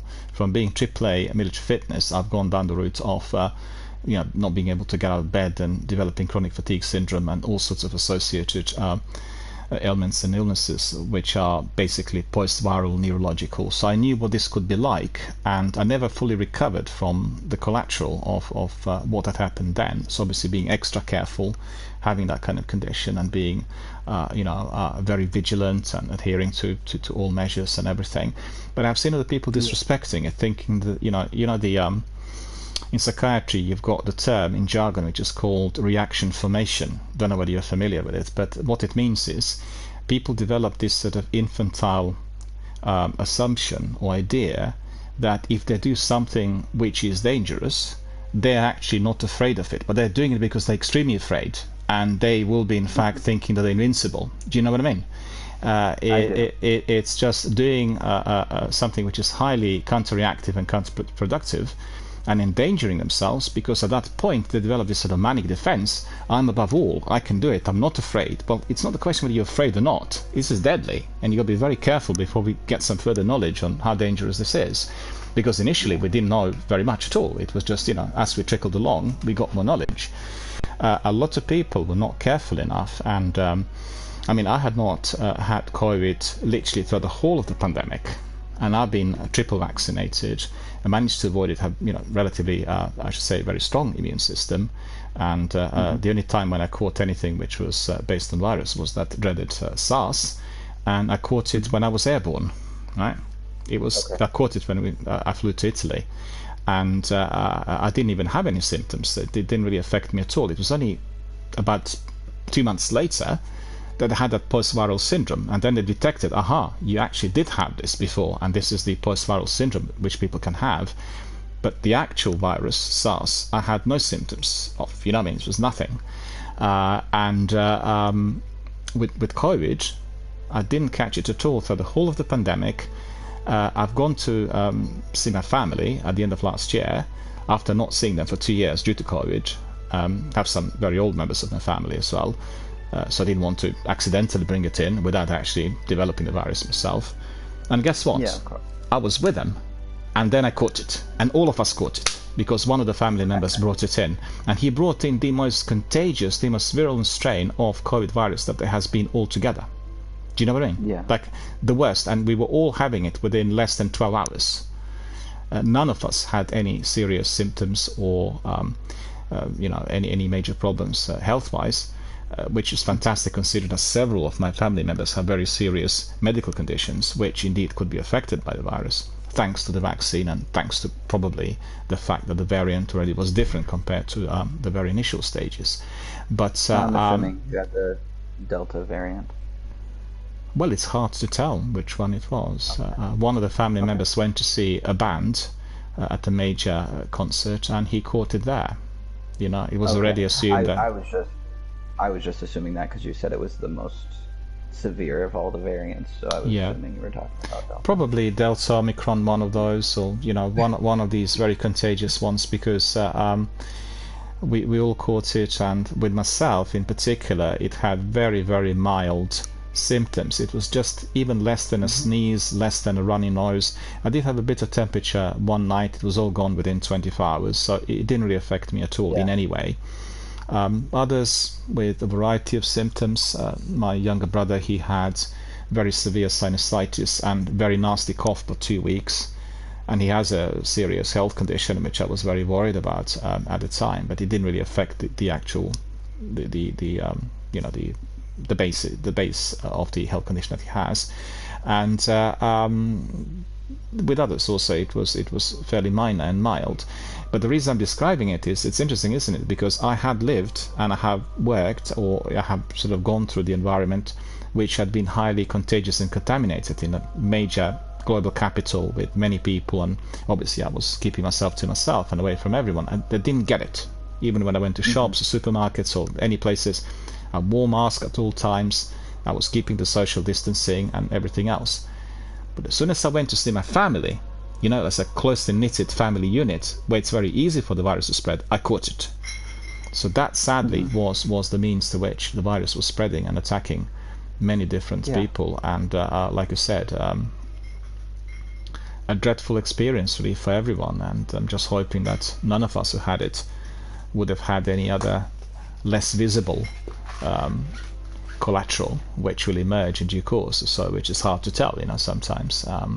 I know that I've not fully recovered from that SARS ever within the last 15 years. I always have something which is within the kind of musculoskeletal structure, muscular pains, joints under certain conditions, and it's never been back to normal, but it's not as severe as it had been, and just can't say strong enough that people need to be more careful. And like I said, if they're not adhering to the measures, if they're not paying attention to what's being said as medical advice, I know lots of people who had not gone to the vaccination, but they did adhere to very strict measures of mask at all times if out, not mixing with other people, etc., and they didn't get COVID, and they actually have been in contact with people. I'll give you my own example. The whole part of my building had COVID, and I didn't even know that the first next door neighbor had it, and I've gone in there because there was a sort of issue in the building where I live. So I talked to her, and I was with my mask on. I went to her flat. I was there with her for quite some time discussing different issues. A few days later, she sent me a message saying that I have COVID, don't come anywhere near me. But in normal circumstances, had I not been wearing a mask, I would have caught it straight away, and I was in close proximity and everything else. So that indeed, it tells you that there are, like you described, certain precautions and health measures which have got to be applied in such situations in order to protect one's own health, and they're always first and foremost, they're the most important. So sorry to hear you had it so many times. You said 5 times, yeah? Yeah. Well, you're on the front line. Being on the front line is always a huge risk, and it's always easy to catch. I know lots of people who are in intensive care units, and not many caught it, but those who did suffer devastating consequences. It's dreadful. It really depends. I've seen. So I was worked in. Oh, and we're good to head in whenever you guys are ready to head in. Just for the nightfall. Yeah. But as far as same. As far as seeing, like, how it affected people, I think the big thing that bothers me is quote unquote sides in general in society today. And what I mean by that is for instance, in America we have the big divide between Democrats and Republicans. Oh, I know. And there's this huge demonization that happens between one side against another, even if it's not actually genuine reasoning. And the same thing happens with COVID, which is it doesn't matter what somebody like me says. At the end of the day, people who are more conservative leaning and more anti-vaccination leaning are going to be like, well, we're not going to let you tell us what to do because that's the government being forcing their way upon us, and that's like Nazi Germany and all these crazy things, right? But then there's the opposite side that says, well, if you don't want to get the vaccination, then you just hate the people around you and don't care about others' health. And I'm like, there's a balance here that we need to find, which is, which is, okay, let's care about each other's health. Let's be careful for each other. But if somebody has a worry about, whether it's the government or whether it's the vaccination itself. For instance, I had very, very big issues with getting the vaccine for a long time before I got it, and before I knew that my respiratory issues were going to be particularly affected by it. But there's a balance to be found on any sides of any topic. And people don't recognize that balance. They don't care for each other. Instead, they demonize the side they disagree with for the sake of perpetuating their own narrative. And I absolutely agree. And what's the biggest tragedy of it all is that the whole of that, everything associated with the pandemic, just polarized our societies even more and created these kinds of extreme views on everything, and not many of those were actually pandemic or health related, and some of that is still percolating. It's still not gone away. Like I said, we need to be in a position where we are first of all attentive. We pay attention to the person next to us. We need to do something that will help rather than just foment trouble or other types of problems. And it's been a very, very strange few years. And I think in Britain we've had other elements which had spiced it all up, with us departing from European Union and generally lots of polarizing views about that, in addition to COVID and economy and as they call it now, crisis, or what they call it, the cost of living crisis. But the fact is, it's not a crisis, it's a chronic situation where so many people can't pay the bills because everything's so expensive. And inevitably that sort of terrain will create polarized views, and you know the way people are, they'll find always somebody to blame, and they don't understand that the systems, the way they operate today, is not based on one person. There's so many different factors in global economy, but there isn't that degree of understanding. It's very easy to just jump on the bandwagon and say, yeah, you're either with us or you're against us, and it's not always as easy as that, and it doesn't always help. No. I know in the military I see, I didn't take COVID very seriously at first, and actually I still have things about COVID which I think are vastly over promoted as far as how bad it is, even though I know how bad it can be. But essentially what ended up happening was I didn't take it seriously at first, because I was working with very young, very healthy people. I was working with military people. Yeah. People most of them in their 20s, mid-20s, early 20s, even younger. People who were very active, people who were very healthy, people who worked out all the time, and and honestly, even with them, most of them, like, sure, we have regulations in the military and we have to follow them, but the honest truth is many of those people don't follow them because they're kids or younger and they don't see the value in it. And the honest truth is a lot of them do just fine because they are young and they are healthy, and COVID does have a particular impact on people who are not those two things. Absolutely. But then I had a close friend who worked in, well, I made a close friend. She was not a close friend when I met her, but she worked in security with a detail that I was working in Chicago while I was in the military. And I learned that when I really started to take it seriously was she told me that her both of her parents had passed away. Oh no, how tragic. Within a month of each other. And I thought it was like a car wreck or something, because she was single parenting her younger sister. Yeah, I thought it must be something like that. And she's like, no, they both passed to COVID. They were both in their late 30s. And they were both, one of them was like prior military, and the other one was, I believe, some sort of fitness coach. So they were both very healthy people. And I don't know, there just became a moment where I'm like, okay, maybe there's a balance here. Maybe there's something to be said for both sides of the conversation, So. Well, that is neither unusual nor surprising, because every single time where any of us have a very personalized experience of some sort of threat, it becomes very, very real. It's just the way we are as people. Obviously, some of us will be more inclined to fear or worry than others, in the same as we are biologically different, but evidently being in a squad or being surrounded by people who are physically fit, who work hard, who are fighting force if need be, it's a different sort of experience, we all get led by our own personal experiences one way or the other. It doesn't matter, you said like people don't necessarily follow the rules or they'll have their own version of it. Well, it's always going to be based on some form of personal experience, whether whatever is applied is turning out to be correct and beneficial or not.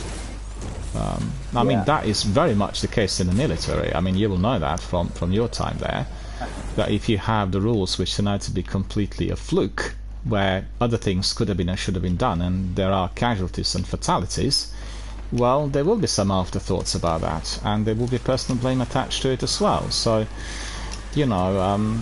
it's very difficult, and just like you said, I generally find that a lot of people in my immediate environment didn't really, well, that's because, you know, I live in the suburbs. We are not that urbanized compared to central London or, you know, the various sort of urbanized areas. People just didn't adhere to what was being given as advice, and many people paid a very heavy price due to this. Yeah. You know, wearing a mask is a chore, but if it saves lives, and it's not Yeah, just about your I think- own life, you know, like you said, it's about thinking about those other people who are more vulnerable and people who have other health conditions. So I think not wearing it or not adhering to social distancing, particularly at the time, was definitely raising eyebrows. And you know, I always ask myself, how would I feel if I gave somebody that dreaded virus and I had no symptoms and no effects, and the other person would have sadly passed away due to this? You know, what would be the feeling Yeah. in me? So it's a very complex situation, and also it really came out of the blue, right? We were not really prepared or not expecting it for a long while. I think So, you know, I think it's super important to realize, like, everybody's, like you said, what we experience or see for ourselves really Yeah. influences how we feel about a situation. But there is that balance of not demonizing something you haven't seen, you know, essentially. You know, like there's a balance to be found of, okay, I might have this opinion. So for me, I tend to lean very conservatively. I tend to lean very, you know, like ethically, like let's work hard, let's Yeah. do what we can, blah, blah, blah. It's your own fault if you fail. Not everybody, of course, but at the same time, at the end of the day, I'm never going to demonize somebody else for either A, having No. a different opinion, or No. B, saying that they think I'm wrong. And I think what happens is people get so in their Yeah. feels about this stuff is that they do that. They get scared of a different opinion, or of you know, somebody else saying, well, no, you're not quite right there. And at the end of the day, if we get in our feels about that stuff, then we're not open to finding out what the actual truth is. Which in this case, you know, I think for me there's I don't know how like, you're in England, correct? You said? that's correct, yeah. So I don't know how things are over there, but for me, if you are the kind of person, so in America, if you are the kind of person who doesn't like the idea of vaccines and doesn't, you know, want to adhere to masks as much or whatever else, you go to a place where other people agree with that. And sure, there's places that are more neutral, and so you have to make a decision. But there are lots of places that are very much like, lots of people agree with adhering to mandates and whatnot. Yeah. And there's other places, usually suburban places in farming communities, you know, like in some of the more conservative areas in America, states, where people are totally okay if you don't wear a mask. And those people are willing to suffer whatever potential consequences there are. So if you don't want to wear a mask there, that's fine. Don't wear a mask. But Yeah. don't go and try to perpetuate that among people who are frightened of something like, you know, That's like, right. The COVID or anything else, you know, equitable. So.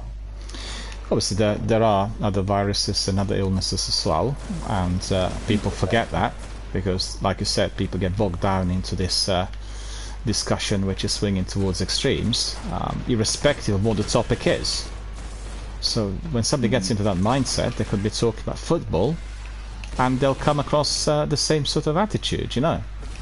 It's just, well, it becomes like a trend where everybody is just subscribing to whatever the mainstream trends. I'm not saying everyone, but the large numbers of people, and that in itself is well, certainly quite worrying for me, because you would want people to, like I said, keep an open mind and think about other options, but in that sort of situation it becomes almost like a major existentialist threat. Are you asking about England? Well, I can simply tell you that in Britain in general there was very little opposition to vaccination. So hardly any. I'd say probably none. But there was huge opposition towards these restrictions that the government was imposing on people and various sections of society, particularly in terms of the closures. You know, shops and public places were closed. I mean, for instance, in the entertainment industry, for 2 years, so that's 24 months, there wasn't a single live event. Yeah. So everyone who worked in that industry was basically on so-called furlough, which is being given money by the government to stay at home.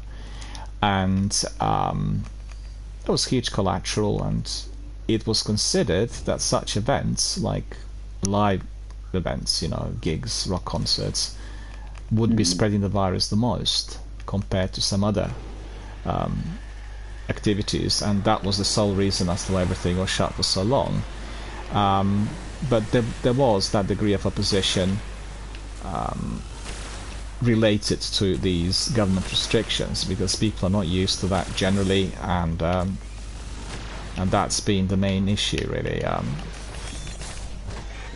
And there was some protests, but it was all very, very minor and insignificant compared to the overall acceptance, because you know, we suffered. Lots of people died, and particularly during the first year, the casualty numbers were terrifying, and there were lots of people with personalized experience of it. So, you know, they didn't ask questions anymore. If you lost your loved ones or friends or colleagues, or then, you know, people just subscribe to it, thinking, well, if that's the best, well, we'll do it, and that's it.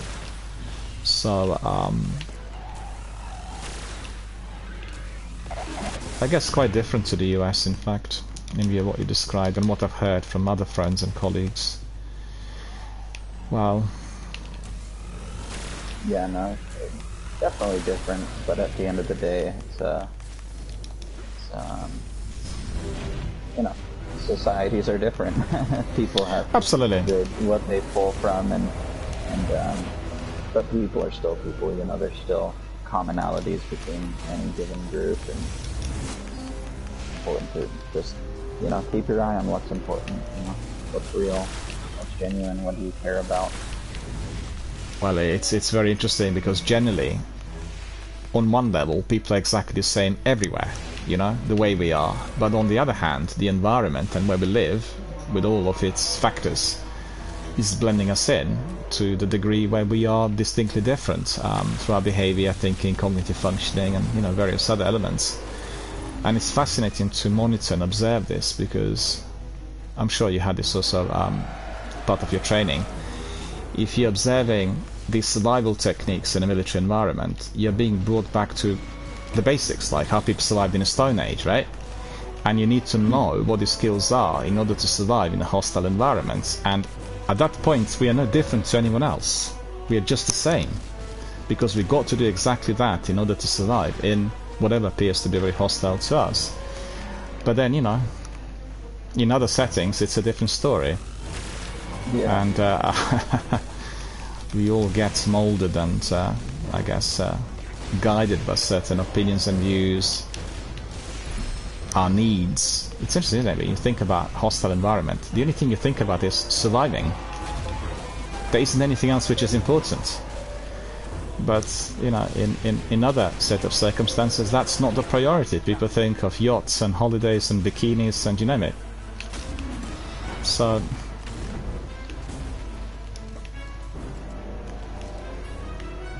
well, human mind never fails to fascinate me, believe you me. Wait, what was that? I said human mind never fails to fascinate me.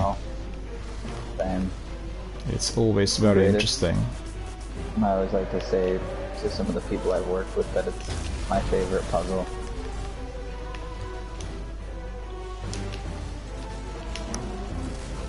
Yep. Thank you. Yep. Any day. No worries, anytime.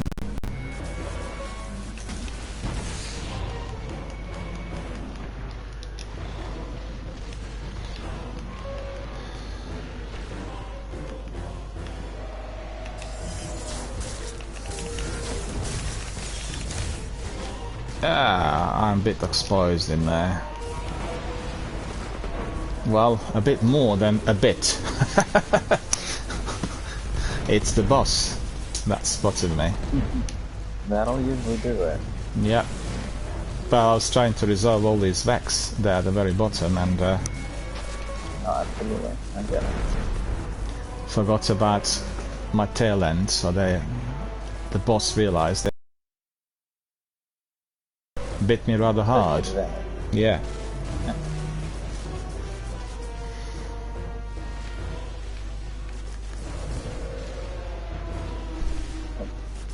Destiny is still very, very popular in the US, you know. It's gone down a bit over here and some other countries, but the vast majority of people pop in and say hello or get in contact are people from the US. And it's both Destiny 1 and Destiny 2. Talking about polarizing views, or polarized views I should say, most of the games really polarize our community, you know. Lots of people think that Destiny 1 is a lot better than the sequel, and they don't even want to be engaging with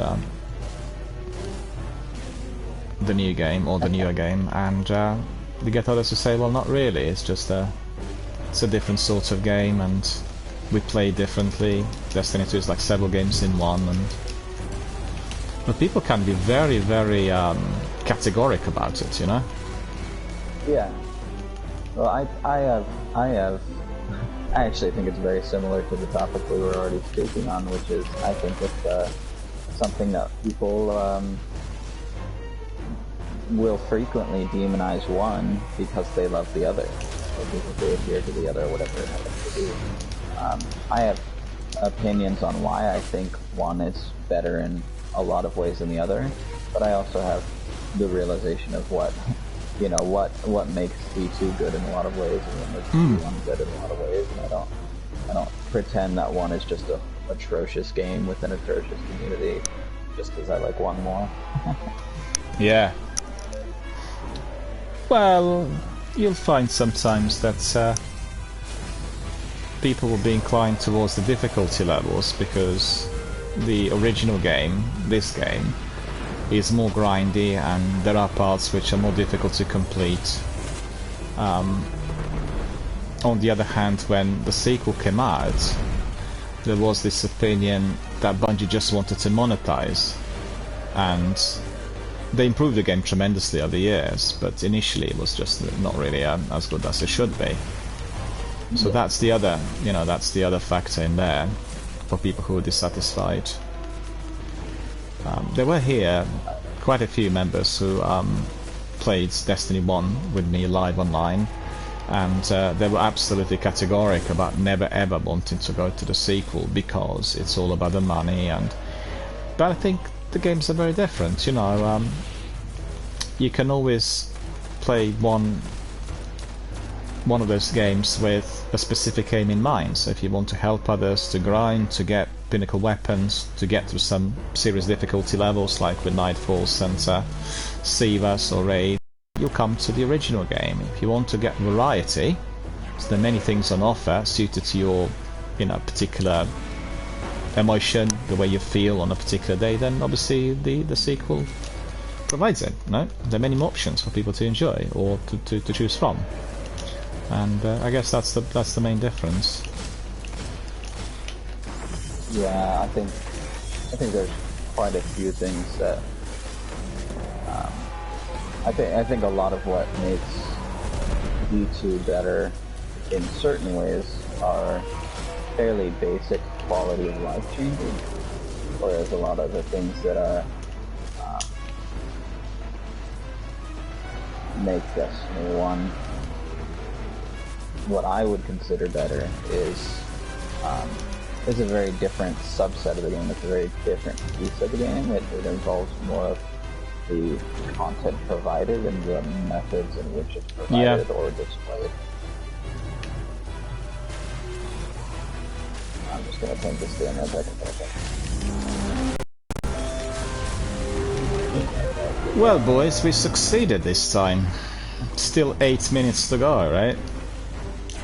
That's harder than solo Crota. That's right. The Black Garden remains here among the light. So I heard rumors. Which Crota were you guys doing? I heard rumors you guys were having difficulties with Crota the other day. Oh, that's a bit more than a rumor. That's the sheer fact. Okay. Which Yeah, I had level no of idea. Crota were y'all doing? We would, Regular one, I thought. yeah, we were doing it Do you on the guys want basic. to go ahead and run it back? I am very, very confident in 3-man Crota. Well, why not? Why not? We Go could do ahead, it. give it a We whirl, could. you bet. We could definitely do it. The trouble we had was, I mean, first of all, I'm not a raider overall. I've not done many raids in general, and the reason for that is simple. This is a community-based channel, and raids bring in sometimes, not always, depending obviously on participants, that element of competition. And I've had a couple of times with raids, some aura which was not gelling with the overall direction of the channel, so I kind of refrained from that. Okay. The other reason was that until recently I had very, very poor quality internet, because in Britain it's only less than 8% of our overall population that has access to fiber, and it's less than 2% that had access to fast fiber. So think about it. The country of this size and with this degree of industrial significance, we are just literally very, very far behind the rest of the world on this. And recently they began with the introduction of 5G and 4G fast internet routers, what I acquired immediately. It's very recent. The speeds are much better, and the internet is very fast, and it's obviously everything's very different. So doing the raids in the past was all about what's your upload like. So if my upload was just one, which indeed it was always fixed, in Britain, the upload was literally by default set on one upload. One. So if you had fast internet, fast broadband, it'd be like one upload. The maximum download would have been anything between 15 to maybe 50 download. Even if you paid for premium packages for the fast internet for fiber, like Virgin is the company that's offering this, they would give you like 200 download and 12 upload, which is just a bit insane. Cut the story short, there were many reasons as to why I wasn't really doing raids. One of them to do with competitive aura that was kind of creeping in, the other to do with the internet speed. So that's obviously different today. And so I'm not really that familiar with some of the activities. So the other day we were doing it, we had our third friend, is a newish community member, and he wasn't using audio, and therefore we weren't able to communicate on what we had to be doing at a certain part of. Do you see what I mean? So we were effective in neutralizing all the enemies, but when we came to the bridge, we need to cross the bridge. There were two guys, one on each side, standing on the portal in order to enable the bridge, and either it was him dying or one of us dying, and we weren't able to complete. So we eliminated like 1,000 enemies, but we didn't cross the bridge.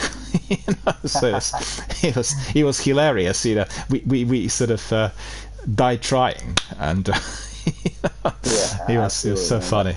Yeah, he was so funny.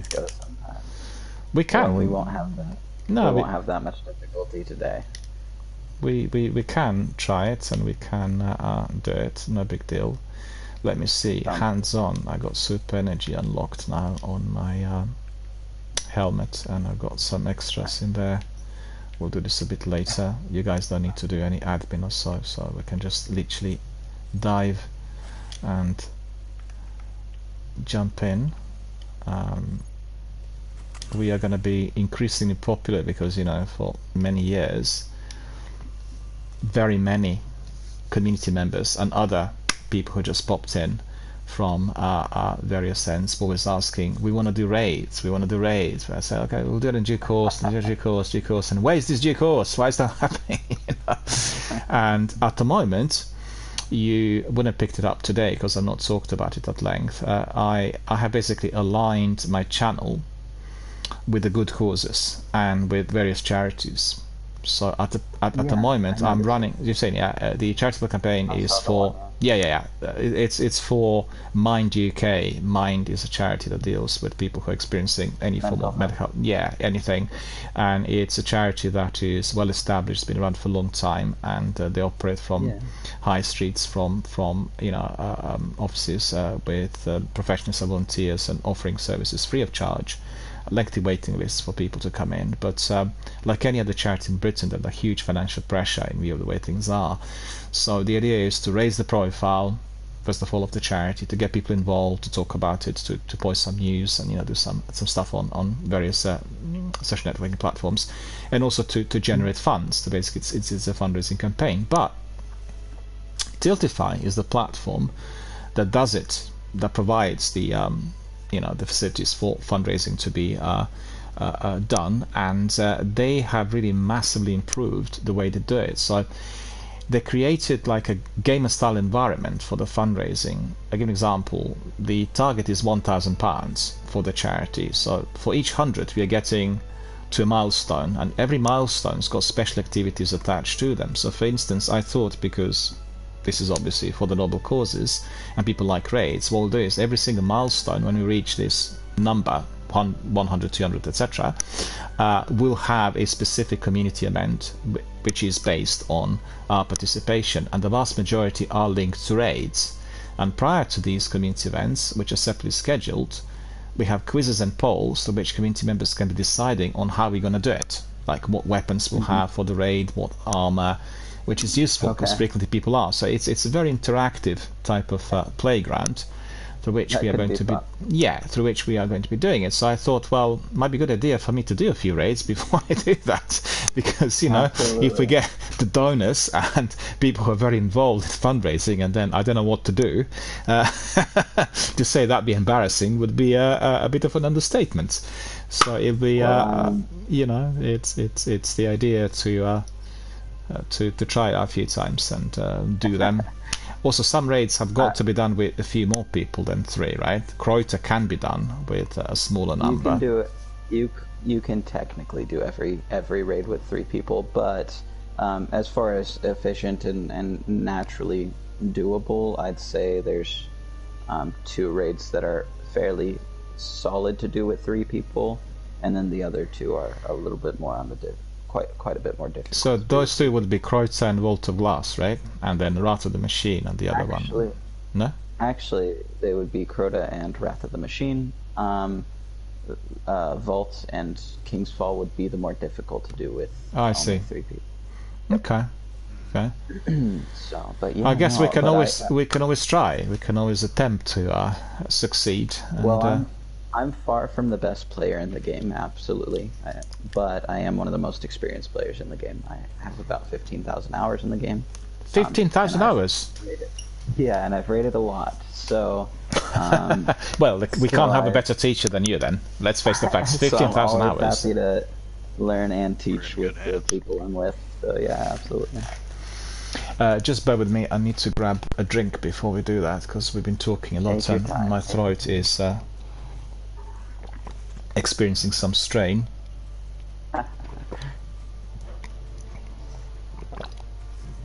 There we are. All good. I've got always a hot drink. What I do drink is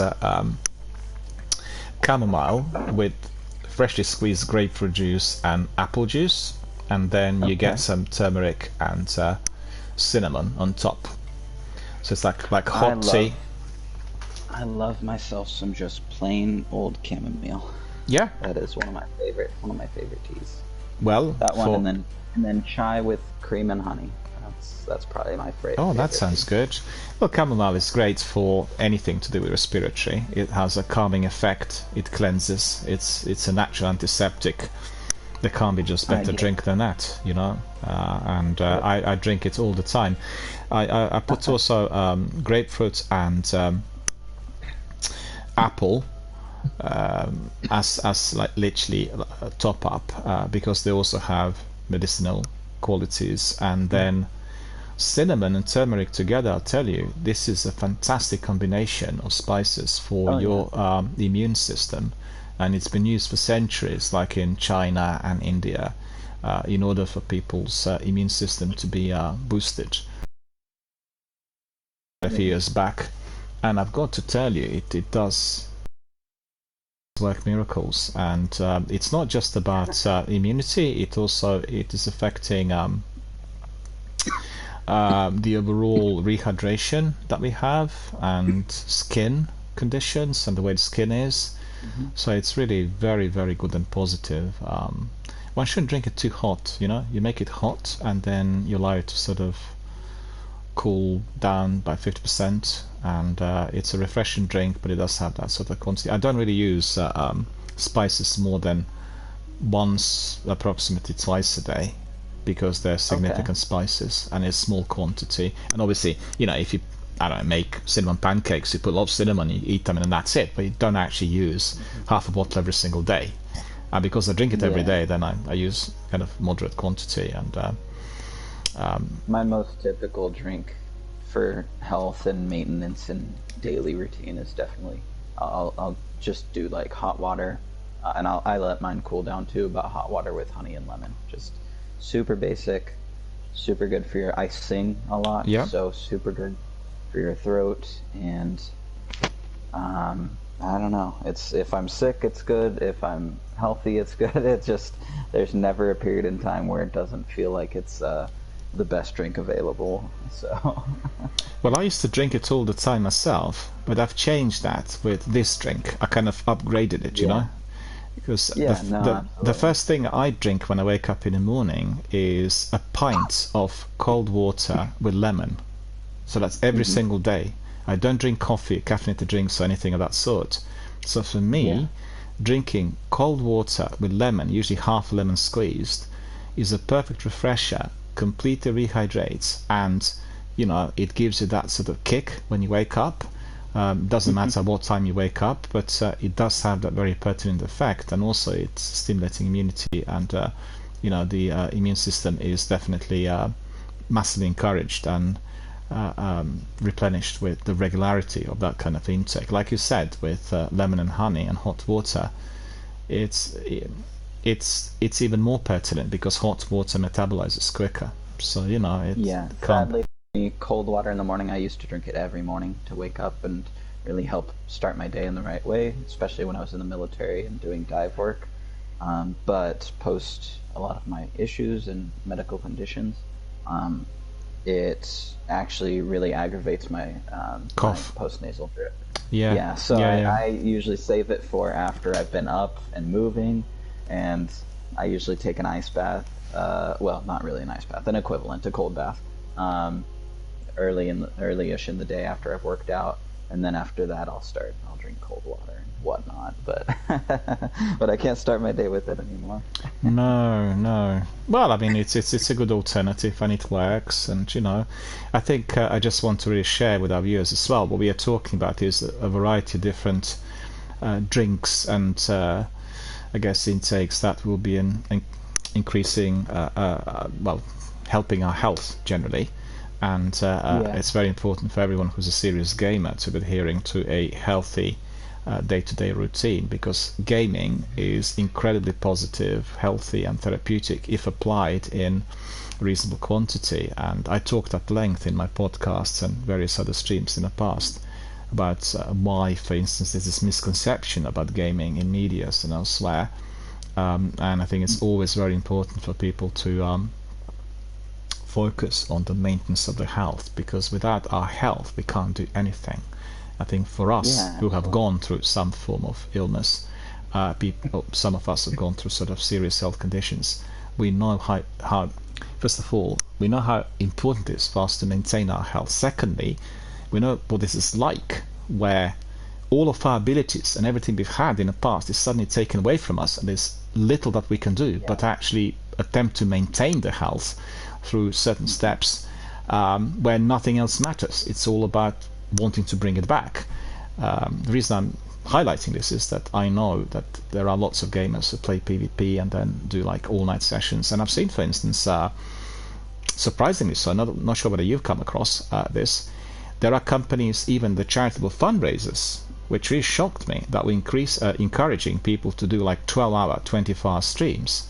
I don't really see that as a particularly good idea. Obviously, it may attract a certain number of viewers, but streaming, generally, unless somebody's experienced, is very tiring. It's very taxing on people's cognitive abilities, concentration, particularly if you have lots of people who come in for discussions, we have comms, you need to be alert, focused, and everything else. So doing it for 24 hours in a trot and doing PvP like Warzone or PUBG is extremely taxing on both cognitive abilities and your central nervous system. So I would absolutely discourage everyone from doing it. Do it in a measured fashion. Do it for the time being. Do it with your community. Don't do it like that, which could be affecting your health, because gaming, and certainly the Twitch forums and everything else associated with interactivity, communication, is the most powerful form of social interaction that there is on the planet. There isn't anything else which could be more pertinent, more sociable, and more progressive in terms of providing the good. But if we turn it the other way, if we do it in a way which is counterproductive, then obviously we are causing damage. Well, you can obviously back me up on this on, for instance, the use of weaponry. The weaponry can be extremely useful when you're neutralizing hostilities and targets, but if it's being used in the wrong way, then we know what happens. So it's just the idea is to be asking for some degree of modesty and reason behind any form of online activity, and adhering to healthy living. That's critical. Drinking the right thing and paying attention to your health. And like you said, people doing workouts and doing yoga. So I go swimming 5 times a week, and each swim is 50-minute stretch. So very conscious of the benefits that the swimming brings. There's a balance of what is healthy and moderate and what is not. And I think for everyone that can be very different, but I think what a lot of people do is they see what people promote, but they don't see the lives that those people are living. And so somebody who's gaming and streaming what seems like all the time, because you get on and you see that they're streaming every day, they're not actually streaming all the time. They're most of the ones who have really good, and there are exceptions, people who do just spend all their time gaming and sleep when they're not able to stay awake anymore, and some of those people do very well for themselves. But in general, on average, a person who has a successful stream streams for working hours, maybe a little bit more, maybe a little bit less, depending on the day, depending on the game, depending on their friends, and their community, of course. And then they still work out and brush their teeth and do their laundry and make their food and get some sleep and watch TV and whatever else it happens to be. Go outside, take a hike, and in such a way they balance out their life and live productively and feel healthy still. And so these people who aren't doing that, they sit in front of their video game all day long, and they're like, oh, why can't I do the same thing? And maybe they could, but on average, if you're not living a life of moderation to a degree, at least, and being successful in other areas of your life, then it's going to be more difficult for you to promote being successful in. Absolutely. Absolutely. Just like you said, I'll give you an example, something completely different. Cristiano Ronaldo, one of the most successful footballers of all times, he was interviewed many times and asked questions about his physical abilities. He is obviously now almost 40, and he's still maintaining that degree of physical fitness and resilience, and he's fully engaged with the team play and everything else. And he said, talent is important, and we are inborn. We are born with certain kind of ingrown talents, but talent itself doesn't help at all if you don't have discipline, if you don't measure yourself every single day with exercise and with everything that needs to be done in order to get to that target, to the result. So it's discipline, it's regularity, it's perseverance, it's stamina, it's being focused on what you want to be achieving, and do it in a way which is measured so that you can always reach the pinnacle of your abilities. Like you said, forcing it 24/7 is just making oneself far too tired, and one is not, everyone has that window of few hours a day where they're literally at the top of their abilities, and it's that few hours that need to be pitched within whatever one does. So just to echo what you described, I think the 24-hour streams or these sort of lengthy activities are not really productive. They're very, very unhealthy because A, this person will be too tired, and secondly, they won't be able to engage with the community appropriately. And it will affect that person one way or the other, maybe on the following day, maybe the following week, maybe in a longer run. It's all about that degree of discipline, focus, regularity. And you mentioned the streamers on average, the big streamers, they will be looking at a window of about 5 hours. Sometimes maybe they'll stretch it for a bit longer, maybe they'll have it a bit shorter, but 5 hours is seen as the window of opportunity where they come to their tip-top level of engagement, be it through conversations with their community members or through the actual activity within the game, like with Warzone or PUBG. It's all about aiming, eliminating the enemies, being alert, etc., etc. But I also like to invite our viewers and others who are interested in PvP. If you watch some of the best streamers, I can tell you that one of the best PUBG streamers and players around the world is a girl from Latvia called she's called Dana. Danuzdi is her user ID, and you will see that she does these matches and there's always that break afterwards. She's always talking to her community members, so she always clears ahead in order to get back in.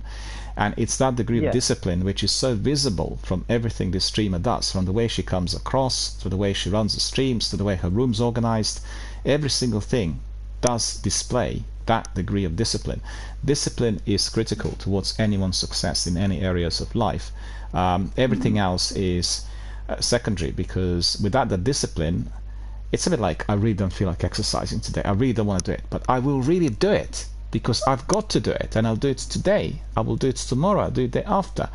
And even if I don't feel up to it, it will give me that degree of benefit, because afterwards I feel so much better from within. All the neurons are being activated, we feel so much lighter. Any form of physical activity. So I think it's very important for people to conceptualize this, and I talked about this many times on my streams, because we had sometimes younger streamers saying, you're going to do 24-hour stream, 12-hour stream, etc. The answer is no. That is not that I endorse in any way. I think it's completely wrong. It's a bit like having a fancy car and then driving the fancy car according to the rules, or just doing the races, trying to be one of the guys from Forza or Grand Theft Auto 5. We know what's going to happen if anybody attempts to do this. I think there is an important recognition, though, which is the exception to any rule. I think it is important to recognize that being consistent is important. Yeah. But within that consistency, let's say you've built up this big following. What people will do is they will try to do something that is outside of the realm of what's doable for them, and they will try to do it as a last ditch or as a common thing, or one or the other, either something very extreme or something very laissez-faire. And I don't think, for me, I have pretty severe sleeping issues, but excluding that exception, I don't think that doing something at the expense of your health is good. But I don't think saying, hey, once a year I'm gonna do a big 24-hour, that's a one-off. I think that's okay if you want to make an exception to your rule, but don't ever let that become common practice, and don't do it as a desperate attempt either. If you've got success and you've got a community that's following you, and you want to do something to promote a charity, and you want to sit up 24 hours and you'll be tired and you'll have to take a day to recover or something, sure, go for it, but live life healthy. And then those exceptions can be something that you feel way better about. I couldn't have agreed more, because I think, just like you said, all we described was focusing on the healthy living, and one can sometimes make some attempts to do it differently, but it is, I guess, all about that degree of discipline and focus and the maintenance one's own health and everyday activity and regularity, because somebody like Dana will not be running 24-hour streams, because guess what, she will not be able to deliver the pinnacle top ability within that 5 or 6 hours every single day. She does it 7 days a week. So you know what I mean, it's a question of looking for the balance and finding out what's best for you and then delivering it accordingly. Some people like streaming and then playing the games and hammering. Others like interactive activity where we get together as a community and talk a lot and play game from time to time. It's down to what person likes the best, what they feel most comfortable with, what they feel at home with. But like you said, never ever do anything which will be delivered at the expense of your own health. It's just a fact. Yeah, absolutely. You know? And like I said, we all have different sleeping patterns. Some people find it easier to sleep, others have some difficulties. Some people need to have a longer number of hours in order to feel recovered. I'm raising my hand because I'm one of those. I need a lot of hours to feel very properly refreshed, and it's to do with my REM sleep, which is not within the normal pattern. My REM sleep is somewhat delayed, so my biggest quality sleep is within the last 2 to 3 hours, you know. And that's the worst, because then if that's disturbed, I feel really haggard. Therefore, I need more hours than somebody else. You and I are very much the opposite of each other. There you are. Well, it's not just you and I, it's also me and my dad. My dad's now reaching his 90, and he sleeps a bit more today, but until a few years ago, he would be sleeping every single night 6 hours a night. He could never ever be asleep after 6 o'clock a.m. It was just you know, within his biogenetic makeup, and even at the tender age of 86 or 87, he would get up at 6, drink a cup of tea, and then he'd be out doing some shopping and doing other things. I couldn't have been more different than him. It's just you know, we are literally at the polar opposites of the same spectrum, completely different ends. And I always said, you know, they say kingdom for a horse. I say, well, kingdom for that kind of sleep, because if I could sleep so little and sleep and feel so fully refreshed and fully able, that would be a miracle. But at the end of the day, that would not be me. God knows how I would function. It would not be this mindset, this ability to communicate. You know what I mean? It'd be something else. It'd be a different sort of person. So coming back to the games and streaming, it's critical that people decide on what is the best for them, because guess what? Somebody can have that imprint of maybe, I wouldn't say hyperactivity, but very high level of activity. Somebody needs to be hammering it for 5 or 6 hours. Well, that's all right. That's okay for you, but just don't overdo it. You know, make sure that it's within that measure, which will feel then good for you. But don't really push it too far, because if you have that degree of activity, then that kind of stream is great. I'm definitely not that kind of guy, because you know I get tired, and my thoughts go elsewhere, and you know, it's just one of those things. But you know what? Let's just try to see how we are going to do today with Croat Ascent. And we're going to do fantastic. Yeah, we'll go. What do you reckon? Shall we go for easy, hard, or hard?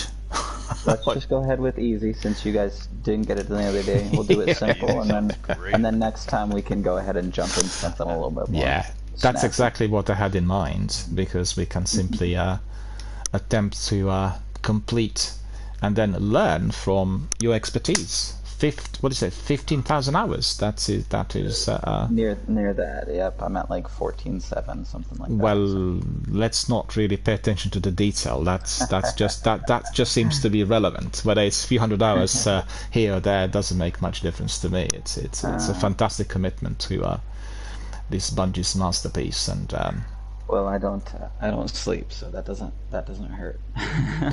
Well, we have another friend here. He's called Captain Jack, and I've not seen him now for some time. And in fact, I was a bit worried that perhaps something happened during the COVID pandemic.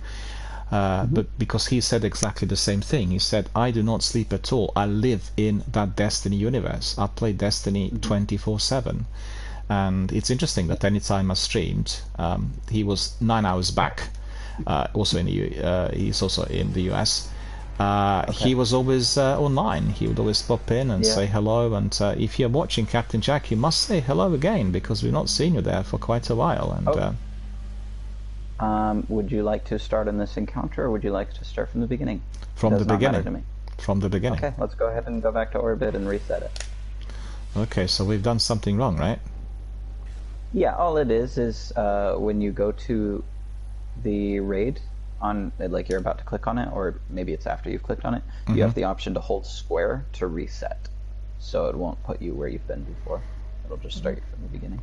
You see, I didn't realize that they would actually bring you to the point where you got stopped. Yeah. So if you've let completed me an see. encounter. Wait a minute, where was this? Moon. Oh yeah, I've got it. It says resume or restart. I've gone for resume rather than restart. We'll go for restart. Well, let me see whether I did that correctly. Hopefully I did. Yeah, I think I did. If you clicked it in that way, then you should be all good. Yeah. Are you sure you want to restart the activity? Yes, I done this correctly. Current progress on the mission will be lost. In fact, the first time I've done Kreuzer was about 4.5 years ago, and it was just purely by chance. On Saturday night, there was this team of US raiders who contacted me, and they said, one of our boys is not here tonight, do you want to join? And you don't have to do anything, we'll teach you how to do it and all this. And I went in, and it was great fun because they knew exactly what to do and they were teaching me what to do. But as it's been so long ago, the memory of that is rather faint. And I've got it archived. Refresher course. Now I've got it archived, it's on my channel. I've put it on highlights, it's been there ever since, but I've not gone in, not had a look at that again. And it was very, very enjoyable experience. We had a lot of fun. Yeah. And, Well, there's a lot of stuff to this raid. As simple as many will say it is, and I can do anything from just running through it to, you know, teaching you guys parts of it. So it's all in how you guys are feeling. well, yeah, But, you can do a walkthrough with us, so you know. This part is pretty simple, all about bridge build. If you're doing a speed run, or just have people who want to help with skips, there's something you can do where the direction I'm pointing now, up there, one person will go up there and they will use a emote to clip through the wall, and they will go down ahead of you and can get all the way to the end in order to pull people instead of going this direction. So I that's see. something a little interesting.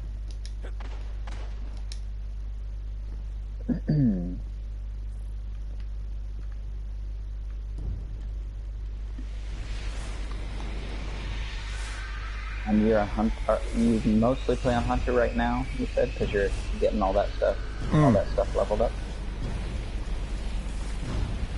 So if you end up getting the "Don't Touch Me's" at any point, the "Don't Touch Me" gauntlets, this is a great encounter to bring those into, because every time a thrall scratches you, you'll go invisible, and they won't have aggro on you anymore.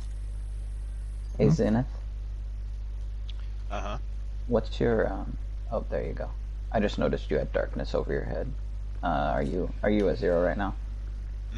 Okay, I just wanted to make sure. Okay, let's go ahead and go. You guys can just follow me.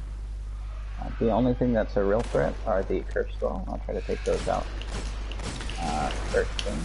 Well, there's one thing I should have done, and I forgot to do that. I need to change my weapon because I got that Kreuzer, that Galahorn on me, and I want to have a Dark Drinker on. So that's been completed. Are you changing it there now? Yeah, all done. Okay.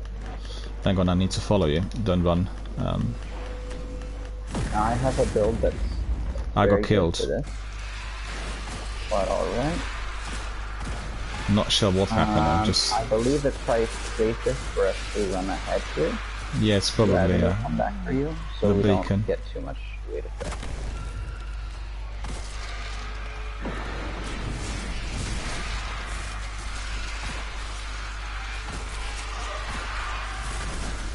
Alright, next one. Oops, I missed our way. There we go. so many of these.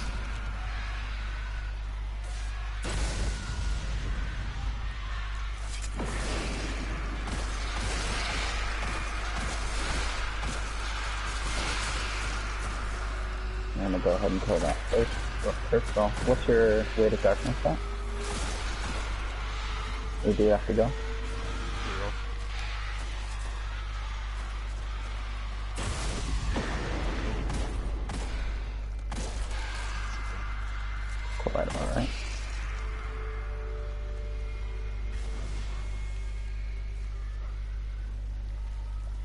So this part's all about, well, for a Titan it's super easy. It's all about builds, and this part's super easy. I mean, relatively. So anything that can heal you on hit, explosive rounds, anything that regens your abilities, so on and so forth, is going to just 1 second.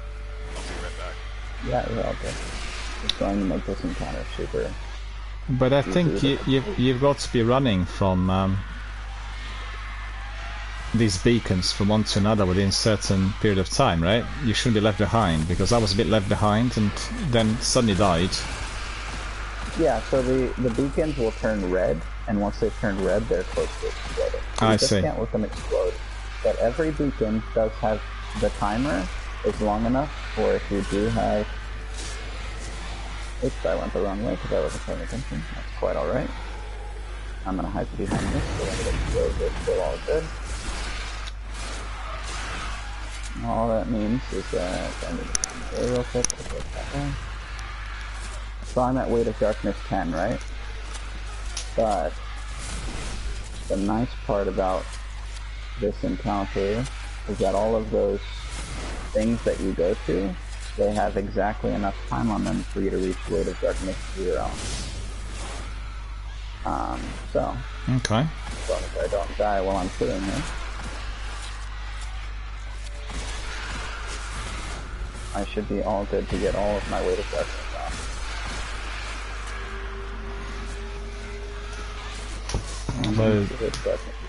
Loads of enemies out there. Yeah, so this build really helps because every punch I get kills all the ads that are within a certain radius around me. Oops, I wasn't paying attention, see there? I wasn't paying attention and I got my health below. But basically every punch I give gives me health back and kills all the ads around me. And my gun gives me melee energy back, so. Oh, that's good. Yeah, I was just being careless. But I just we'll go ahead and wait on I was just gonna say maybe if you can increase your mic volume a bit, because it's a bit noisy. yeah, let me go ahead and do it. Yeah, please. Yeah, because we have lots of fighting and explosions, and then I can't easily hear what you're saying due to that. How is that? Is that better? I think it is a bit better. Yeah. Yeah. Okay. I got a couple more tags on volume, so if it ends up not being, just tell me. I'll turn it up. Yeah. Yeah. No, that should be But fine. yeah, that's about it. Builds are really nice for this. They make it from a hard encounter to a relatively easy encounter. Yeah. The only thing to really keep in mind, other than cycling your abilities and focusing on either health or invisibility, is at the end you'll get one big ogre that spawns, right? So you stand on a rock and you kill that ogre. But if you there are 2 knights on the way to go kill that ogre on the way to the end, and you don't want to kill those guys, because if you kill those guys, once you get to the end, wizards spawn as well, and you get a lot more ads. So the best thing to do is try to just run from those knights and then kill the ogre at the end, and then you won't have anything else that can shoot you. It'll just be a bunch of thrall on the ground beneath you. So. Sounds good. Just give us a warning when we get there, because I'm one of those guys who easily forgets, and you know, then I'll. Rockets here or sword? I run with sword. I don't actually end up using my heavy or my secondary until the end. But I have a hand cannon with explosive rounds, which one taps the ads, and it also gives me grenade and melee charge. So I just use my abilities in my hand cannon. But yeah, if you're going to run something for heavy and use it, I'd say machine gun or sword, just so you have more ad clearing and less chance to kill yourselves. So. But well, yeah, whenever you guys are ready. What's your hand cannon? Is it Imago Loop, or is it Ace of Spades? So I like to use the Judith D. And same thing with my Oifarua D. They're both gunsmith weapons. So if you pick up the packages for the gunsmith, you can just wait until the weekly roll for one of those is a good roll. Oh, very good. But yeah. But yeah, people don't usually realize that. They think you have to pick up the guns as soon as they come in that week. Like, just pick No, a gun. no, you can just wait But yeah, until you can let it sit. the Yeah, good ones I've let come a in. package sit for a year before, so. Well, I use Alright, Imago whenever Loop, you're which is very powerful. It's been very useful generally Yeah, for most of my I activities. saw your role. It is sad that you don't have explosive because, and it's still good. I'm not saying it's not, but with explosive, that would be a god roll. Well, maybe I'll have to keep this in mind because I did pick up Imago Loop frequently and I didn't really pay attention to the roll, just deleted everything, and that would be the very best one. And I know that Sekapupu, Yeah. our friend, does have that god roll and he keeps grinding to get Yeah. god roll on You can always most send weapons. me stuff. I'd say if you don't know and it has explosive rounds, send somebody who will know a picture of it, and we'll let you know because explosive rounds are pretty top tier in game PvE. Absolutely, it's a bit like in Mass Effect, which is a completely different game. Obviously, has Yeah. very different aura. If you're using the incendiary rounds, then it's very easy to destroy all the enemies. It's the best ammunition that there is in the game, and if people don't use it, then it's less Yeah, effective. exactly. It's one of those things. And I got steady hand. I've got sure shot. And then I have quick draw, I have spray and play, which is increased in reload speed, extended mag, oiled frame, Malleus Maleficarum, which is very powerful against wizards. You see, I have to remember that. I keep forgetting. I mean, obviously, it's still powerful against wizards, but with that perk, they'll be eliminated more or less instantly. So, Grenadier. Kills with his weapon, reduce the cooldown of your grenade. So the explosive rounds would be where? In here, the third one, right? It would be in the middle perk, yeah, the third. Yeah, spray and play. And Yeah, other that's than the that, this is what a lot of people would be consider the god roll. Yeah. Sure shot is one of the best 2 sights that you can get on a hand cannon. Spray and play is one of the best 3 perks you could get in that column on this gun. Grenadier is probably the best perk or the second best perk, depending on what you prefer. And but yeah, explosives is by far and away the best perk you can get in that third column there. Well, thank you for the tip. I'll keep it in mind, and we'll definitely. Well, actually, what I do need to do is to have a look at the vault, whether there's another Imago Loop with that in there without me realizing. It's always a If you possibility. do, look, I'll go ahead and jump on your stream and tell you what maybe god rolls you have in your vault randomly. Alright, let's go ahead and run this. Yeah, let's rock and roll.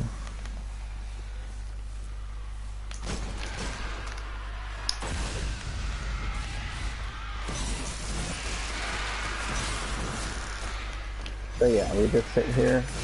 Once your Weight of Darkness is off, you are all good to run to the next one, or if you see that it's getting red, and you just want to be careful, you can just run to the next one.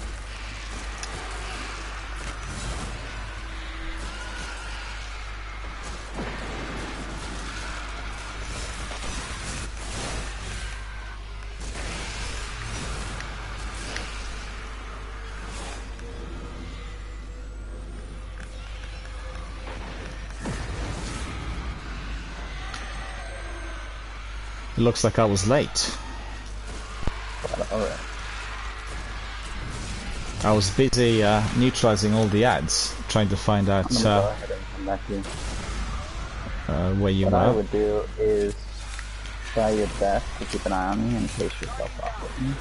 That'll usually help. Yep. And it's fine that our man here died because we're all gonna hit Weight of Darkness 10 anyways. So for now, let's just set up a defensive line here, and we'll go ahead and pick him up once we get a chance.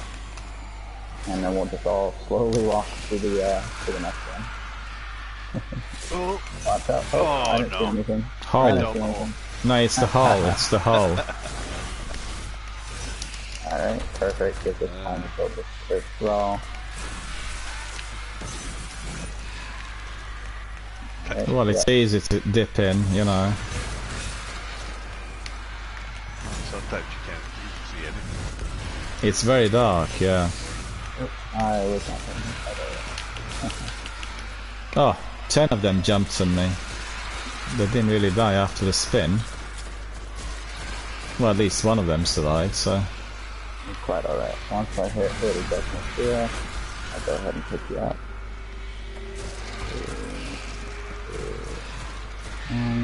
You run to the next one while I pick you up.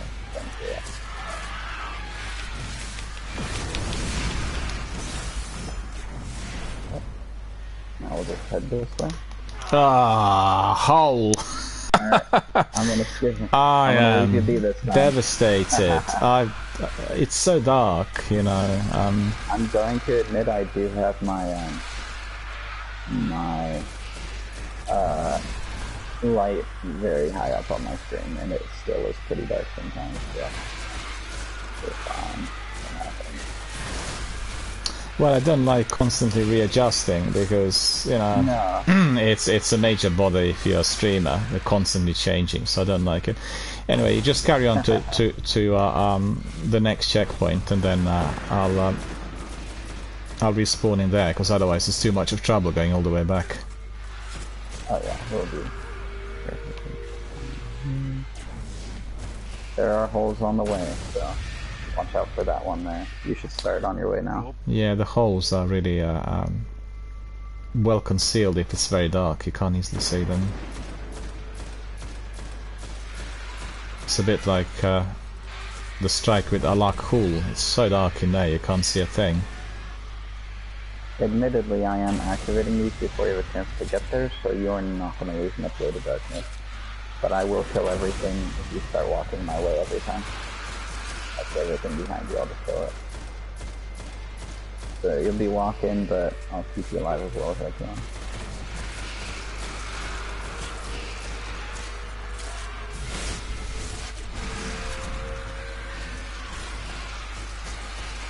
And this is where the knight is. He's got a sword. Don't kill him. Okay. Just don't kill a knight with a sword if you come across him, okay? Even if it's gonna kill you, it's okay, because as long as one of us lives, we're good. It's so funny to watch this because they're so energetic in chasing you and they're failing. So funny. Oh no! Just one. Thing. Yeah, they're all concealed right behind there.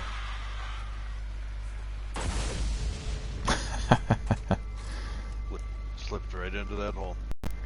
Well, the holes are hard to see unless you're really approaching them from close range, so Yeah, it's insane. yeah, We have grenades going off and explosions and shooting. It's, that's right. can't see it. Can't see a thing. And there's the other knight. So what I like to do is when I see those knights, I just skip the area. So I'm not even gonna stay long enough to... He was trying to get you with his that. sword. He was unsuccessful. Oh, I know. He was unsuccessful. Put that there as cover. Yeah, that really helps. That mighty punch. Slam. Okay. And I get another one every single time I melee, so I get to use my super as many times as I want.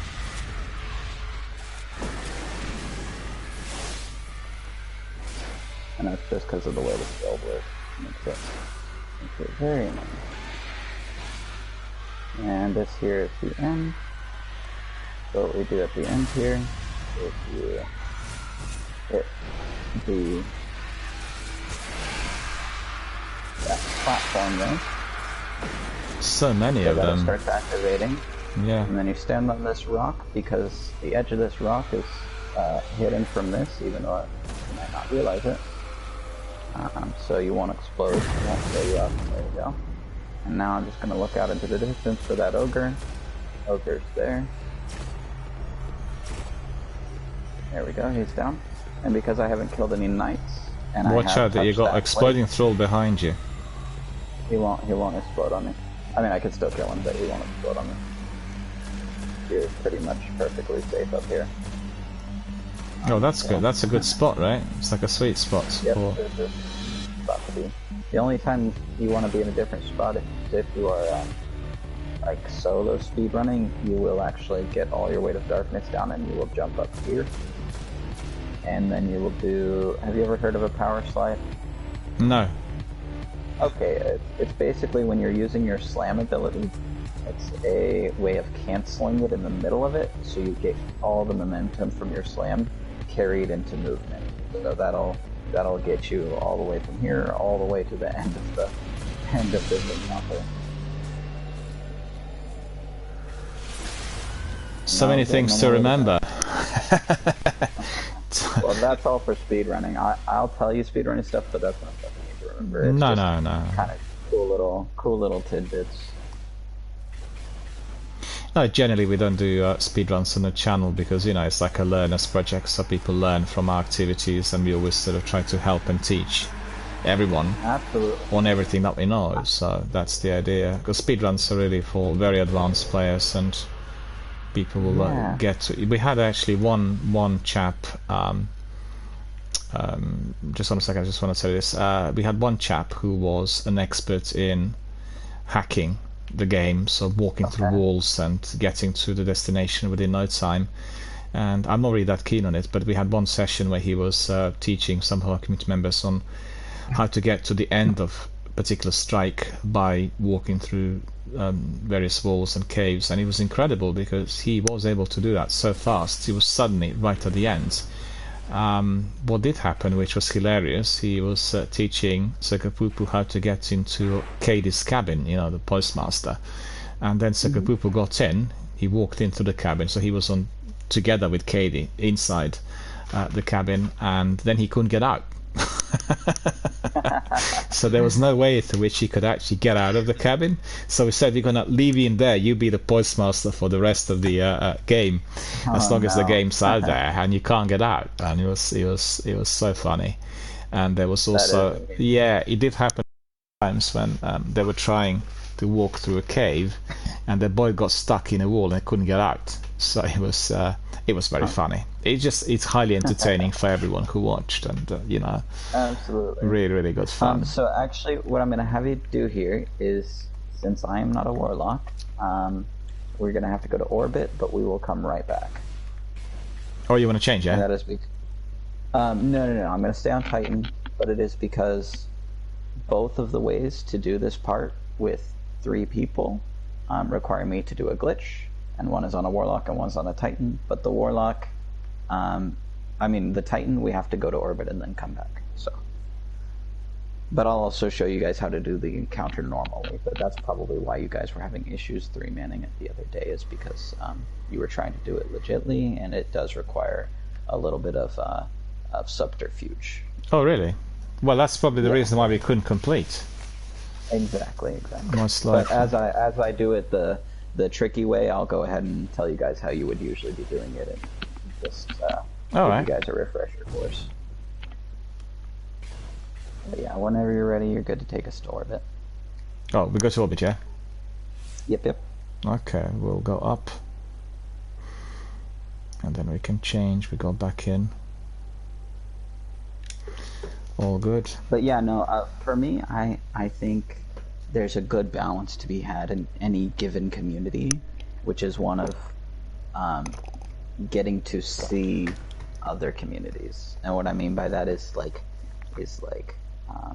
and then you're good to take us right back in. I'm not swapping or anything. It's just to do the glitch on my Titan. Yeah. We had to reset everything essentially, because basically if we didn't die during that first part, I could do the glitch, but since we did die in the first part, we have to leave, and then when we go back in, it's as though we've never died. So, for the sake of this,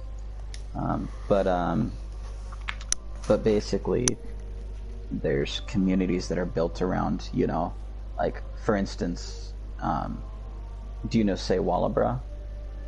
No, I'm not familiar. Okay, he's a Destiny 2, prior Destiny 1 player, super high tier competitive play. He's played for IAM, played for a lot of groups, played in a lot of tournaments, really high-end PvP player. And so his audience is a PvP audience, or one that's interested in that side of the game. Yeah, of course. And then there's the people who watch speedrunners who are interested in that, and then there's the people who are just good communicators because they just want to... Absolutely. Because they care about that community. But I think it's always good for those community leaders to present a little bit of the communities they aren't actively a part of. Yeah. So that's why, personally, for me, for the entertainment of the people I'm with, maybe not entertainment, maybe that's not the right word, but the info, in case it intrigues them, I like to be like, oh, well, here's something, you know, in PvP we do this, or in PvE, you know, it's like a tip, we yeah. do this, or yeah, just like little things for tidbits of info for people to work on or learn from. We had a lot For of this that. part- We had a lot of that here on the channel, because I did allow and bring people in who are from the other communities, like the chap I was just describing. He is a speedrunner, and Yeah. he was telling us that he had completed certain things, I don't remember exactly which ones, and broke the Okay. world record, and he was sort of presenting the figures and everything. It's okay to spice it up, and you know, you give that sort of introduction to the rest, particularly those community members who are wanting to learn about these kinds of tips and tricks.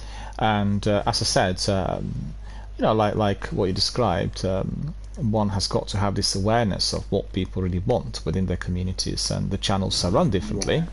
The channels will be geared towards a specific type of community member, in terms of PvP, competitive gameplay. You know, you have channels where people are being taught how to be coached in order to become professional esports players. So it's a completely different direction.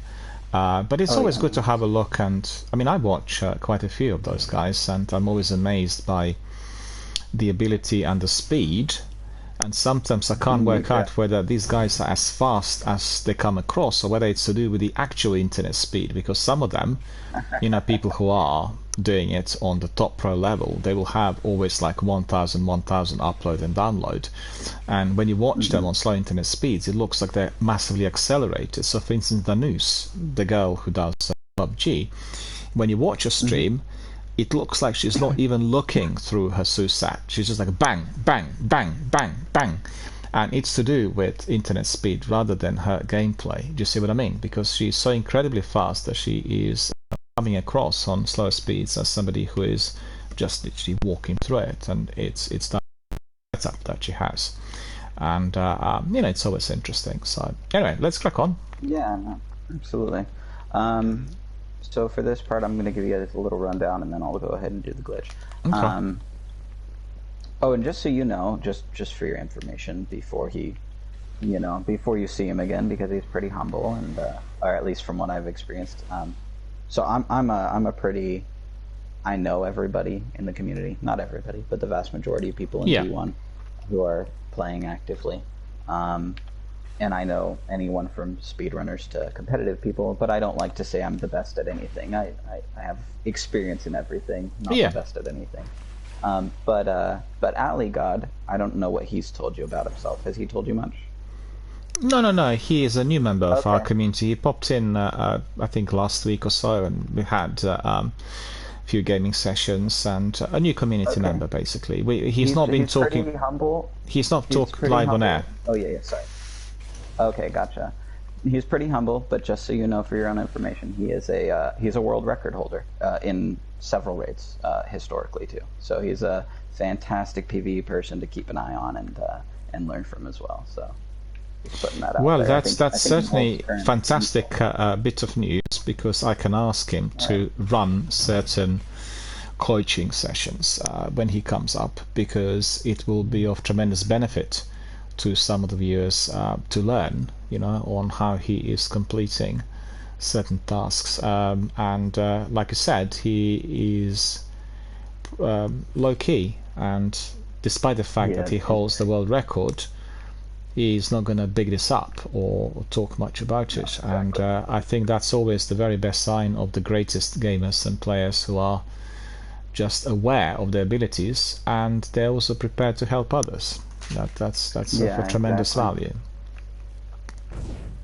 So I'm not sure exactly what's going on. We're going to go ahead and start this just in case I can get this going. But for some reason my clip or my glitch is not working properly. But we'll go ahead and see if it goes through once I'm on the other side. Okay. Just so you guys know how this would typically be ran. One of you would, so 3 people would take the 3 plates, the totem on left there, the totem on right here, and the area on middle here. And then the other 3 people would just be roaming, essentially. They'd help clear ads to make sure the people on plates didn't get overran. And by standing on those 3 areas, you're forming this bridge. And one of those 3 roamers would go ahead and go up the stairs here and kill the gatekeeper, or the sword bearer, sorry, once he came out. By the time he had killed that sword bearer, the bridge should be almost formed.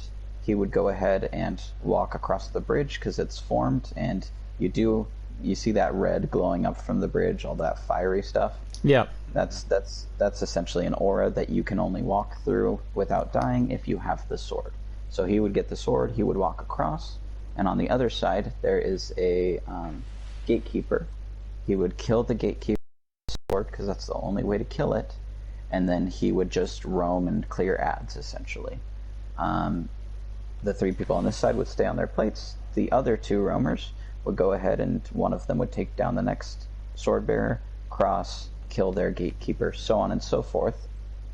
And then once the 3 roamers on this side had crossed the bridge and killed their 3 gatekeepers, there's 3 plates that are identical to this side. So there's a totem over there, there's a totem over there, and there's a plate in the middle. And they would stand on those 3, and it would activate this side, or activate the bridge, and then the 3 people on this side could get off their plates and start clearing the gatekeeper to cross. If that makes sense. I didn't once see. You crossed and you cleared enough. Yeah, go ahead. I didn't see where the other 2 plates were here on this side. Oh, so see the totem there? Oh yeah, I got it. Yeah, it's 2 totems where the And then there's totems a are. totem on. Yeah, I've got it. Yep. Yeah, so each one of us needs to be standing. Okay. Like that. Yeah, exactly. Right now you guys won't need to because we don't have enough players to actually do this properly. Yeah. So this one's kind of a... Now I have no clue where the sword bearer is. Oh, you killed the sword bearer. I did, yeah, the sword's there. Gotcha. How long ago did you kill him? Just now. Okay, leave it there.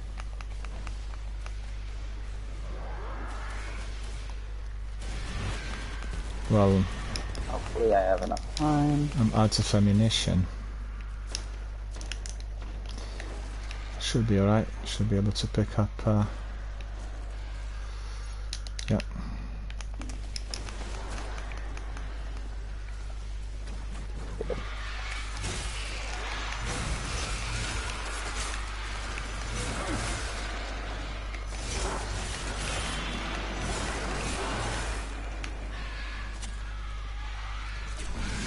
Yeah, basically the other day we were just destroying all these enemies and ads, and we probably wasted more than 1,000, and you know, we weren't able to get across.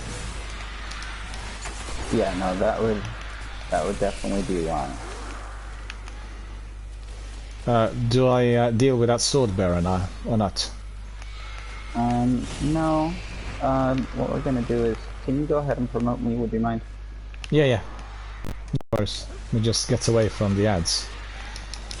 We need to refresh this encounter one more time, so... We do. I should have been able to glitch from the beginning. Oh, the but I'll glitch go is not ahead and working. go ahead. Okay. Yeah, no. That's not normal, though. I've actually, this is one of 2 times it's ever happened. Yeah, you want us to go to orbit, yeah? Yep, just same thing as before. Yeah. No problem.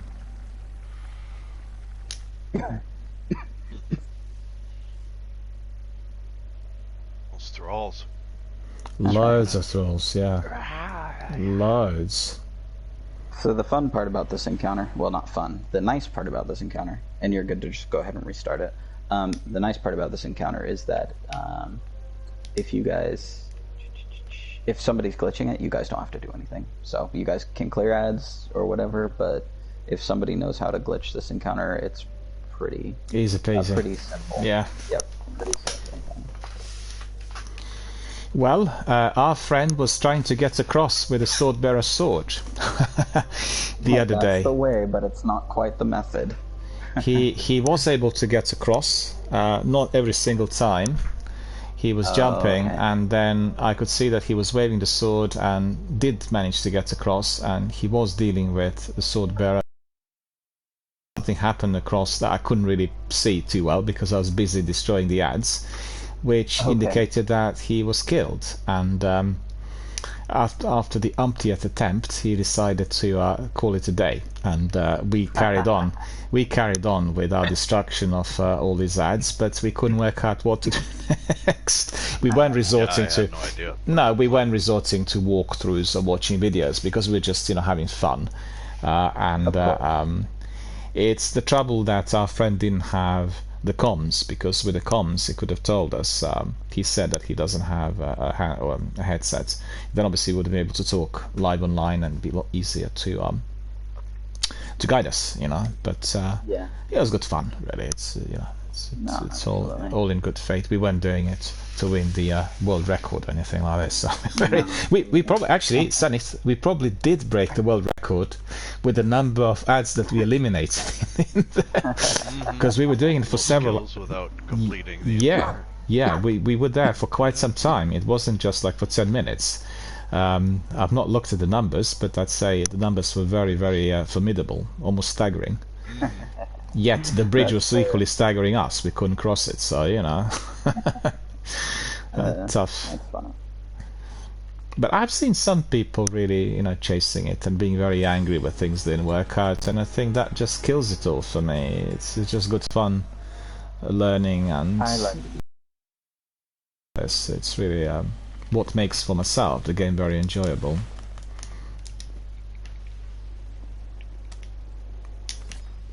Okay, we're gonna wait for my latency. So I'm just gonna try it before we even start. If it doesn't Okay. work, we'll go ahead and do this. Gonna go again. Oh, hang on, I had to promote you to the team leader. That was the trouble, wasn't it? No, that was just if, in case, that's up to you, but that's just in case I need to take to orbit again, so you don't have to I don't have to tell you or anything. I can just do it real quick. But that's up to you. Doesn't bother me one way or the other. Yeah, I promoted you. You should be able to see it. Okay, awesome.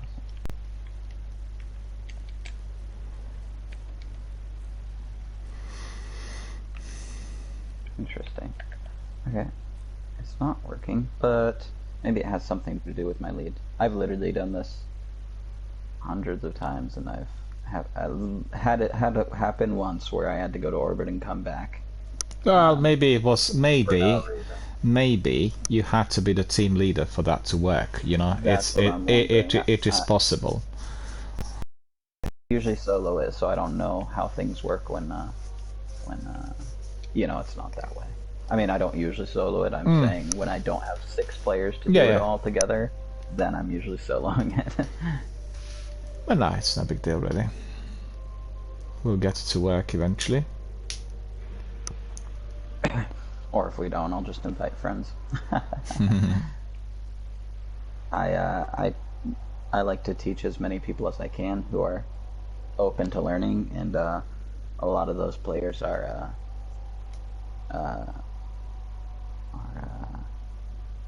really, really, really good at the game, or really intent on doing things a certain way, I suppose.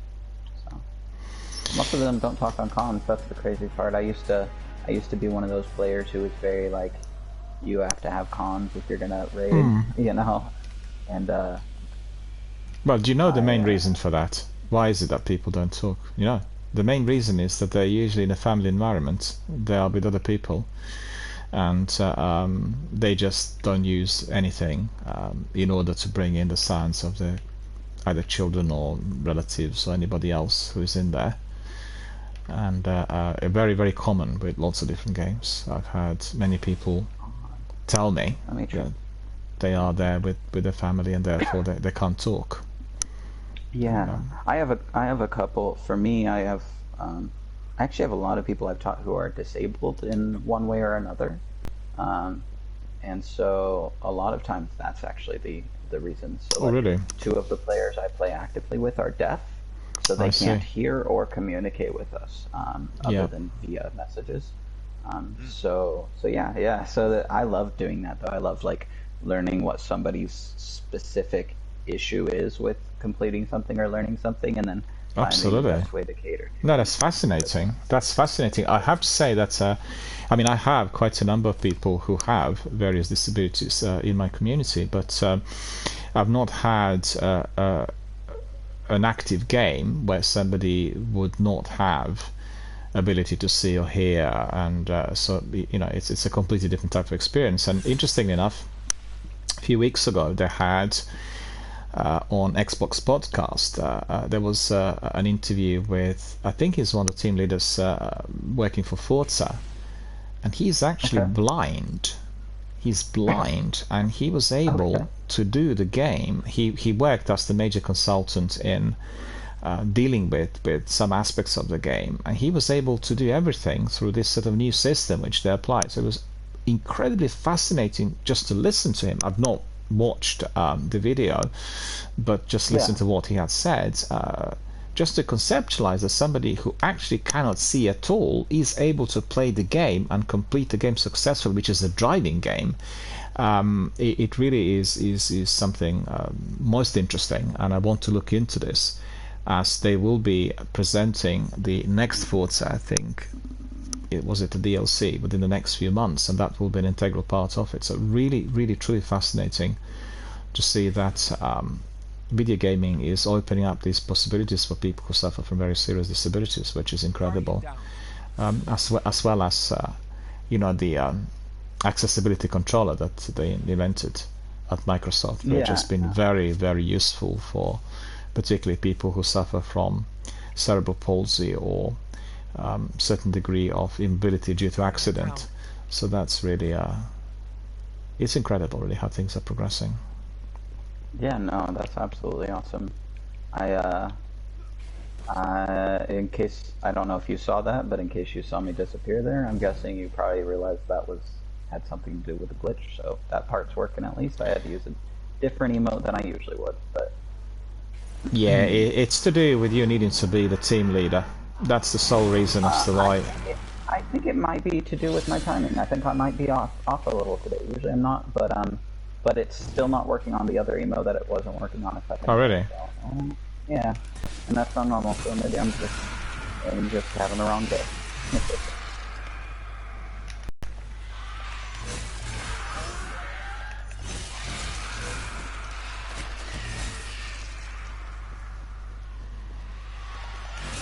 Because the chap I mentioned who was doing speedruns and wall hacks, he was able to do that on PlayStation, so I was fascinated by how he was able to do that. Oh, just pressing certain buttons. Yeah, no. I'm not sure. We have a lot of glitches, but there's not much actual genuine hacking in Destiny 1. No, it was to do with these different types of glitches that could have used obviously a wrong term for that. We have a ton of glitches in D1 that are fairly commonly used. I know and have taught most of them fairly consistently. I enjoy it a lot. Okay, well, apparently I'm get safe for a second. So you've gone across, I could see you. We'll just carry on. Well, that's my second time across. I'm back on your side now. Ah. Yeah, so what it is, it's called a PDR. The Xbox has a different name for it, but PDR is Pocket Def Revive or Res or something like that. It's Pocket Def Revive, that's what I call it. And it is essentially, when you die and then you self-res on Warlock? Yep. It's a very similar interaction that happens, except for you're causing it artificially, of course. And you're causing it by canceling an emote with with another emote. It's easier to explain if I actually were doing it while teaching instead of running this while teaching, but I'll explain it. But yeah, essentially you get your spawn soft locked over wherever you've been prior to, and by emote canceling with another emote, with certain emotes, there's only certain emotes you can do it with. Sorry. Don't blank one. You can create an environment where you get to return to XYZ point that you've already been to before. So. Oh, really? Yep. Oh. Try it again. God, so many trolls in here.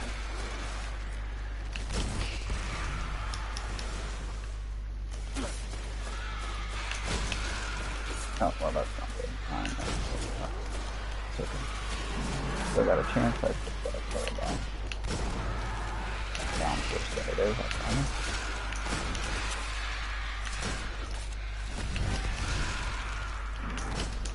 What do we do with that sword bearer? Do we get him or do we leave him? Don't kill him. Don't. Okay. Just leave him, yeah.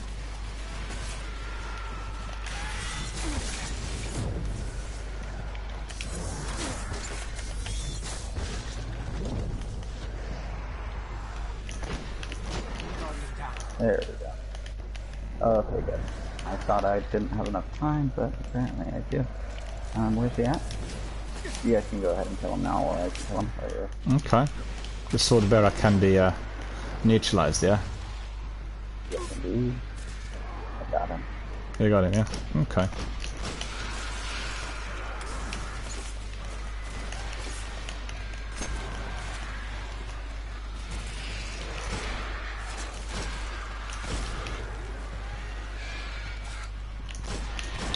Well, it's interesting what you said about other community members, because I think, considering that not many people stream Destiny 1 anymore, and you got the group of regulars, few hundred people who are coming in every day, who are, you know, true Destiny veterans, so it's very easy to meet the regulars through various channels. Absolutely. It's always the same number. You guys are safe to grab those swords that appeared and walk across the bridge now and come kill stuff. Yeah, no, it does make accessibility in this game is amazing. Yeah. As far as being able to access people who are, you know, anything from, well, you know, accessibility to the casual player base actually isn't as good. Like to finding other very casual players, it's just not as good as it would be on a, you know, active game. But that's natural. But as far as being able to expose people who are very good at certain things, you know, these are a lot of the people you're gonna meet. Like somebody like Ali, let's say, are people that, you know, if the game was alive and well and, you know, constantly updated and had a bunch of players, you probably wouldn't be able to meet. At least not typically. So. Yeah, that's right. Yeah, no, it's a great environment for that. Well, I can say very, very good things about our community, because I had very, very good experience, and everything I know about Destiny was exclusively through online encounters and people, you know, teaching me and training me what to do. So it's been a wonderful experience. Yeah, no, absolutely.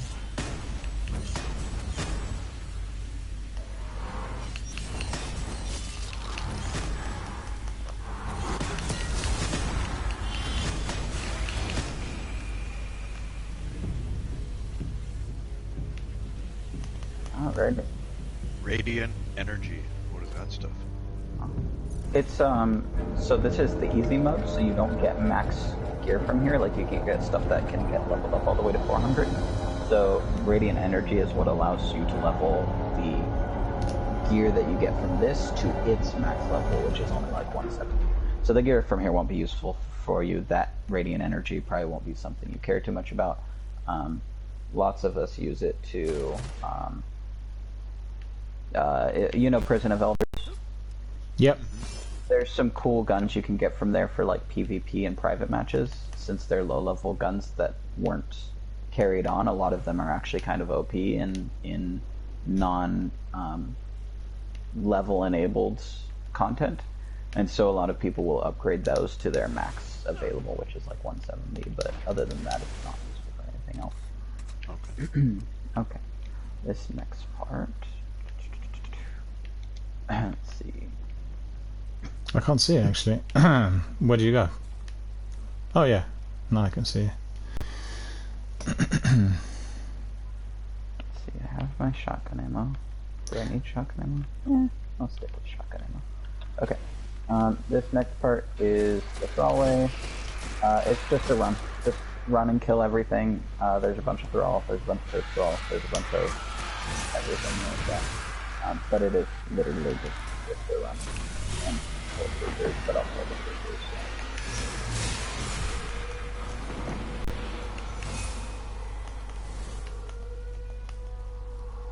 And then don't drop down that pit. Just go ahead and don't die to anything. Cool. You make it alive? Okay, good. Yeah, you guys wait here. I'm gonna go ahead and glitch out to grab you the chest. Alright. Just gotta remember we're gonna go ahead and... Somebody else joined us in there. I am actually going to boot this young gentleman. Yeah, just close your sessions, put it on invitation only on yours, because I have to control that due to... I just put it on close. Yeah. Yeah, no. Because generally I promote our well-known community members in order to do exactly what we are doing, but otherwise it's always closed, always has to be coming in on an invitation for the safety reasons, you know? No, absolutely, I'm used to playing alone, so I just forgot, but yeah, we all... No, it's quite perfectly right, but it's easily dealt with, so... And also there's a glitch on the game, because every single day when I log in, what I get is that the game is automatically switching it to friends rather than to closed, you know? To invitations only. Yeah. So it's really, don't know what the reason for that is, but it's been happening, well, literally all along. It's always been like this, and I keep for me, forgetting. it's been the whole of, I don't know if it was a glitch or if it was just something that D1 put in, because it's been that way forever for me. So. Well, it is, because ultimately, if I switch it to invitations, then it should stay, you know, for the invitations. But every single day, the game is bringing it back to friends, so I need to manually switch it off. It's not an issue at the moment, but it did happen in the past that I would suddenly get people popping in who were not on the list, or they were not friends, you know, they would just come in as if it was randomized. So I'm not gonna lie, I've only done that clip once before, because it's not, you usually don't care about that chest, and I messed it up this time, so I don't know if there's a way out of it, so you might have to just go ahead and wait, let me kill myself. So you're gonna be stuck in there. You won't be able to join us. Let me, no, it's not that. I just might not be able to get that chest as well. If you guys are able to kill yourselves, you should. All of us. Yeah. Yep.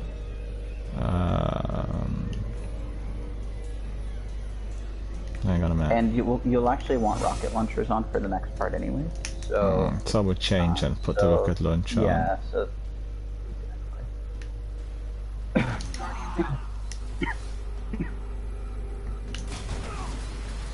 Nice and easy.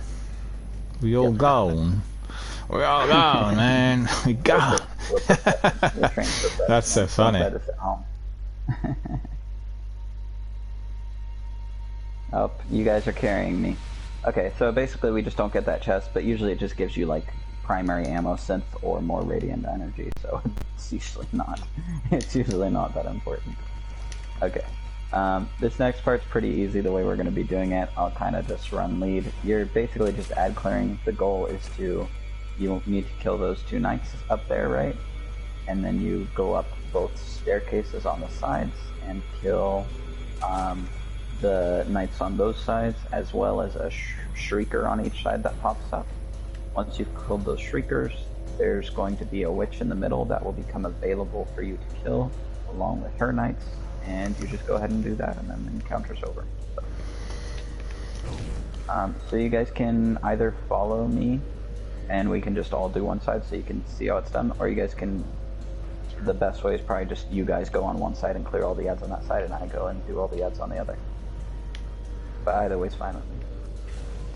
Well, it's alright either way. We'll see what comes our way. So we'll. Okay, go ahead and you guys head right. I'll head left.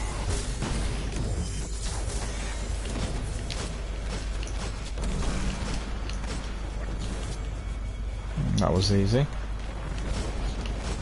Because I had my super. Sure doesn't hurt, does it?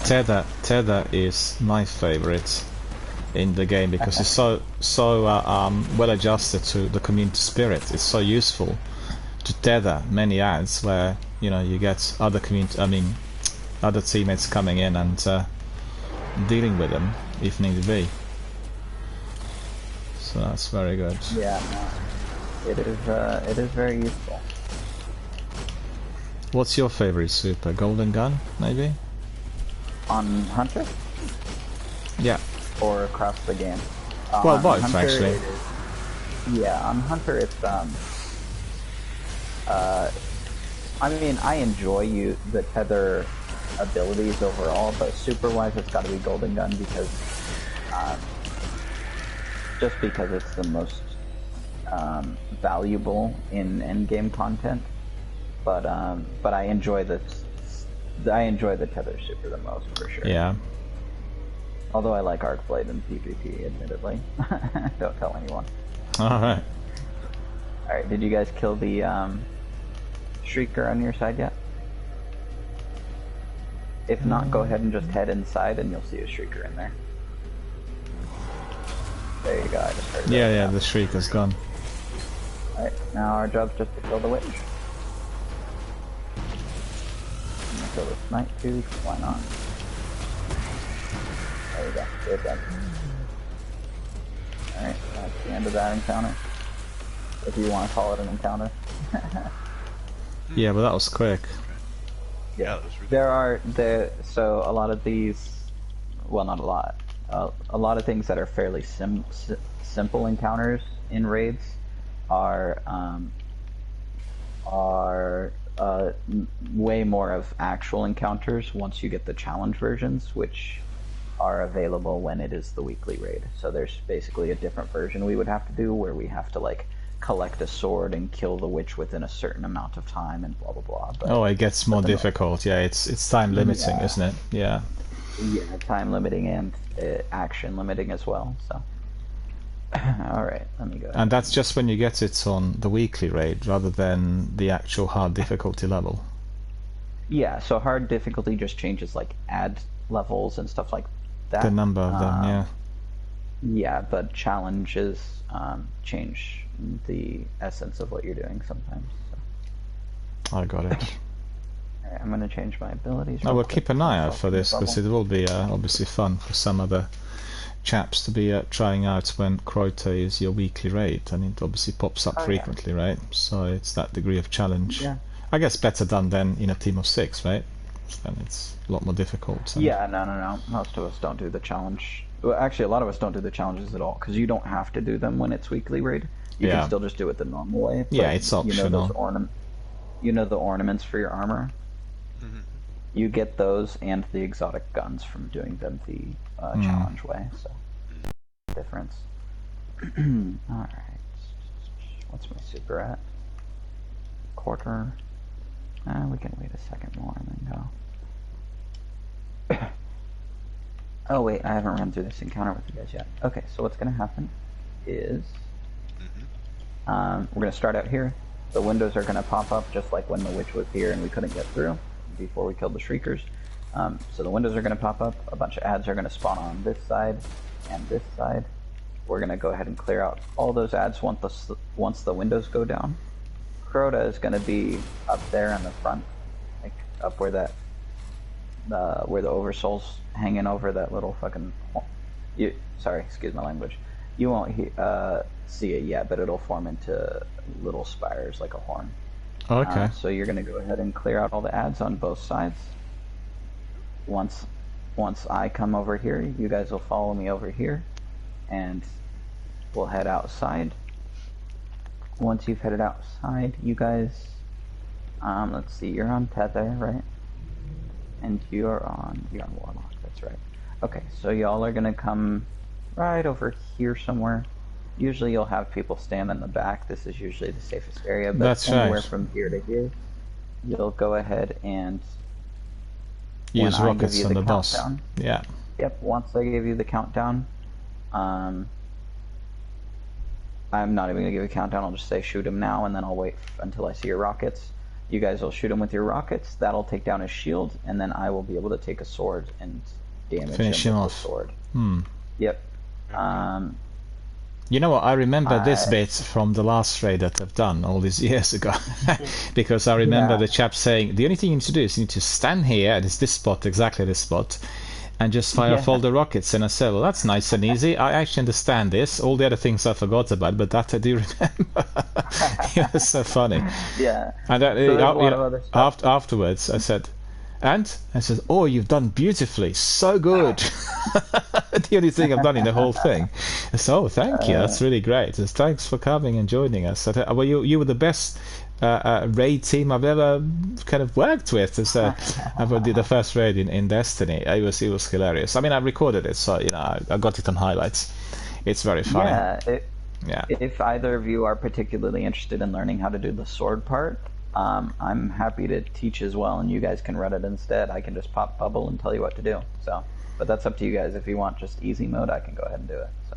I guess we'll just level up bit by bit. There's so much to that works. pick up on today. So I'm picking up some of it. I didn't pick up everything. And then we do it again some other time. There'll be other things. I remember this. I don't remember that. And it's. I do remember the holes. The holes are something we have to watch out for. It's not that much down to us not being kind of focused enough. It's more to do with the darkness of the whole thing. So it may be useful to be increasing brightness so you see where the holes are.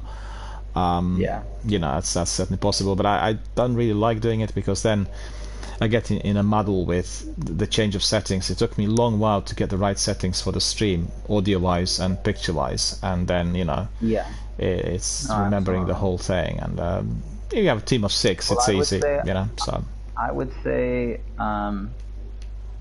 have you ever messed with the main, just the Destiny settings for brightness before, or just did you set them and leave them at that?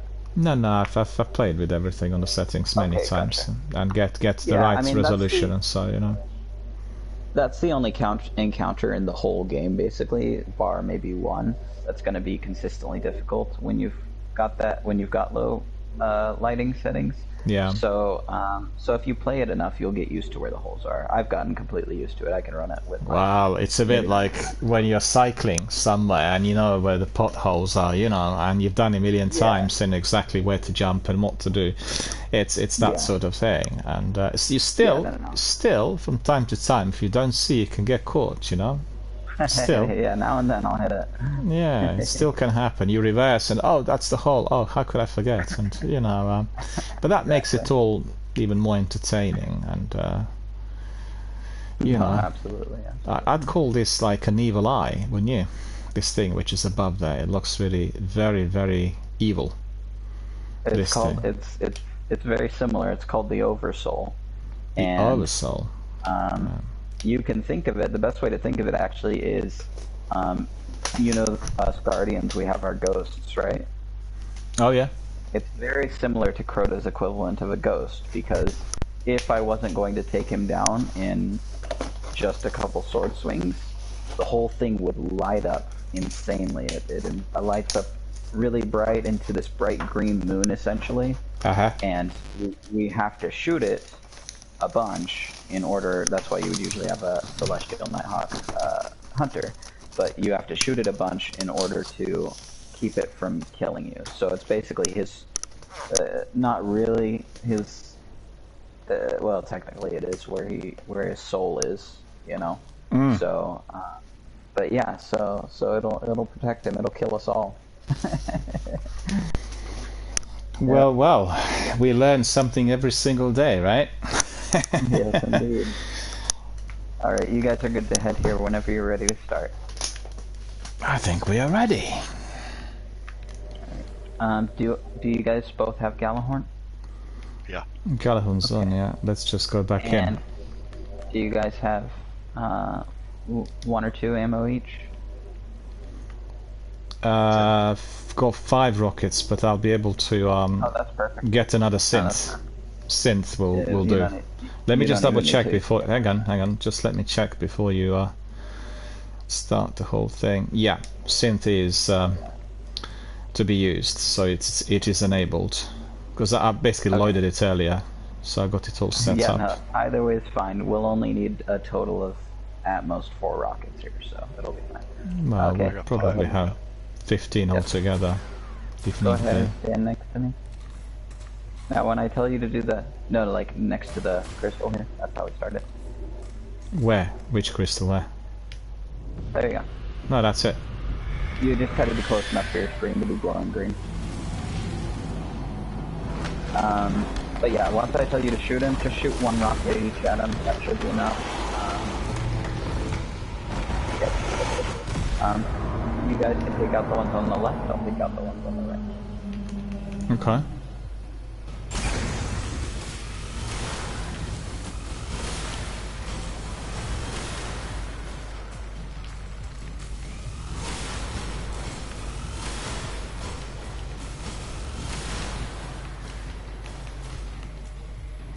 Loads of ammunition in here, look at that. Now we go out to our spot outside. Not yet. Wait for me. If you've already headed out, it is too late. Oh, you haven't. No, we're waiting. We're here. Alright, go ahead and head to your spot. Yeah, the sword bearer comes out and starts his countdown once we've headed outside. So you always wait for the sword bearer. That gives them a chance to get into position while you guys get into your position.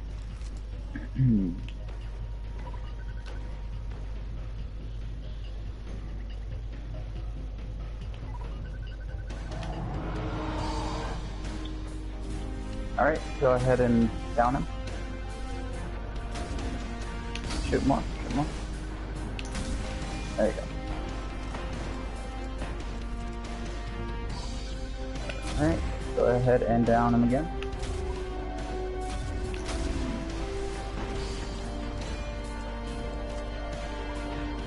Okay. And we actually will need to down the over. Oh no, we won't. You guys can go back inside now. That's right, I forgot overshoulder and kick in as early. Okay. So just head back inside. So usually I could do that in just 1 run, but we got him down a little bit late, so we're gonna just make 2 runs. It's alright. He's down to 50%. Yep. Oh, And come all the way inside. yeah. Something's So, jealous of so light. this one's a pretty glitchy raid for certain parts. One of the biggest things is sometimes he will just chase you into the most random places where he's not supposed to be able to go. So, so if you're too close to the edge, you can aggro him in sometimes, and he'll kill you. Well, I guess he just likes us, that's all there is, right? He wants to really... Well, that's why he waves when you wave at him. See? There you go. He waved at me. I got a glitch in there, it says Ant Theater. Wait, you got what? Are you still in the raid? I had an You error got kicked message. out. It's an error message saying anti-theater or something. Oh, Anteater. Yeah, go ahead and let me know once you're back in game. We'll wait for you.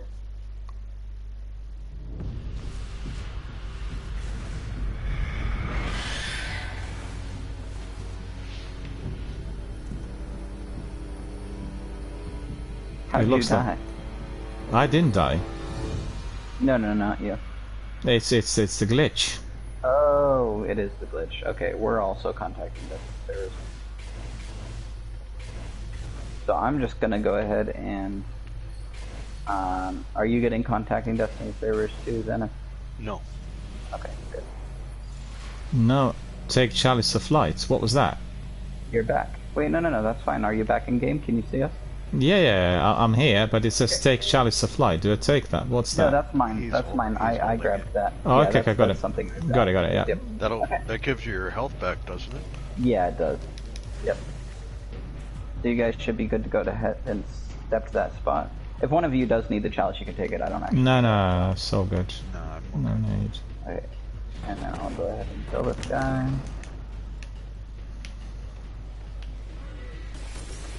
Oh, what's he doing over there? Well, I do not have any more rockets. That's okay.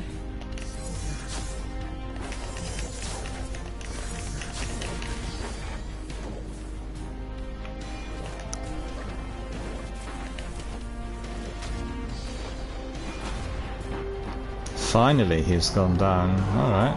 Oh, I missed him. We're not gonna talk about it. He's not usually supposed to go over there unless you take too long, and we took quite a long time. Can you try to down him again? Oh, nope, sword went away. Okay. Go ahead and head inside. That's fine. I haven't got any rockets.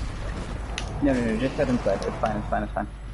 Because I've got bubble, and my bubble will let me one shot his shield with rockets. So Okay. this next time you guys don't even have to do anything.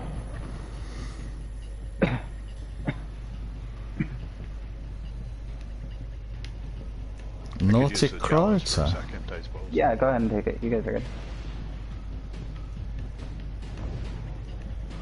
Alright, I'm gonna go see if I'm able to draw out Sword Bearer, but I don't think I'll be able to. Oh yeah, this will be ogres, so when this happens you have to kill ogres. Kind of a pain. But it is low level, so it should be fine. I'm gonna kill him now.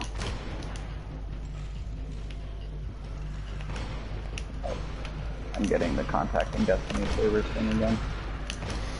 Yeah, this keeps happening all the time of late. I don't know what's this. They were suspecting some DDoS attacks similar to what they had with Blizzard, but I'm not sure. I think it's just no proper maintenance, you know. Because Yeah, initially I thought it was to do with my internet connection, but actually it isn't. It's something to do with Bungie servers. And it's been happening a lot of late, like really many times within one session. Oh, I killed myself. He's summoning his Oversoul, so as you can see, that's what it looks like. You would usually shoot that down. In this situation, I got recommend killed. let's just go ahead and wipe. I got killed. I got Oh killed. no. Well, we'll just call this a wipe anyway, that's fine. This next time we'll get it down in one go, so should be fine. Nah, it's all good. Yeah. We all dead. We all dead. How come? Just enjoying the ride. Yeah.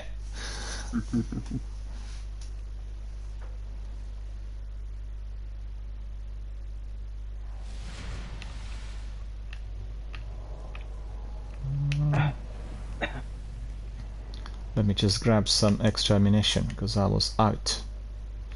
I have very many synths, so I always can use them.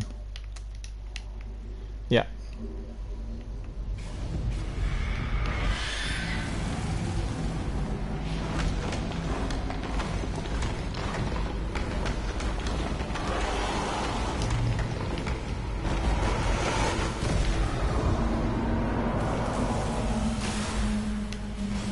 Oh, that explains why. No, the windows are still there.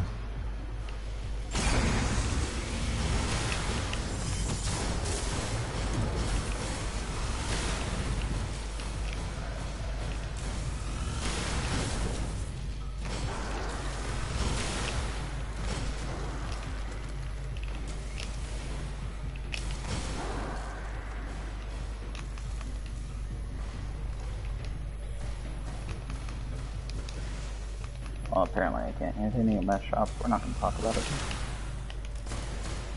There we go. Alright. Hold on. Make sure my ammo's up to go. Yep, we are all good. We can head outside.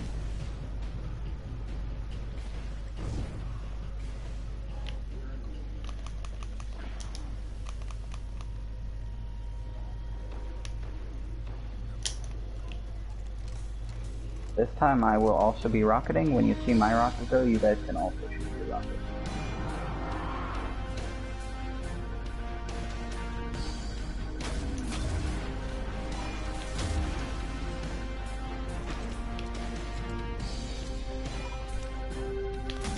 Alright, and one more.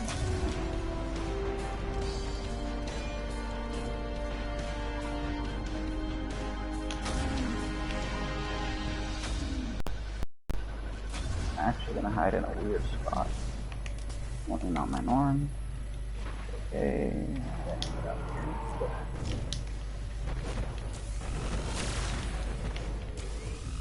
Nope. No, come back inside. Yeah.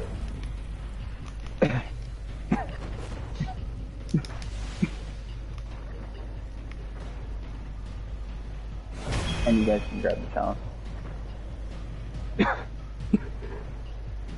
No, that's fine. I'm okay. Don't need it.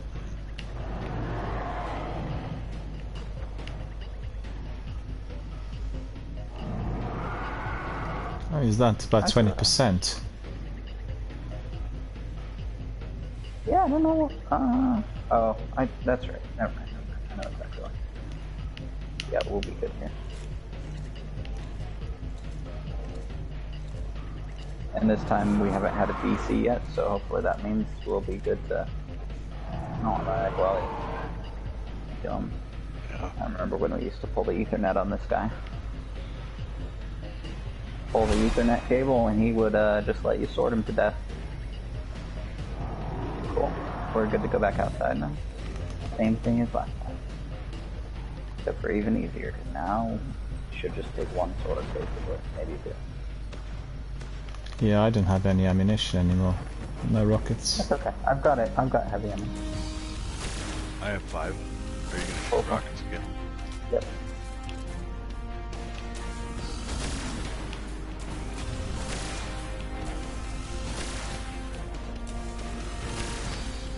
Okay. Go ahead and shoot him one more time. I don't have any more ammo. Oh no. Can you down him? Try to get him down. Try to get him down. Should be down. Nope, he's not. He's not. He's not. Oh, okay. It's okay. We got one more run here. Come on back inside. Come on back inside. No, we can't do any more damage to him now. Well, he's down to 2%, but he's still there. He's still standing. That's fine. That's fine. Naughty Kreuzer. He didn't want to buckle. Yeah, I mean, I hit. What? So basically, his shield regens, so you don't get to work with whatever damage you've already done to him unless you get your unless you get your rockets in a quick enough sequence. So if you damage him with a rocket and then wait for a few seconds, and then try to damage him again, it's too late basically because his shield's regened all the way. The only reason my rocket one-bounds it, or one hits him, is when I have my bubble up, because I've got weapons to light in my bubble, so. But I didn't have weapons for last fight, so. So kind of a quick explanation on how that part works. Okay, this is an easy kill now. Yeah, he's like got the shield in my life. Hang on, I need to get the extra ammunition. Well, I've got 5 now, so that should be alright. Yet again, I'm getting anti-theater, or anti-theater, whatever that is. Anti-theater, yet again. Booted. Oh no. Well, I want you back here, so when you're able to come back, come back. I'm happy to... Yep, there Well, you you go. can You're see back. me, I'm dead there, thanks to that glitch. That's fine, that's fine, that's fine. Okay, we're gonna go out and we're gonna do it, okay? Because you're still here, so you're gonna get the reward. Okay. I have 1 rocket.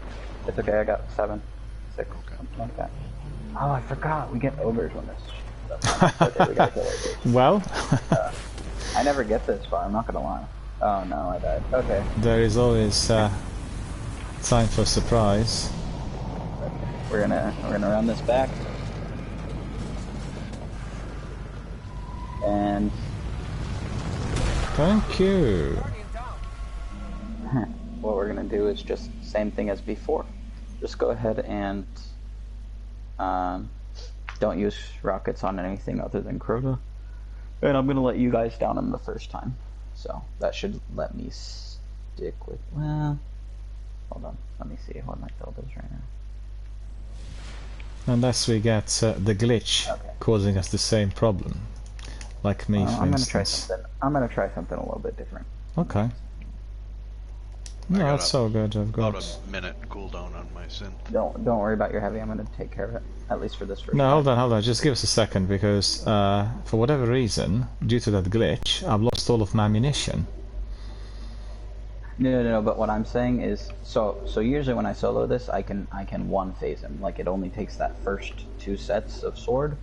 So the fact that I haven't been able to is just kind of unusual. So I'm just gonna run this part like I was soloing him. You guys can go outside and help out, clear ads and whatever. But I'm gonna run it like I was soloing him, and then if I don't finish him, then you guys by then you should be able to, you know, pop your synths and pick up ammo and whatnot. So if that makes sense. Yeah, it does, yeah. The only trouble is that the glitch had erased all of my ammunition, so I need to wait until my synth is recharged, so I'll be about you don't 2 even minutes. have primary? No, I've got some on primary, but I'm completely bare on the rest, and I need to have some extras. If we have to go back in. Let's just do an ammo run then. We'll just kill ads and get you ammo. Yeah? Okay. Yeah. Okay. Easy in.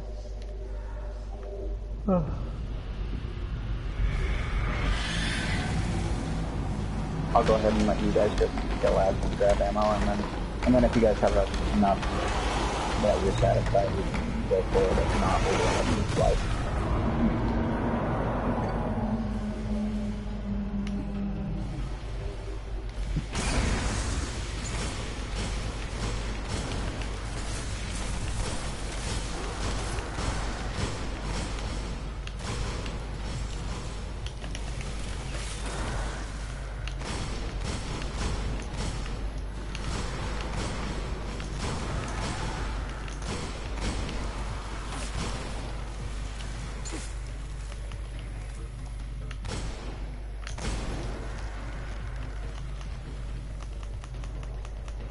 Oh, I need some of that ammunition in there.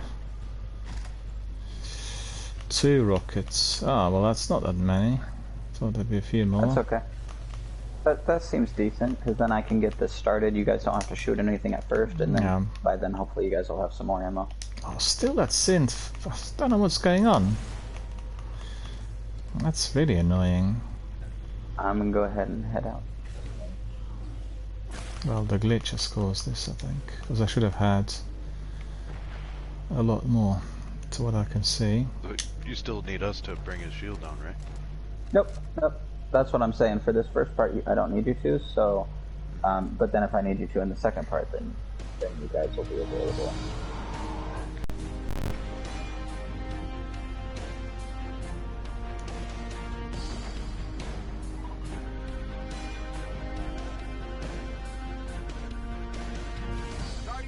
Oh, I didn't run fast enough.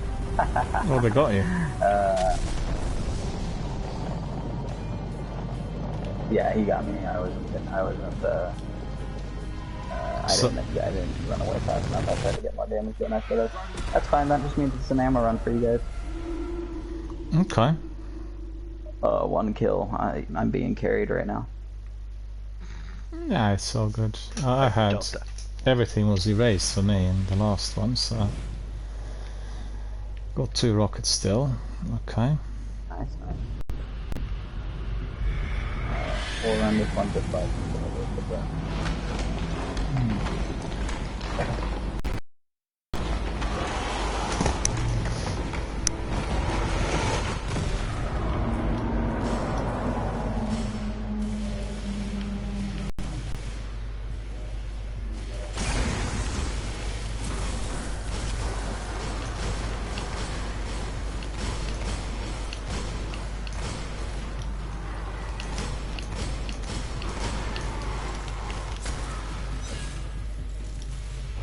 Oh, come on.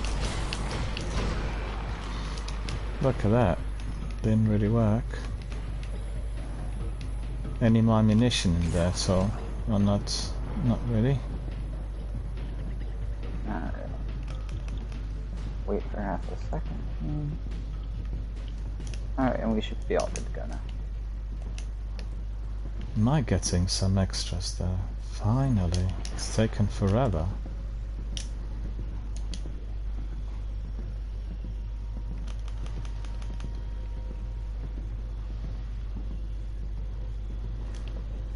You want us to fire?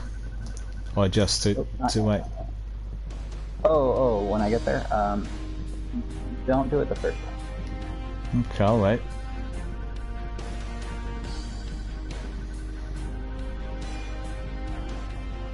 What? Okay, I guess I should have had you fire. That was weird. Okay, next time just fire, I guess. Well, I guess one of the wolf packs. booted yet again. I got the error message. It's okay, we're wiping anyways. I guess one of my wolf pack rounds hit the ground or something instead of hitting him. Anti-eater. Was it anti-theater? Anti-eater? Anti-eater? Anti-eater. Yeah, like the bug ants. Anteater? Yep. The animal? Yeah. Yep. Oh, that's what it is it anteater? Yep. Yep. Are you back? Oh, you are back. Okay, good. I lost my ability to read. Thanks to Kreuter. Yeah. Alright, guys, we'll just do it the way we were doing it earlier. Just go ahead when I shoot, you guys can shoot right after, and I'll go and show you guys a lot of it. You know, this glitch is basically taking all of my ammunition. Again, I just had 6 rockets, now I have nothing. This glitch is just wiping everything. Yeah, Boom. that's painful. Just go ahead and shoot whatever you got at them when the time comes, because we'll at least have my rocket plus, I'm forgetting gamertag cleanest rocket.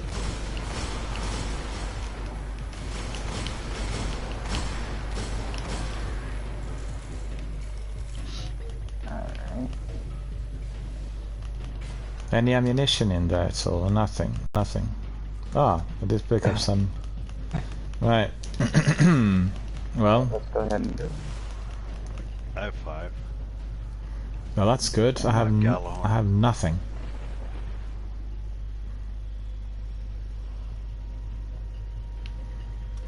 Maybe. I can't believe it. Yet again, I get this error message. Anteater. Yet again. Are you getting this as well? Is it just me? Nope. I have not gotten it. Go ahead and 3, 2, 1, shoot.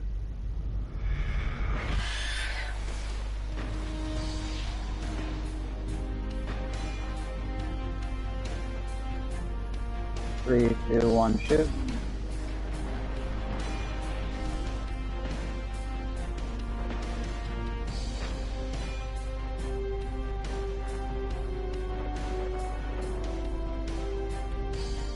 Am I shooting again? Nope, nope, nope, go back inside. Okay. We get to revive me. Well, I'm revived. Oh, thank you. Go ahead and run, go ahead and run, go ahead and run. You can still slam you. Okay, okay, okay.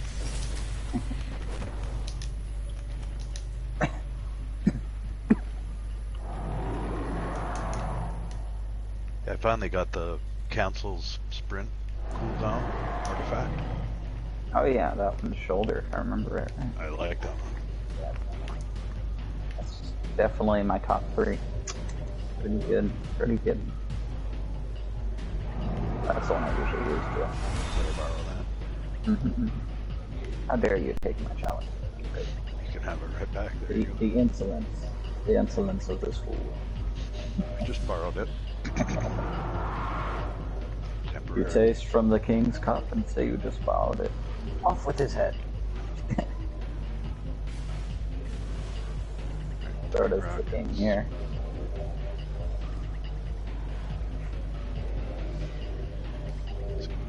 Alright, we're gonna head outside. Yeah, I'm having a cup of tea in there whilst Kreuter is kind of polishing his nails, so Somebody's gotta do it. there you go. You gonna count down to fire again? Yep.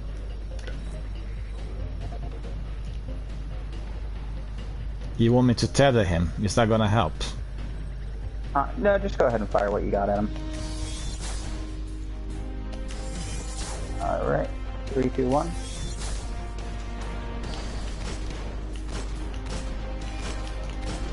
Easy though. Good though. He is gone. Kreuter's Bane rank 4. Look at that.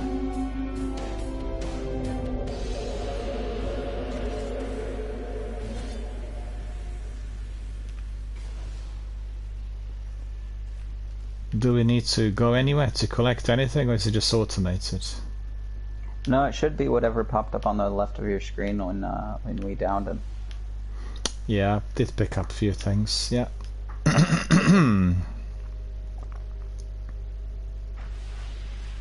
I usually do this just for fun, but it's just cheesy. Okay, we can go ahead and go to orbit. Or actually, I'll promote you. Oh, thank You you. can lead us wherever. Yeah. Thank you.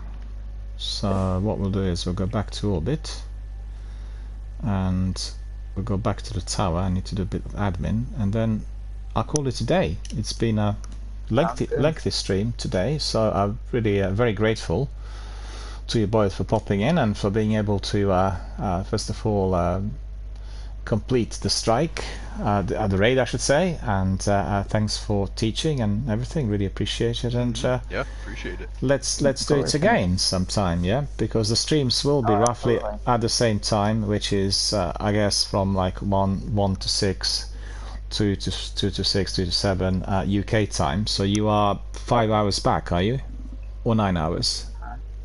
It is 1:09 here right now. And it's 3:09.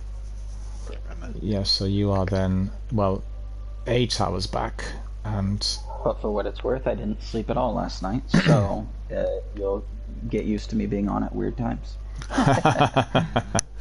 well, what do you do where you can't sleep? I mean, you've got to get some sleep at some point, right? So what's the remedy? And any tips? Any? Because you know, I had an outburst of long COVID in February, and as I said, I had absolutely no major symptoms with the virus when I caught it in November. But a few months later, this was in February. One day I wake up with absolutely horrendous pains, muscular pains, and the same night I can't sleep at all. I'm like wide awake, and it had been like that for about 4 to 6 weeks. Completely unnatural pains, unnatural insomnia and everything, and I would be in bed tossing and turning, which is very unusual for me, because generally I'm usually tired by the time I go to bed and I fall asleep instantly, so it's literally within seconds. And this was for the first time, I think for the first time in a whole life, could have happened maybe once before, that I was experiencing that degree of insomnia, and it was obviously post-viral syndrome related. It was dreadful, so I felt really haggard and bad. On the other hand, once I fell asleep, I could sleep on a stretch. It wasn't like, you know, I fell asleep and I slept for a couple of hours. I slept for a minimum of 8 hours, sometimes even 9 or 10, and it was persevering for about 4 weeks, and then there was 2 weeks where it began to ease off, and then 6 weeks later it was altogether gone. So I'd be quite curious to hear what you do and what you find helpful for it should this thing happen to me again. Yeah, so there's a few different things, and if you'd like, we can head to the tower so that we can all do admin while we talk. Yep. But so for me, it's not something that I feel necessary to manage at this point in my life. My insomnia stems from a very different place than most people's insomnia, and I am very high functioning with that insomnia. So a lot of people who have insomnia don't sleep very well, but they also need more sleep. They still need that sleep to function. So they hit a point where they burn out, and their body tries to catch them up on sleep, because their body knows that they should be getting that amount of sleep anyways, correct? So for me, it's very different, which is I don't hit that point of breaking. I just don't need very much sleep, and it's because probably for quite a few different reasons, but I used to commercial fish before I joined the military, and it was not infrequent for me to go days and days without at night. Working at night. So I've done trips where I've worked 10 days and gotten a total of 4 hours of sleep. And in that industry, that's just not unusual. So my body kind of acclimated to that, which most people's don't, but there are a few people who do. So my body acclimated to that. So now I just don't need that much sleep overall. But when I have slept like most people, and then in the period that I've been sleeping normally, had periods where I haven't been able to, what I found is also good for a lot of my patients who have had insomnia, has been a lot of people like to push this rest thing for people who have insomnia. Oh, do good sleep hygiene and get as much rest as you can, right? Like that's the Yeah. big promotion in culture. I actually like to encourage a little bit of a different route. I do think sleep hygiene is super important. So I still encourage people for that. If you don't know much about sleep hygiene, and you don't do it very well, I can definitely answer questions about that. But from what you told me, it sounds like that might not be your biggest. In order, I always, the Okay, regularity good. and the same sort of span and the regular time when you go to bed and all sorts. Yeah, so as long as somebody's sleep hygiene is in order, my big thing is telling them don't rest. Go be so whatever you like to do that's productive physically, go do that. Don't make a day of not don't do your restful things. Don't do the things that you prototypically associate with rest. Instead, make those days that you're having issues, especially if it's a longish period of time, make those the days where, hey, I'm going to work out an extra hour today, and hey, I might not feel like it, but I'm also going to go on a hike, and hey, instead of playing video games, I'm going to invite my friends out and go to lunch, and hey, I'm going to go watch a movie afterwards, or whatever it happens to be. Keep super active throughout the day, and if your body is naturally acclimated to sleep and you do have good sleep hygiene, in the vast majority of cases where people are having issues where that's not the case, that will resolve itself. You will burn yourself out essentially, and you'll be able to Yeah, sleep just fine. that's right. So that's typically what I encourage people to do. It's not a perfect solution. Some people just get insomnia and can't sleep, and some people need things tailor-made for their situation. So if it is something sickness related, I will, try to cater to that, of course. But like even for me, I had issues sleeping during COVID more so than I already did, and Makes it worse significantly, I would imagine. I would Yeah. actually, yeah, I would actually go and be extra productive. Yeah, I couldn't do a lot of things because I did have COVID, but I would go take a walk even though it was miserable. And at the end of the day, I was actually starting to get force myself into more sleep a little bit easier through that productivity and stuff. Well, I absolutely echo that because I think the biggest difficulty for anyone who is being hit by sudden or unnatural insomnia, if it's obviously part of some other illness or post-viral syndrome, etc., is that period when you're in bed and you're tossing and turning and you can't sleep and you keep thinking, when am I going to fall asleep? And you just literally winding yourself up. It's fundamental that at that point the same person does something, which is an activity that requires attention, focus, and everything else, because even by doing it, the ability to sleep may pop up with some degree of tiredness or something, but just being preoccupied, I can't sleep, why is that, and I really want to, but I'm not able to, is making it much worse. And tossing and turning makes it much worse, because obviously in a static position, your focal point is on the fact that you are there and you can't sleep and nothing else is coming to mind. So therefore just the stream of thought and the experience of it all makes it much worse, and I completely agree. And also from you will know that from the service, right? You have 10 days on a stretch which is authorized to be sleeping like 1 or 2 hours a night, but then after that, if you're in a particular unit, the requirement is to have some rest just to get your immune system back up and running and tiredness to ease off and everything else. So like in the military? Yeah, that's right. Yeah, for the tactical, it's a little bit different for us here, but yeah, I get what you're saying.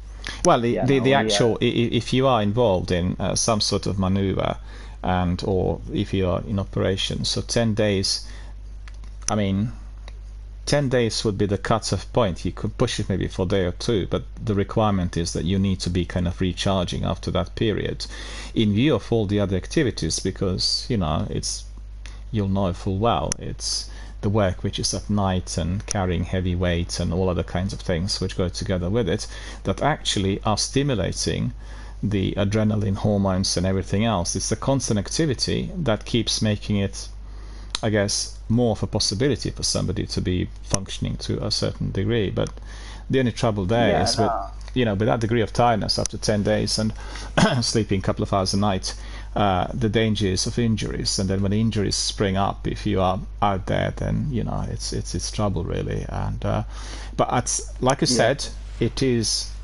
biologically and genetically defined, because some people, like for instance my dad, they have that propensity to sleep very little, and it's never a problem because that's perfectly normal and natural for him.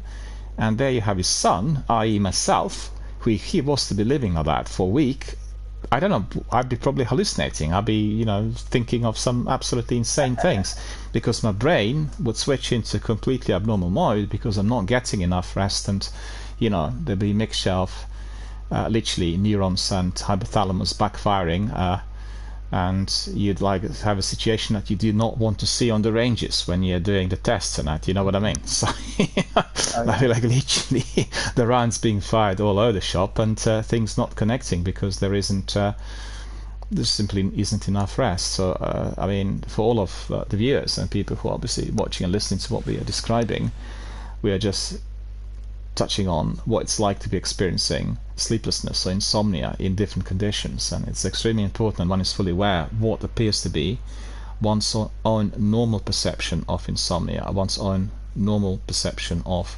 sleeplessness, because that is basically the code to which you will adjust everything else on how to behave and what to do. And forcing lengthy hours of sleep, if that is not a biological requirement, will actually create a disservice. It will cause problems, and vice versa. And absolutely, I think there's a lot to be said for that. There's a lot to be said for anything biologically. I was in SARC training, which is Special Amphibious Reconnaissance Corpsman. It's I guess the best way to say it would be the more medically intensive side of the military. And there's different aspects of that training, anything from dive training, so lots of swimming, lots of diving, lots of hyperbaric chambers, things like that, to like hostility training, so situations where they'll strip you naked and have you in a cold room with air blowing, and have somebody coming in to yell at you, and that's right, and pretend to do, so and some people some people have a lot more natural affinity towards certain parts of those trainings, whether it be physical for the dive parts of those trainings, or whether it be mental for the cold environment, or whether it be somebody with insomnia or who just doesn't sleep that much, who does fantastic for the sleepless nights, but at the end of the day, it's all about taking care of yourself. And I'd say the one other thing that really helps if you're having issues sleeping, and you do usually not have issues sleeping, is it is okay sometimes to be a little unhealthy for the sake of your health, by which I mean usually it's not encouraged that you take super hot showers or overeat, but if you are not sleeping well and you are wanting to do the something like working out more and keeping super active throughout the day to make yourself tired, a good way to cap off a day like that is to take a really hot shower and eat till you're super full, and that'll also help you get tired. That's it. The 101 of increasing your lethargy, essentially, and that's why it's not good in normal life, because you want to be productive, and that will make you lethargic. But if you need to be lethargic and need to get some sleep, it's okay to branch out a little bit. Well, I guess you touched on something extremely important. I'm sure that some of our viewers and listeners who are experiencing certain kinds of health conditions will recognize. It's not the question of what, but the question is how you can remedy a problem in a way which will eradicate it. And what you describe is exactly that. In normal circumstances, this would be unhealthy, but in abnormal circumstances, this is actually soothing, it's helping. And I think it's very important to conceptualize the idea that we are all different biologically and physically. And like you said, the tests which you described, they actually gear towards that. If you are doing the training, then the tests will be providing clear-cut evidence on what type of conditions somebody is more resistant to, right? And that will go down in the book, so that person can be used operationally for these types of situations, and some people have got very low threshold of tolerance of certain kinds of stimuli. So it's all down to that being established as early as possible. And one thing which is extremely important in all of that is your mental resilience and your mindset overall, because the sheer shock of being positioned in that sort of environment where you have to be enduring that heat and cold and everything else is a shock to the system for some people, and they won't be able to hack it. That there will be a collateral on the emotional side where they will be basically crumbling for whatever reason. So it's very important to understand how, well, first of all, what the needs are of everyone's, right? So if there is a need, for instance, in my case, for sleeping longer, and I can pitch that accordingly, I've got to be able to organize my day, my hours and everything else so that this could be fitted in. But I know what the drill is, and I adhere to the drill, which, for instance, for somebody like my dad would be seen as completely abnormal. He couldn't hack it. He would find it intolerable. That's critical. And you described earlier, things about vaccine and different things which were popping out in the pandemic. Well, there isn't the same application of something for everyone, because we will react differently as individuals, right? We need to know ourselves what is the healthiest way of living for ourselves. Somebody who requires greater amounts of food intake in order to complete physical exercise or strenuous physical activity will need it. They will have to be eating more of that because they need that degree of energy in order to combat whatever stresses are there physically they will be experiencing. The same amount of food, the quantity of it, if seen by someone who is not completing the same sort of physical activity, will be extremely unhealthy. So it's the proportion that needs to be, I guess, always in sight. And I'm afraid we are not living in times where modesty is being appreciated. It's all about some sort of extreme, be it on Instagrams or YouTube videos or elsewhere in our community. People resort to some sort of really extreme ways of being, and I'm very sad to see that. I've seen younger people suffer from health conditions because they thought, this was really cool, this is really it's not a good idea if you're studying or if you are involved with something that requires lots of your cognitive abilities need to be fully engaged, to be sleeping very little over a longer period of time. If that is not within your biological genetic code, if it is, no problem. I just wanted to elaborate on what you mentioned.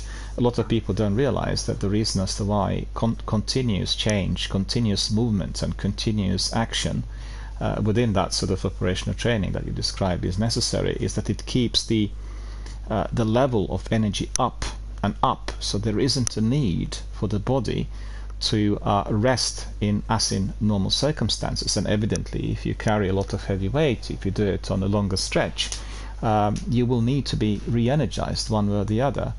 So it is I guess it's very important for everyone to be fully aware of how fragile our health is. Even if we are at our healthiest, it can all go away.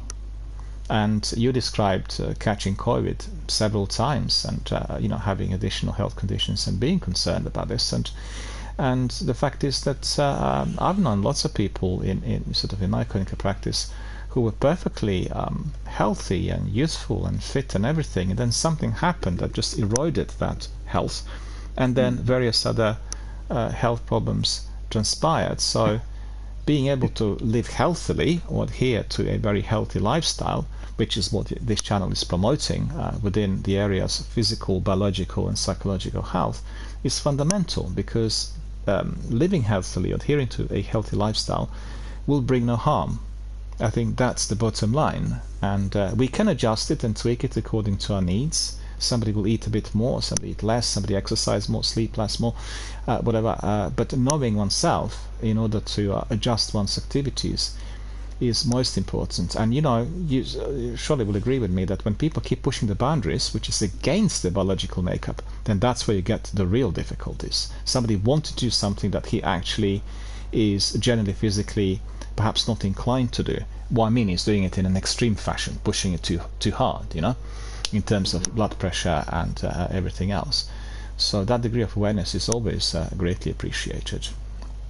Boys, I've had a wonderful gaming session, and thank you so much for joining us and for conversing and sharing. It's been stellar. Yeah, likewise. It's been really great, and let's make that a regular occurrence, shall we? So we can talk again Sounds and teach our viewers and followers and community members not just about the game, but also about the other aspects of everyday living, which sometimes are forgotten.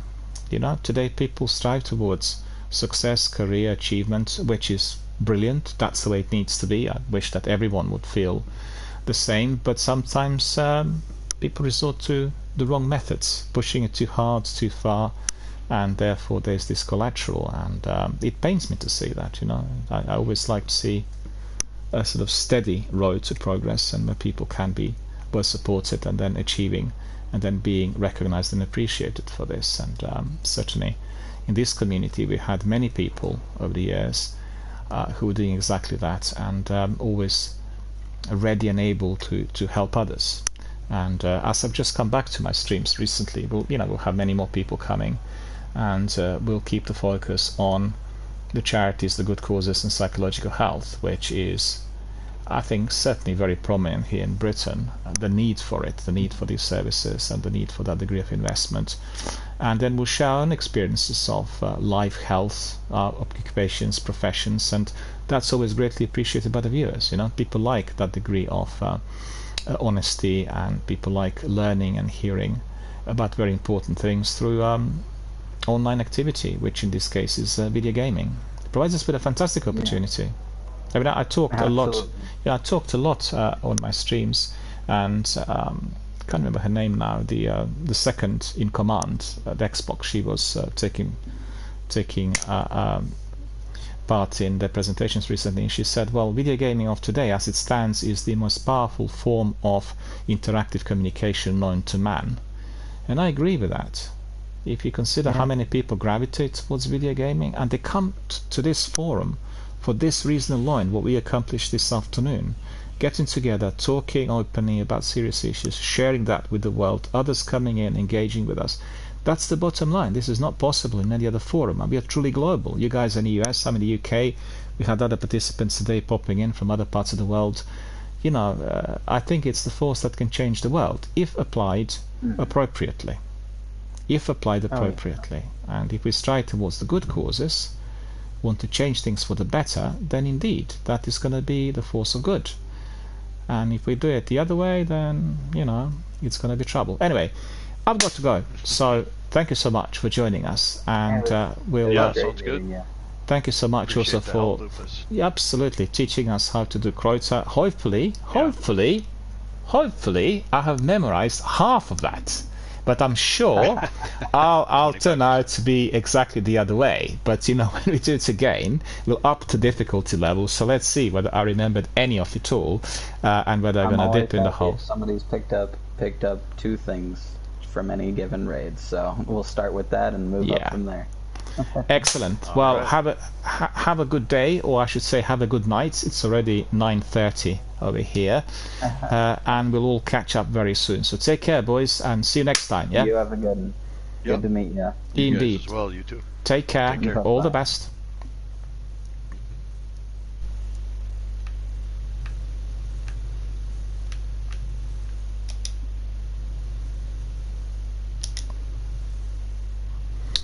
So I'd like to say thank you to all of our participants, both live online and everyone who watched, and all of our friends who popped in today. We've had a lengthy session. It's probably been the lengthiest session I've had in a long while, and I'm very grateful to our friends Zenith and Warsavs for being active participants in our discussions. I think everyone who watched would have learned quite a lot about gaming, about Destiny, Kreuzer Raid, as well as on many different issues that we were describing in here, issues particularly related to health.